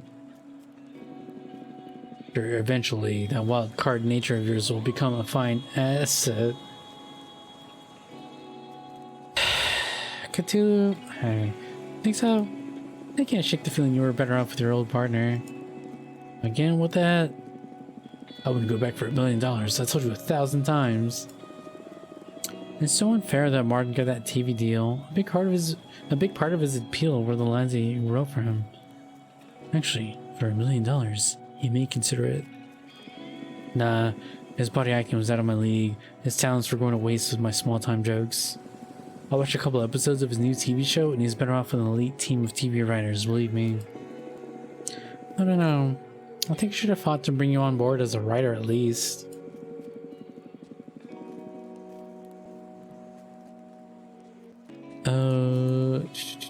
Hey, I'm the one who's supposed to be sour about all that. What are you obsessing about Martin? Plus, writing for TV is really different. I'm not even sure I would have enjoyed that. I like being on stage too much. Yeah, man, your presence is otherworldly. Shut up. I mean it. In any case, it's only natural I obsess over Barton. It's my duty to fill his shoes after all.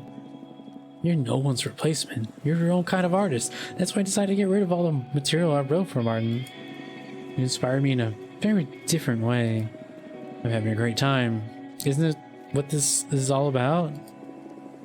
Maybe. I'm having a great time too, despite everything. You just focus on having fun, trust me. Joy is a contagious beast. If you manage to be comfortable on the stage, the audience will vibe with you. I'll do my best. Garza doesn't think Martin's new show is any good. In a parallel universe, Bonachera is writing for TV, and he is in fact unhappy. That's true. Nocharo is having a great time. He loves working with Garza. Thanks. I might buy another build. Oh my god, I would have to piss like a motherfucker. I'll be right back. I'm gonna pee. Quick run through, and I'm just gonna spam everything all at once. Oh, there's Yago. Let's keep going.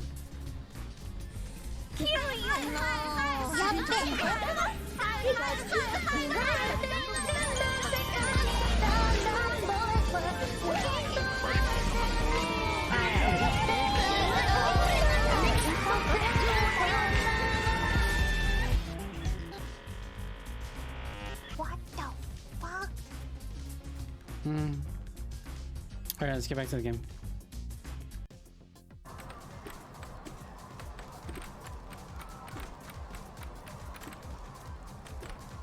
Fight! Come out! Dude, this guy is like extremely slow. Also, he's playing like an asshole. This is.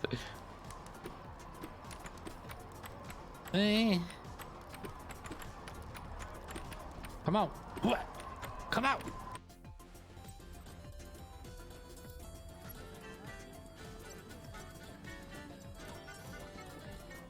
Yeah, that was a good bit.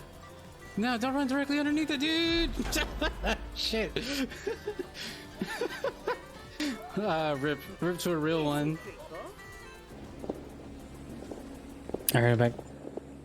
Alright, so this price is gonna keep going up, right? Yeah, I don't have any money anyway. This deck isn't bad, actually.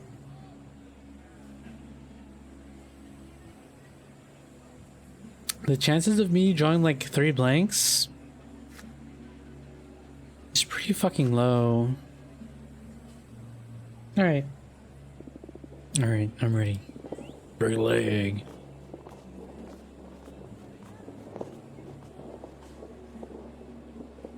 Alright, I'm gonna skip the intro. We've done this 100,000 times.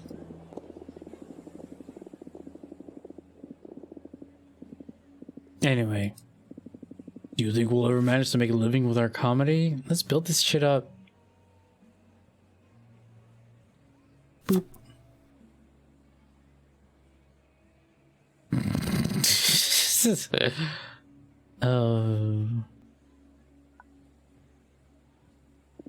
It'll all work out eventually. Just wait until we can afford a couple of clown noses. I'm serious. It's so frustrating. I mean, I watch a lot of Netflix comedy specials and I feel like 90% of them are far from funny. What are we lacking to make it big? Damn it. Told you, our number is not going to work without clown makeup. Just one guy sneezing. Garza, I don't know how you tell you this, but don't you think you smoke way too much? You're right, but it's really hard to get rid of childhood habits. You know, I asked my therapist about your unhealthy habits. She told me it could have been a consequence of not being breastfed. You need to keep sucking on something.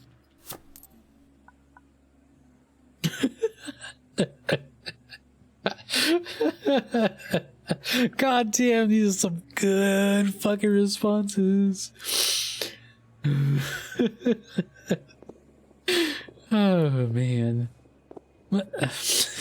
Yeah, it's not great. Real?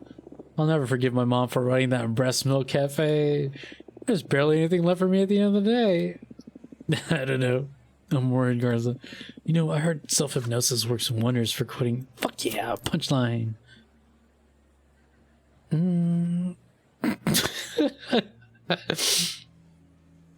God. I tried, but I always pass out after saying your eyelids feel heavy. Garza, my family keeps busting my balls telling me I'm too fat. Do you have any workout advice so I can get a body like you? God damn it, 3 blanks, son of a bitch. I don't know, man, I have 0 experience of being fat. Listen, Garza, you know how I'm always ranting about how crappy our educational system is? The thing is, I'm done crying. I want to do something about it. Let's build an alternative school for children with a focus on creativity.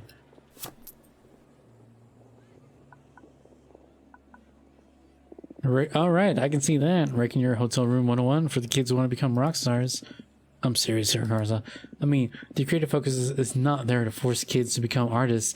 It's there so they develop a resourceful attitude towards anything they want to take on. What skills do you think it'd be imperative to hone to successfully manage the modern world? I kind of want to build. Let's keep building.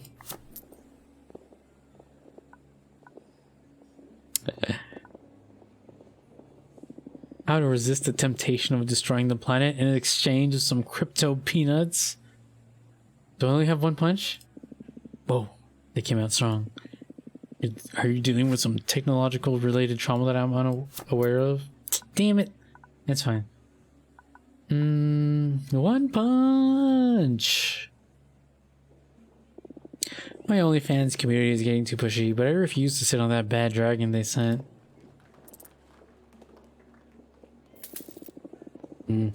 Looks like the lady in the back signaling. Alright, well, that's the end of that fucking... that's the end of that line.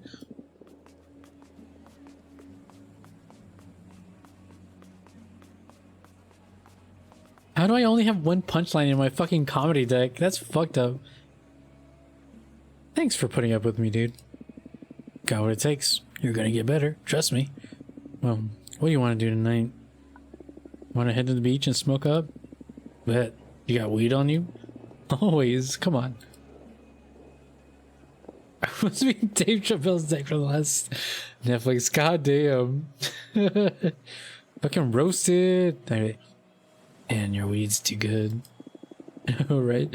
It took 5 years of university to grow marijuana this good.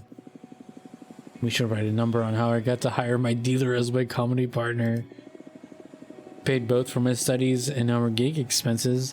You'd be surprised how well this shit is selling among the islanders. I bet half the audience is getting baked on my stuff. I thought I could recognize a familiar smell coming off the public. You could say the crowd is getting a laugh of off our material in more than one way. Garza has made about 1,300 euros in 3 days. It is selling too well. Breaking the fourth wall one puff at a time. Aren't you the one who's always talking about how to raise the quality of our jokes?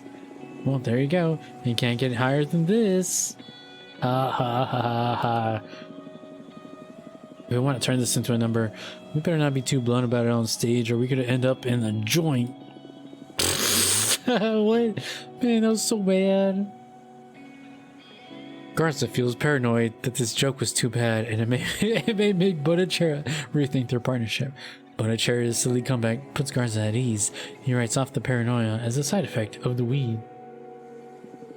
Hey, I want a break. In any case, I made you laugh. That's all there is when it comes to comedy. Way to go, getting a laugh at the expense of your own dignity. Bonachera feels like the weed is about to make him puke, but he decides to tough it out to avoid offending Garza, who put a lot of work into growing it. Dignity? You're in the wrong business if you want to keep any of that. I mean, you need to draw a line somewhere. It may not show, but it took a lot to build a character this cool. Well, absolutely, you're right. God forbid you lose your cool. Just imagine the headlines: drug dealer turned comedian loses his dignity. Ha ha ha ha! Shut the fuck up. Ugh. I'm never gonna buy a fucking poor punchline.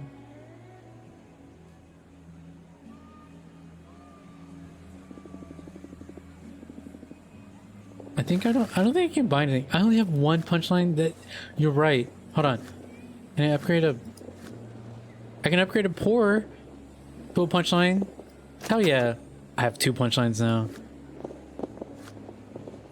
Booyah. I think that's the play. Turn a blanket to a pour. No. I'm gonna turn a pour into a punch. Alright, I'm ready. Let's break a leg.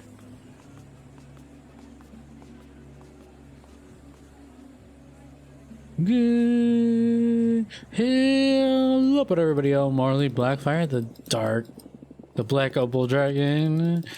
Something. I already forgot it. Alright, let's go. Anyway, listen, I want to confess something to you. I've been living with a polyamorous trio for 3 months now. I've just got the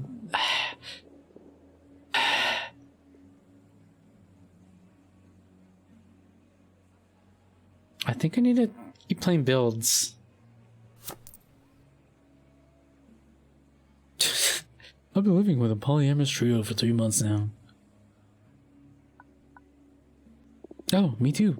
I bought her twice a day. It really ties the room together. I don't understand. I'm in a relationship with 2 other boys and a girl, and we're all in love. It's the best. God damn it.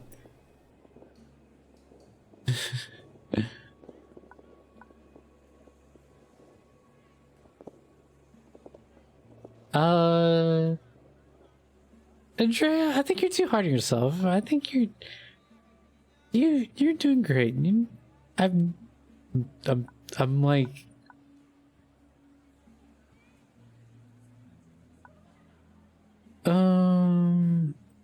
I've never picked up any vibes from our hangs that might be about being awkward. You've always been extremely witty all the time, and I can't deal with it. They say 3 is a crown. I guess 4 is 1.5 crowns. Hey Garza, the other day at a party I told a sex robot about you and she's interested in meeting up.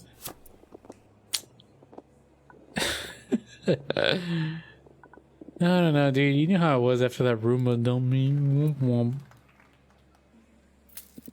Listen, last night I met a business angel that offered me $100 million to start our own fast food chain.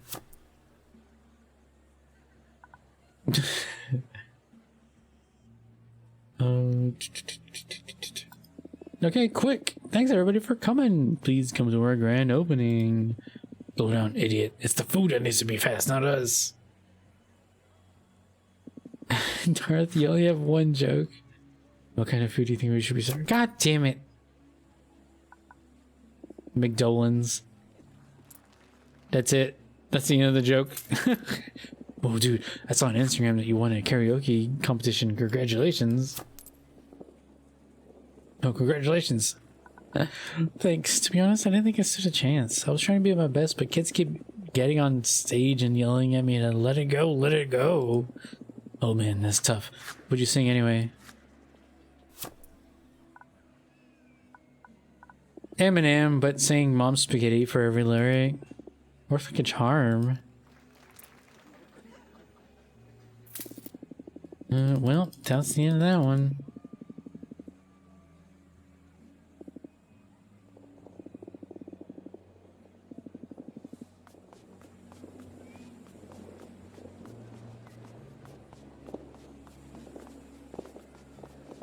I don't know how to respond to that joke, Darth.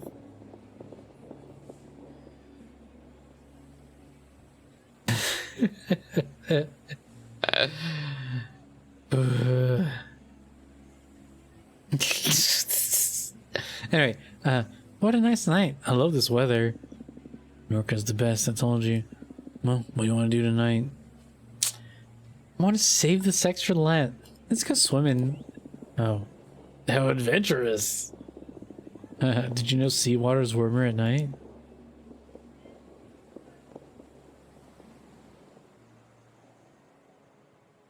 I love how they're doing everything in their power to not have sex. And this is the shit. You bet. Salt water against your balls makes you feel happy to be alive. This is why we do what we do. What? Last time I checked, you didn't need to get into comedy to be able to skinny dip in the Mediterranean. Maybe, but would you be here if you found a job after law school? Yes? I mean, where's get holidays too, Bonachetta? Garza pictures himself with a nice shave, short combed hair, and an expensive suit. He thinks about how he would have made his parents proud. Along with a decent salary, I must say, I could be skinny dipping off my yacht right now. But yachts are overrated. And that meaty salary implies that you'd be working your ass off for most of the year just to reward yourself with a couple of weeks of actual living. Bonachara entertains the pleasure of touring through the Mediterranean coast on their own boat and forces himself to think that he doesn't need that. Comedy may not be paying our bills, but it sure lets us make a living, if you know what I mean. Aren't you happy? Sure, I'm having a great time. But wouldn't you rather not have to worry about money all the time? Well, of course, but I want to think money will come eventually. We focus on putting some quality out there. It might never come, though. That's a valid concern. But my point is that money isn't the reward for doing what we do. You're right. Now that you mention it, I definitely got into comedy to feel my dick shrink in the sea. Is it though? Mine's getting bigger by the minute. The thought of Garza's dick floating shamelessly under the water makes Bonachara horny. Alright. Bonachara. It's getting so big I'm worried I won't be able to swim back to the shore. Won't you help a man in need? You're the worst. Help! Somebody help me! Shut up. Rescue's on its way. Thank God. What a handsome lifeguard.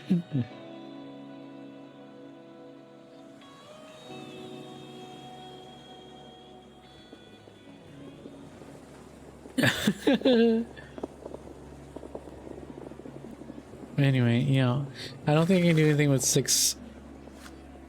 No, I can't do anything with 6 inspiration. So we're gonna move on.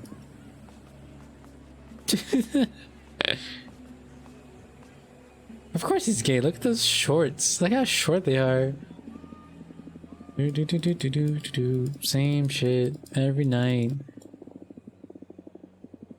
Anyway, Garza, do you remember when times were simpler? I miss being a kid.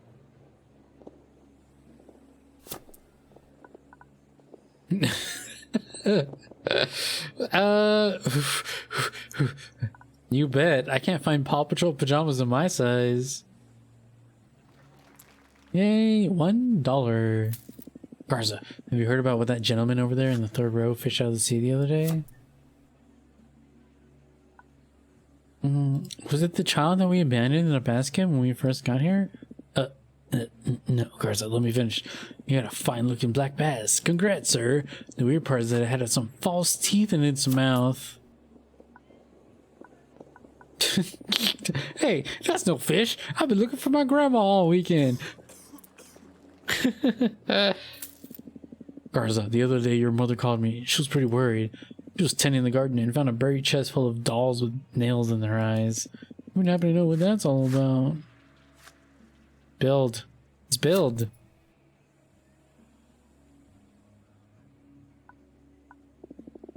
Just ignore those. I'm keeping those as a favor for the priest that lives uphill. Did it get too similar to what that serial killer did to those teenagers back in town during the 90s? Alright. The truth is I was super into true crime back then, and I recreated the killings to see if I could solve the case. Oh, you're freaking me out, man. Don't you just say something to prove your innocence to all those good people and move on with the show in peace? Fuck 3 blanks. Son of a bitch.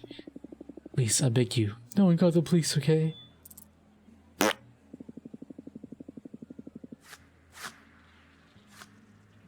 Well, folks in the audience, it's about time I let you all know about Garza's broken taste buds. My family has always dipped croissants in tequila. You're so culturally insensitive. Womp. Man, yeah, no, I had a bad time. That was probably the worst run I've ever had. Thank you, everybody. Time to go have fucking sex. God damn. Oof, what a ride. What do you want to do tonight?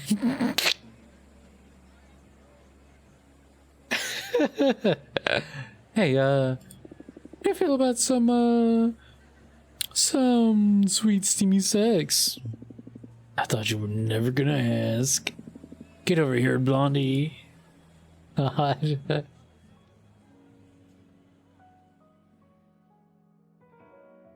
Holy shit, huh? Well, I don't know about this part. I'm gonna play it safe. Oh shit, I hit the wrong button. Where'd it go? Alright. Ah, shit, I hit the wrong button. Okay. No, they're just making fucking noises now.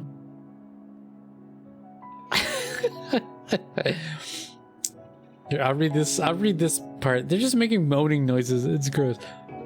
As they fuck, Bonichero's mind is assailed by a hateful thought.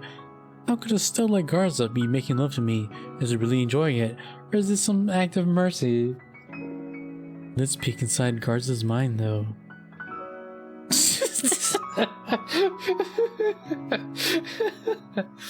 God damn it. They're saying some fucked up shit behind these, behind this graphic. I'm not gonna reproduce it. I'm sorry. No, I can just deal with it.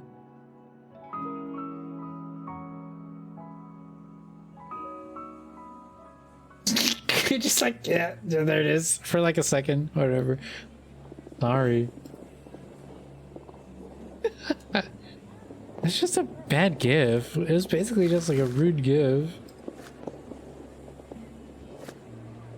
How can I upgrade? Oh, upgrade a blank into a pour? Can I upgrade a pour into a punch? Let's do that.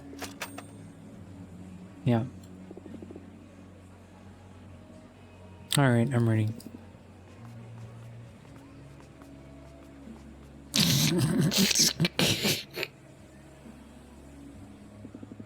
Oh yeah, here's the fucking stick.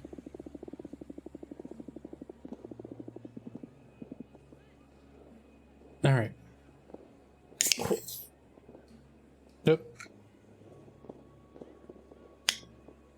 Ah, I broke it. Fix it. Anyway. Think we'll ever manage to make a living with our comedy?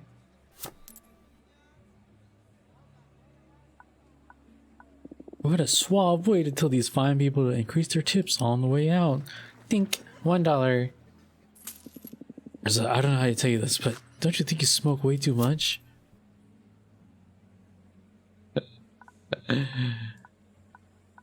I need to keep... What do you want me to do? I need to keep this duo cool at any cost since you insist on wearing socks on your sandals.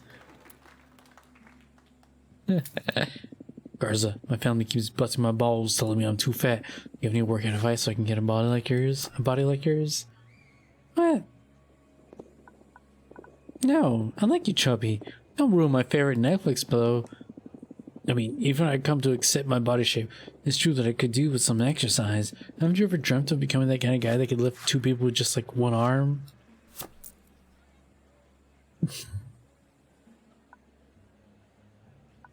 You bet. I'd be the first to pull my shirt off at any party, even at Christmas. You'd be pretty dangerous with a ripped body. Maybe I'm not cut out for this. Maybe it's not simply a matter of effort and willpower. Some people aren't destined to be hunks and that's it. Rather, I should focus on convincing my family to give it up. What are we gonna do to make him stop obsessing over my weight?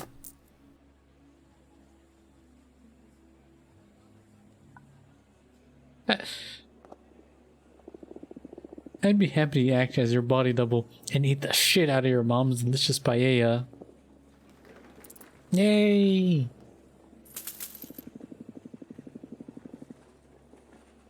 Listen, Garza.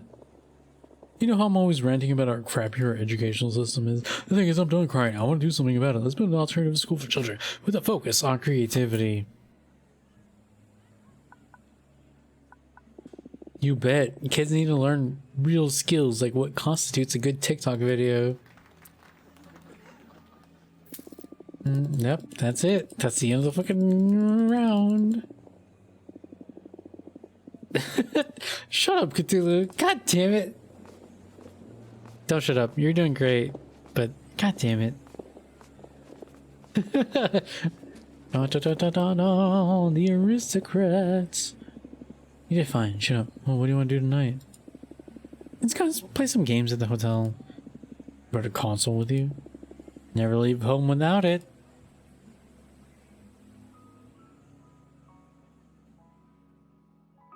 Just fucking pantsless.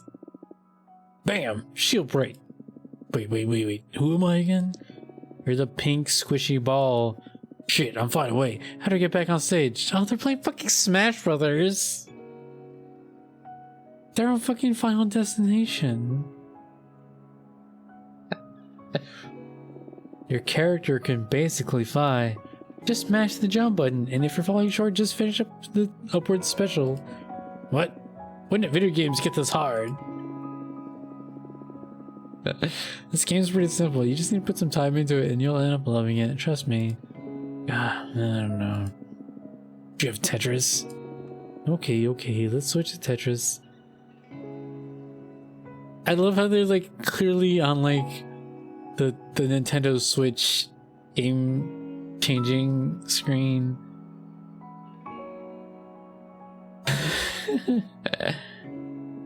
It's so crazy that this little console can carry this many games and switch between them in a matter of seconds.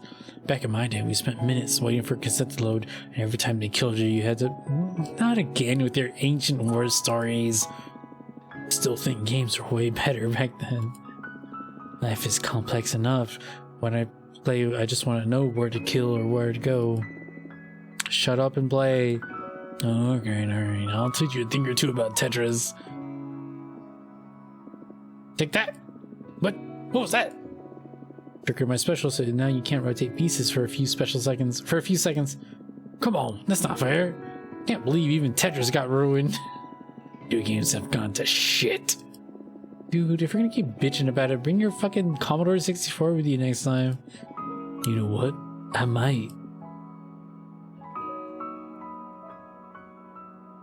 You know what? I haven't thought about it. But like, there is like that Tetris Battle Gaiden game on Super Nintendo that I played a lot of back in the day. Maybe I can convince somebody to fucking play it with me. But only if they take their fucking pants off. What other games you got? You're hooked. I'm just curious. What about this one? The graphics might make you feel at home. Last Door. What's it about? It's a horror adventure game. Whoa, what year was this released in? Not even my cassette games look this cheap. It's called minimalism, asshole. Shut up and play.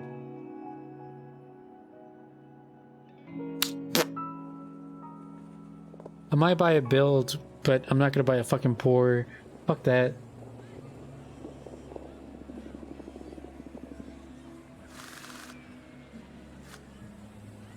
Can't do anything. Can't do anything with $8. $8 dues.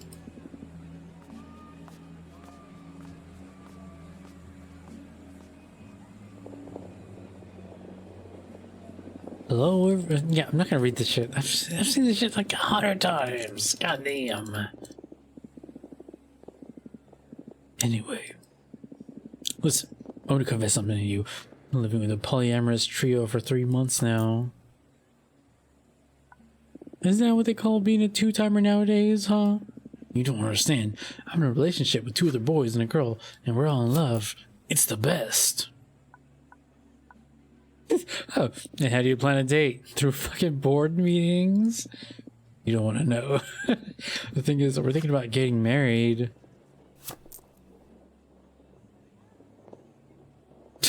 How does that work? You tag team when you say your vows? That's pretty good. That's a pretty good joke, actually. Hey, Garza. The other day at a party, I told the sex robot about you, and she's interested in meeting up. I'm not looking for anything serious right now. I'm sorry. Listen, last night I met a business angel that offered me $100 million to start her own fast food chain. All right, I called dibs on the fryer. This is literally my dream job. Garza, buddy, EOs don't work. That's the whole point of being CEO. But my dream job. What kind of food do you think we should be serving? Build. Ultra caffeined hot dogs? What? Just imagine it. Fast food for fast people.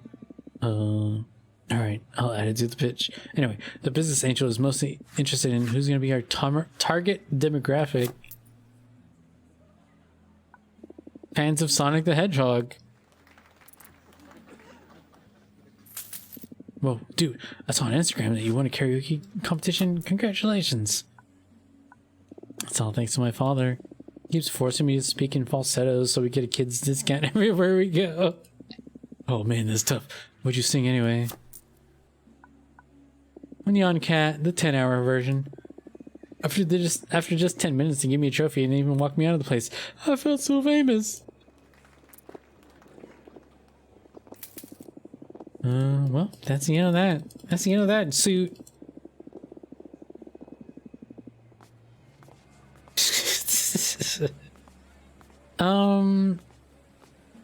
I think I don't think I have to get rid of any more like blanks because I haven't had a triple blank run in a really long time. Maybe I should just increase my other cards. Anyway, phew, what a ride. Oh, what do you want to do tonight?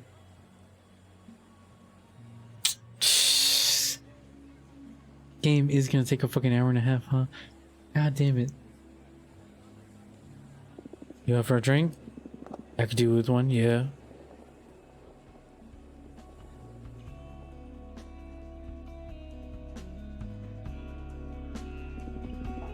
Tomorrow's our last show. Holy shit! It all went by so fast.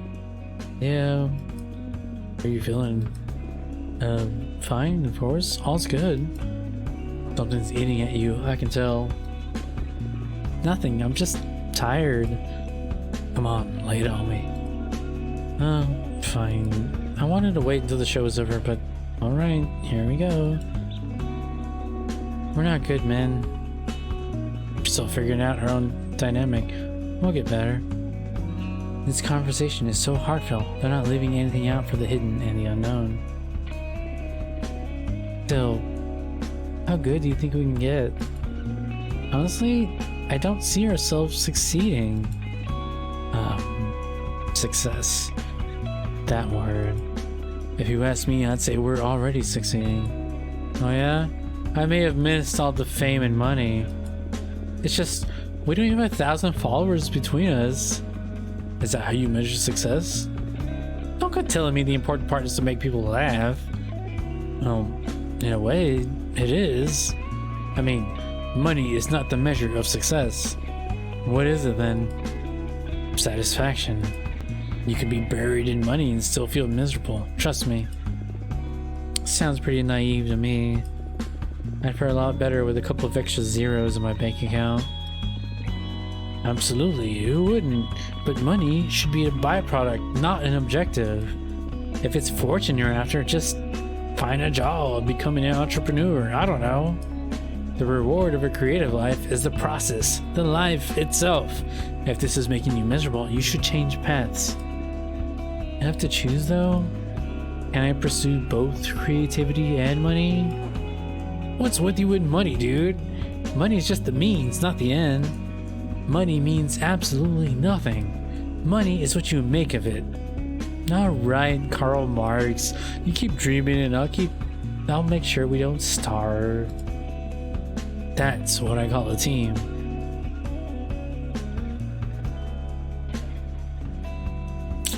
I think I want to buy a build and then get rid of a. I think you can get rid of a port or a blank next. Yeah, right here.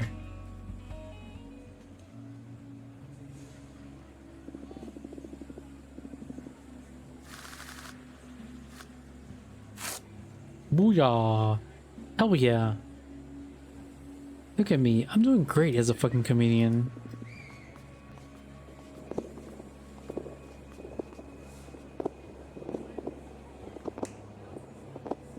Hello? Yeah. I'm not gonna read this shit 100 times.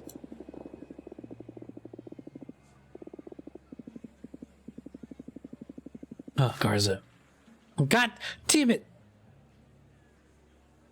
I was like, what are the chances of me drawing fucking 3 links on the same fucking thing? It's never gonna happen. It's fucking impossible. No, it's instantly the first thing that happens.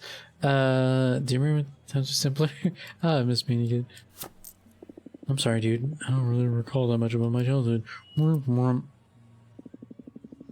Garza, have you heard about that? What that gentleman over there in the 3rd row fished out of the sea the other day? By the look on his face, I'm gonna guess a ticket for our show? No, Garza, let me finish. You got a fine looking black bass. Congrats, sir. We reported that it had some false teeth in its mouth. I don't know. That sounds fishy. Sir, you sure you just didn't hook a mirror? Gotta see it. It's uncanny. I heard they want to fucking put it on display in the local museum. And I do. Here we go. Max damage.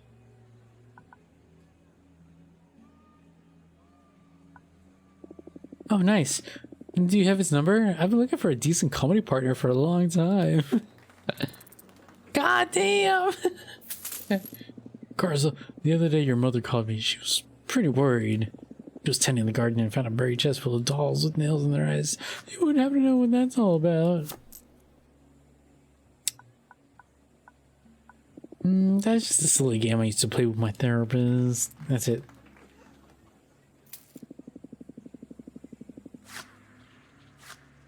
Cthulhu. If I ever need a cum joke, I'm going to come to you. No pun intended.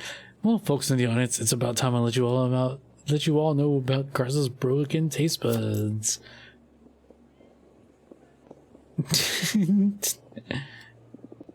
I just can't stand you letting your perfectly good banana peel go to waste, my man. It was just that. Last summer, we asked Garza to babysit my nephew, and when we got back, the poor kid was crying. Tell him what you did.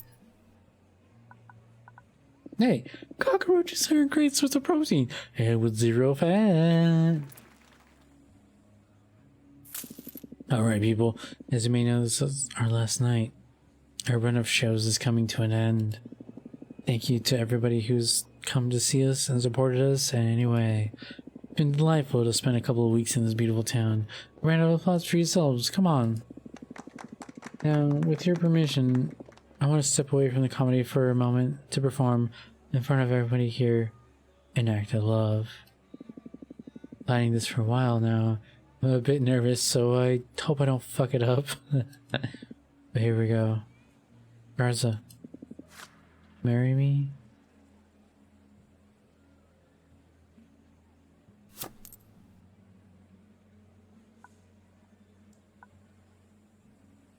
Dude.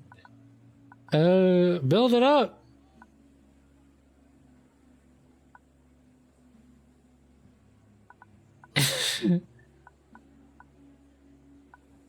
That's brilliant. You finally managed to find a solution to our tax problems. You don't get it, Garza. This isn't some improv comedy bit. I am actually proposing. Do you want to become my husband? Huh? For realsies? You want to marry me? Yes, I do. Please say yes. I love you. I love you so much.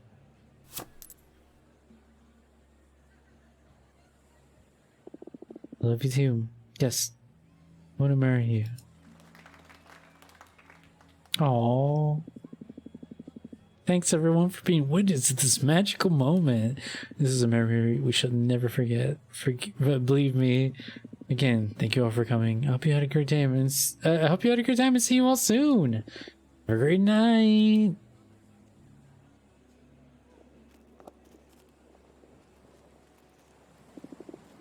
You're nuts, man. I might be getting old after all. I'm still in a bit of shock, to be honest. Bill, do you really want to get married? Yes. Garza and Bonachera, a family enterprise. What you told me the other day when we went dancing really stuck with me. I've been cowering all my life. I want to live my gayness out in the open. Nothing will make me happier than following this path with a loving husband by my side. That's so sweet, man. Garza is terrified. He doesn't know how to tackle the conversation they're about to have. Bonachero pictures himself as a loving housewife, wearing a pink apron, taking care of the kids while baking a cake, then curses Hollywood for making him picture an ideal family like that. What the fuck? What the hell? I love you so much. You're basically my favorite person in the world. I think I'd get to feel these butterflies in my stomach in my 50s. But I don't want to marry you.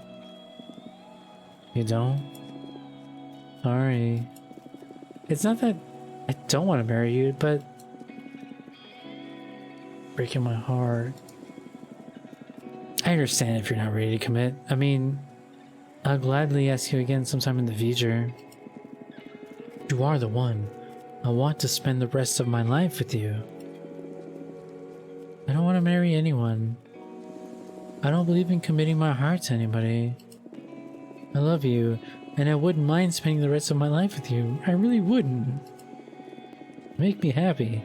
I love living the life we're living right now. But do we need to seal that with a contract? Want to be romantic.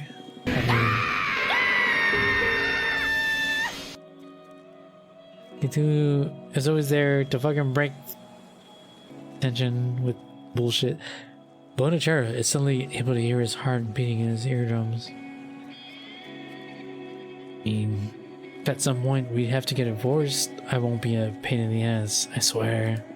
Truth is, at some point, I would like to have children, adopt a kid, and I think we need to be married to make that happen. Oh, well, dude. Riz's heartbeat joins the orchestra and starts banging at his eardrums too.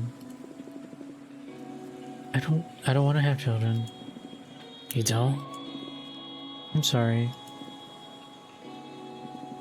So, there's no future for us? No, I'm here. I love you. There's as much Garza here as you want. I just don't believe in marriage, and I don't feel the need to have children. But that doesn't mean that you should give up on the life that you want to build. What? Does that mean you might reconsider in the future? I don't think so. But you could still score a husband and have children, and I'll still be here for you. I love you, and if your husband is hot enough and he's up for it, I'll be there for both of you. You already escaped a heteronormative life. Why stick with a monogamous one? Oh shit, my head's spinning right now. Hey, you're the one who wrote some bits about poly stuff. Didn't this possibility ever cross your mind? Making me feel like a dinosaur, man. I don't know what to say right now. I have to think about all this. Anyway, I'm here for you. I love you. I love you too. I love you 3. I love you 4. Are clowns allowed to have children anyway? Shut up.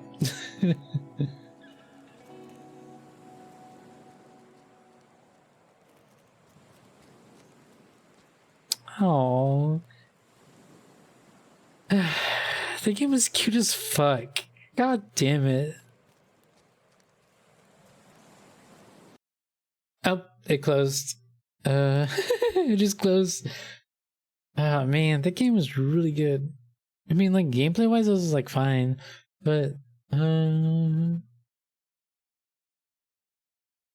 liked it. I enjoyed it a lot. Let's watch the yeah, this game was definitely the best game out of the collection so far, I think. But I think they probably had more time to build it. Like the other games were built like as part of like game jams, so they had like a time constraint.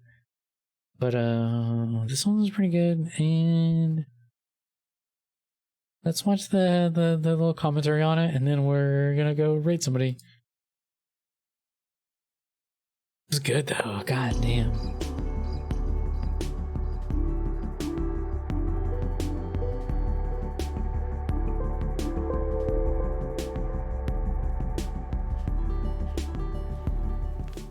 Okay, so De Tres al Cuarto. This is the exclusive game for the collection. The only game that we know how to pronounce properly because it's written in Spanish. De Tres al Cuarto. Which if you play the game, you know it means something so cheap that you could literally have 3 for a quarter. This is a Spanish expression. We made this game exclusively for the collection. It's our 33rd game. 33rd. 33rd. So it's like God damn. A lot of games. A lot of games. Yes. And this has been like some sort of rehabilitation process for us. I mean, this has been like some therapy for us because with the last year we had like a big breakdown working on a big game. Therapeutic development. That's like a new concept we are working on. Yes.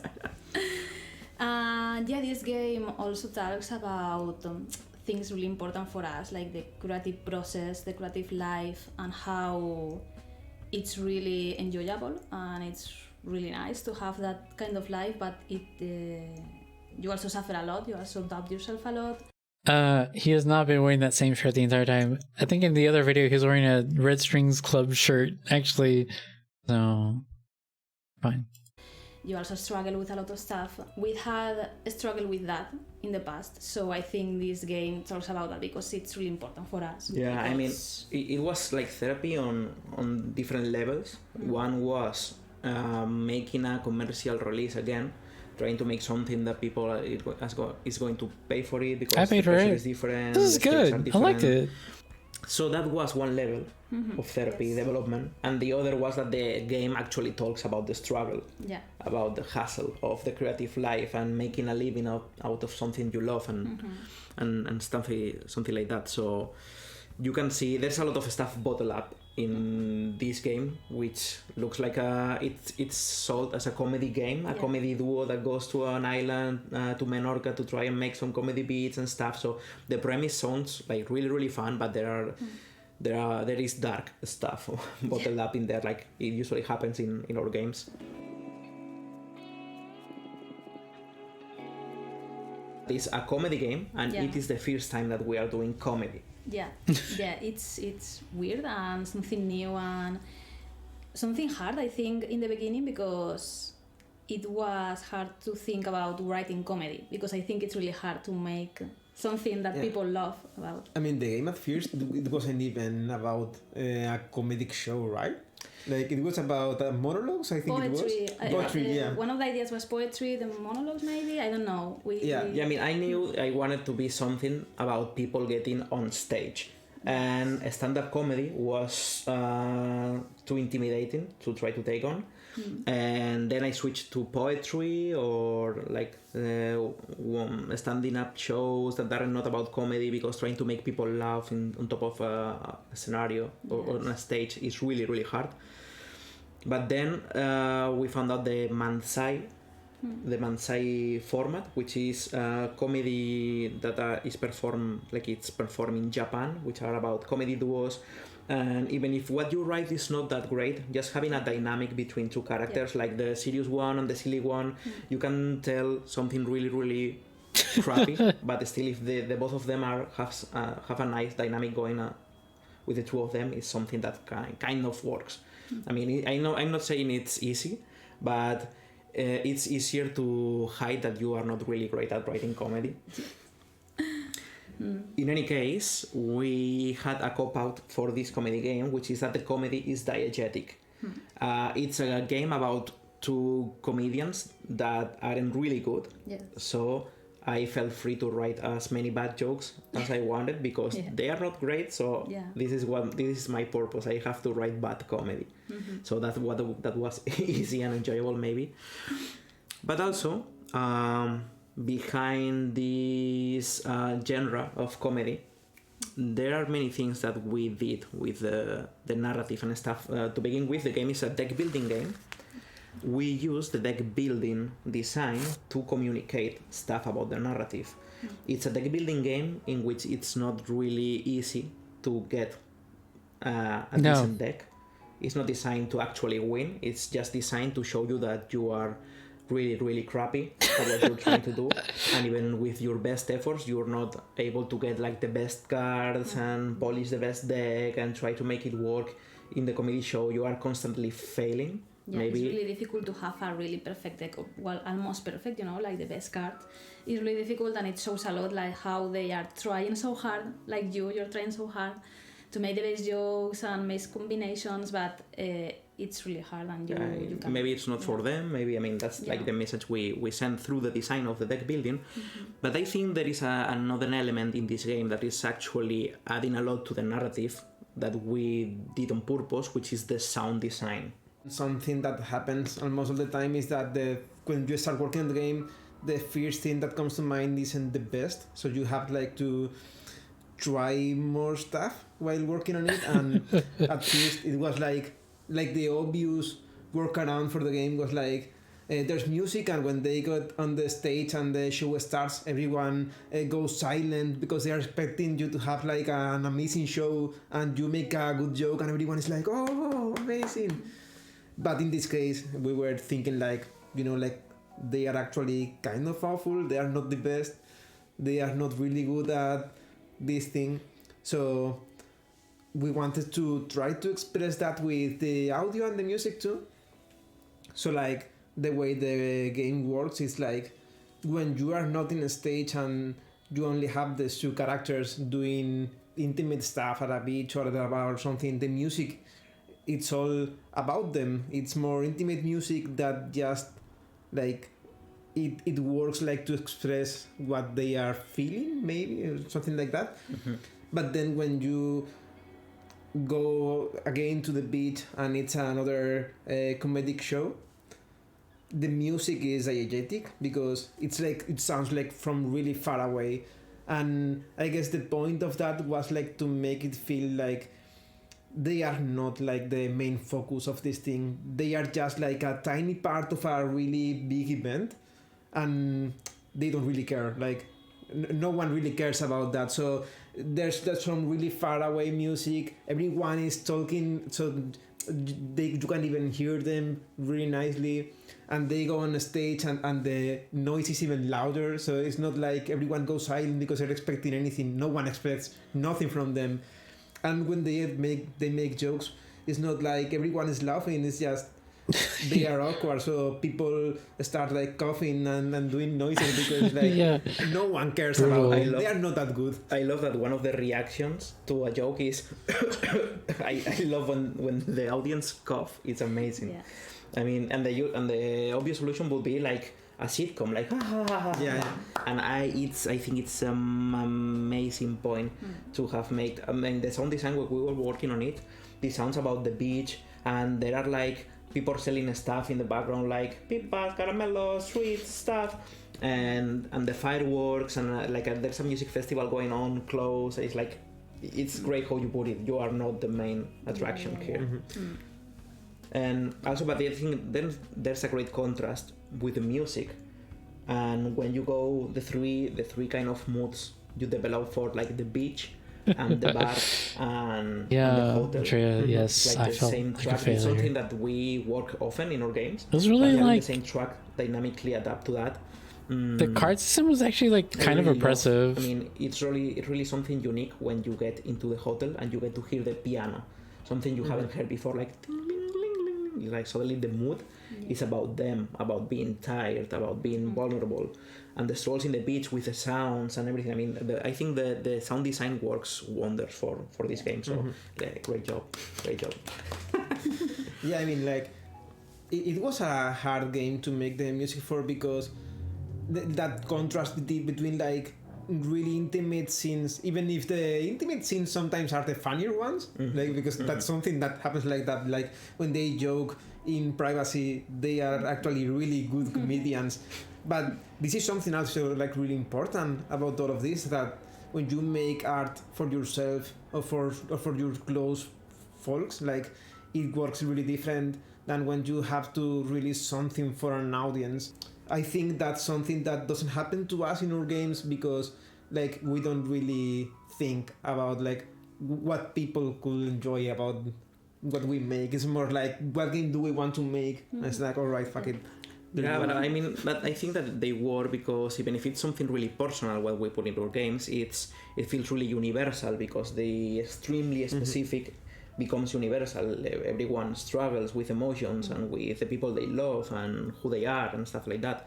So that's why I feel we can get really, really into stuff without being like, let's make a market research to release this game and stuff. It's just like distilling reality into what we put together.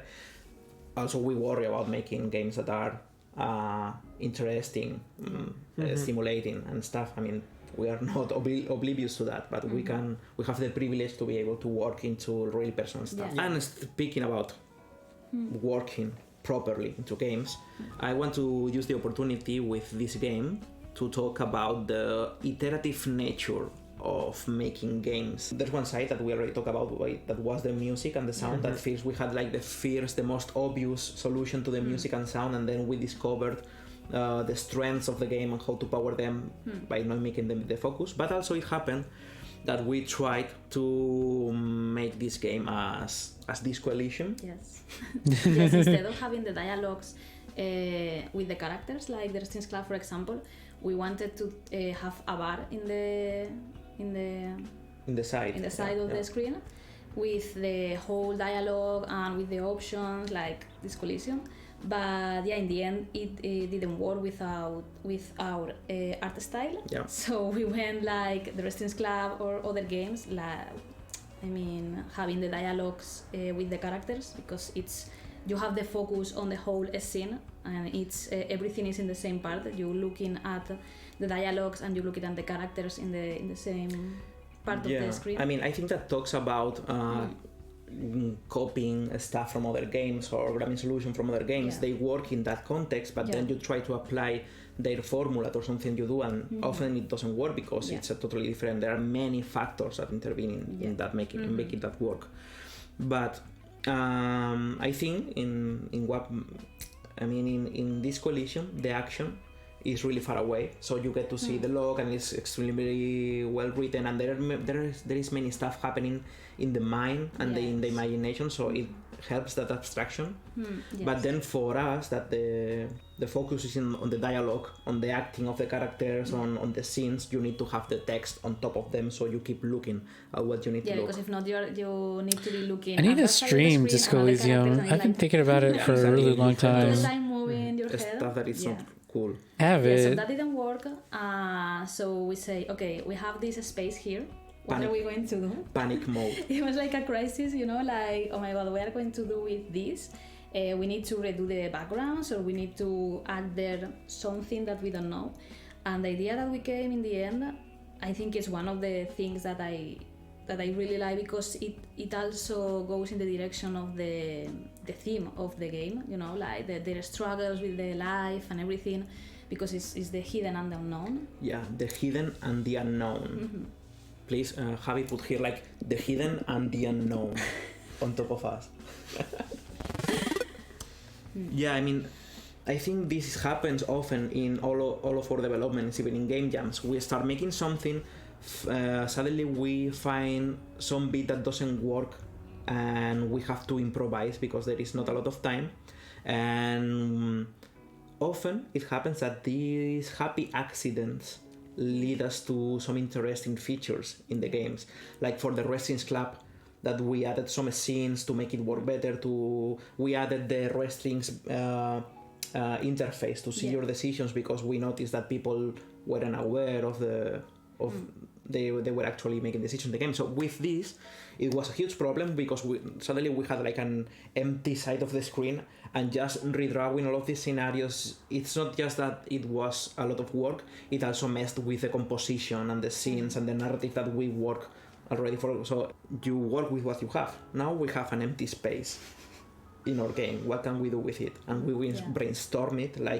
We can add like a Twitter feed, so you get feedback of our shows. The reactions of the people that are watching the show. Maybe we can put them at nights. They are in bed and they go through Twitter like we all do, seeing what people say about them. But I mean, it was a lot of work. And in the end, I recall what I loved about Disco Elysium it wasn't just that it had a sidebar for the format of the text. It was what it brought to the table, this internal train of thought. Yeah, that's the So best. I created the hidden and the unknown and use it to go a bit wild with a narrative. This is like a narrator that knows about them, about what goes through their heads, but also about parallel timelines. I got creative with that. About the past and the future. Yeah. About other characters. Or something like this is happening in Mexico right now. Or if they were to do that in a parallel universe, this would be happening. So I really like what the hidden and the unknown brought to the table. And maybe it's something that will end up in future games, because it always happens with these happy accidents. We cherry pick these happy accidents to build something new in the future. I think that's this game has been great at many levels for therapy, for having something new for you all, and letting us talk about our creative process and our creative life. And this is the end of the collection. If you watch these videos in order, who knows? So as this is the video for the main exclusive piece of this collection, we want to take this opportunity to thank you all for playing our games. I mean, Yes. we are really, really thankful. Thank you so much for playing the games. Thank you so much for watching this. I'm really grateful for having the time to do this. I mean, this collection, this game, and also this documentary, because it's nice to talk about our creative process. I'm just gonna say thank you so much for your support, because if it wasn't for all of you, we wouldn't be making all of this. It's just like that, like we will be trying, but it will be the same, and we actually can make this like all of our days thanks to all of you that are supporting us, and that's amazing, and we are so grateful. Yeah, I mean, I think of people who play our games as the last piece that completes our creations, because they would be meaningless without the people who play them. I mean, it's like creation is not completed until they reach someone. And making games for us is like an act of communication, and if there's no one listening, it doesn't make any sense. So knowing that you are there and you're watching this video and play the games, and especially when you let us know if you liked something, if you didn't like something, how it makes you feel, and I think it's what really makes worth all this creative cycle, to connect with people and to start a conversation, because what we put out there, it always comes back in the form of what you created in the world and what you made people feel and what you made people think. So I am super, super thankful. Thank you a lot, everyone, for playing our games and for supporting us, and as long as you're there, we'll keep making games, and see you soon.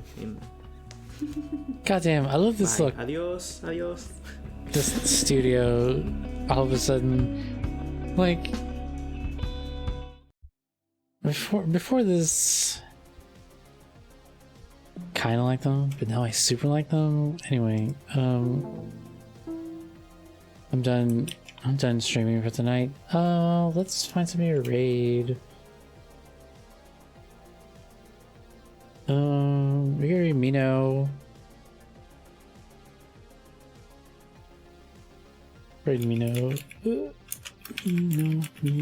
She.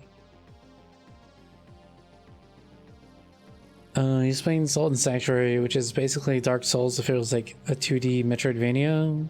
Yes. I don't know. I hate using Dark Souls to describe a game. Really lazy, I think. But I don't know. Thanks to everybody for hanging out and swinging by. I had a lot of fun tonight, actually. It was a pretty cool stream. I do love like these weird narratives. Love storytelling, but do it. I'll just play a game. That's about it. Let's see. Tomorrow, Project Winter, 7 p.m. Central. Gonna be great. Show up. Except I think everybody in this audience is in the game. I gotta go. I have to pee really bad. Bye.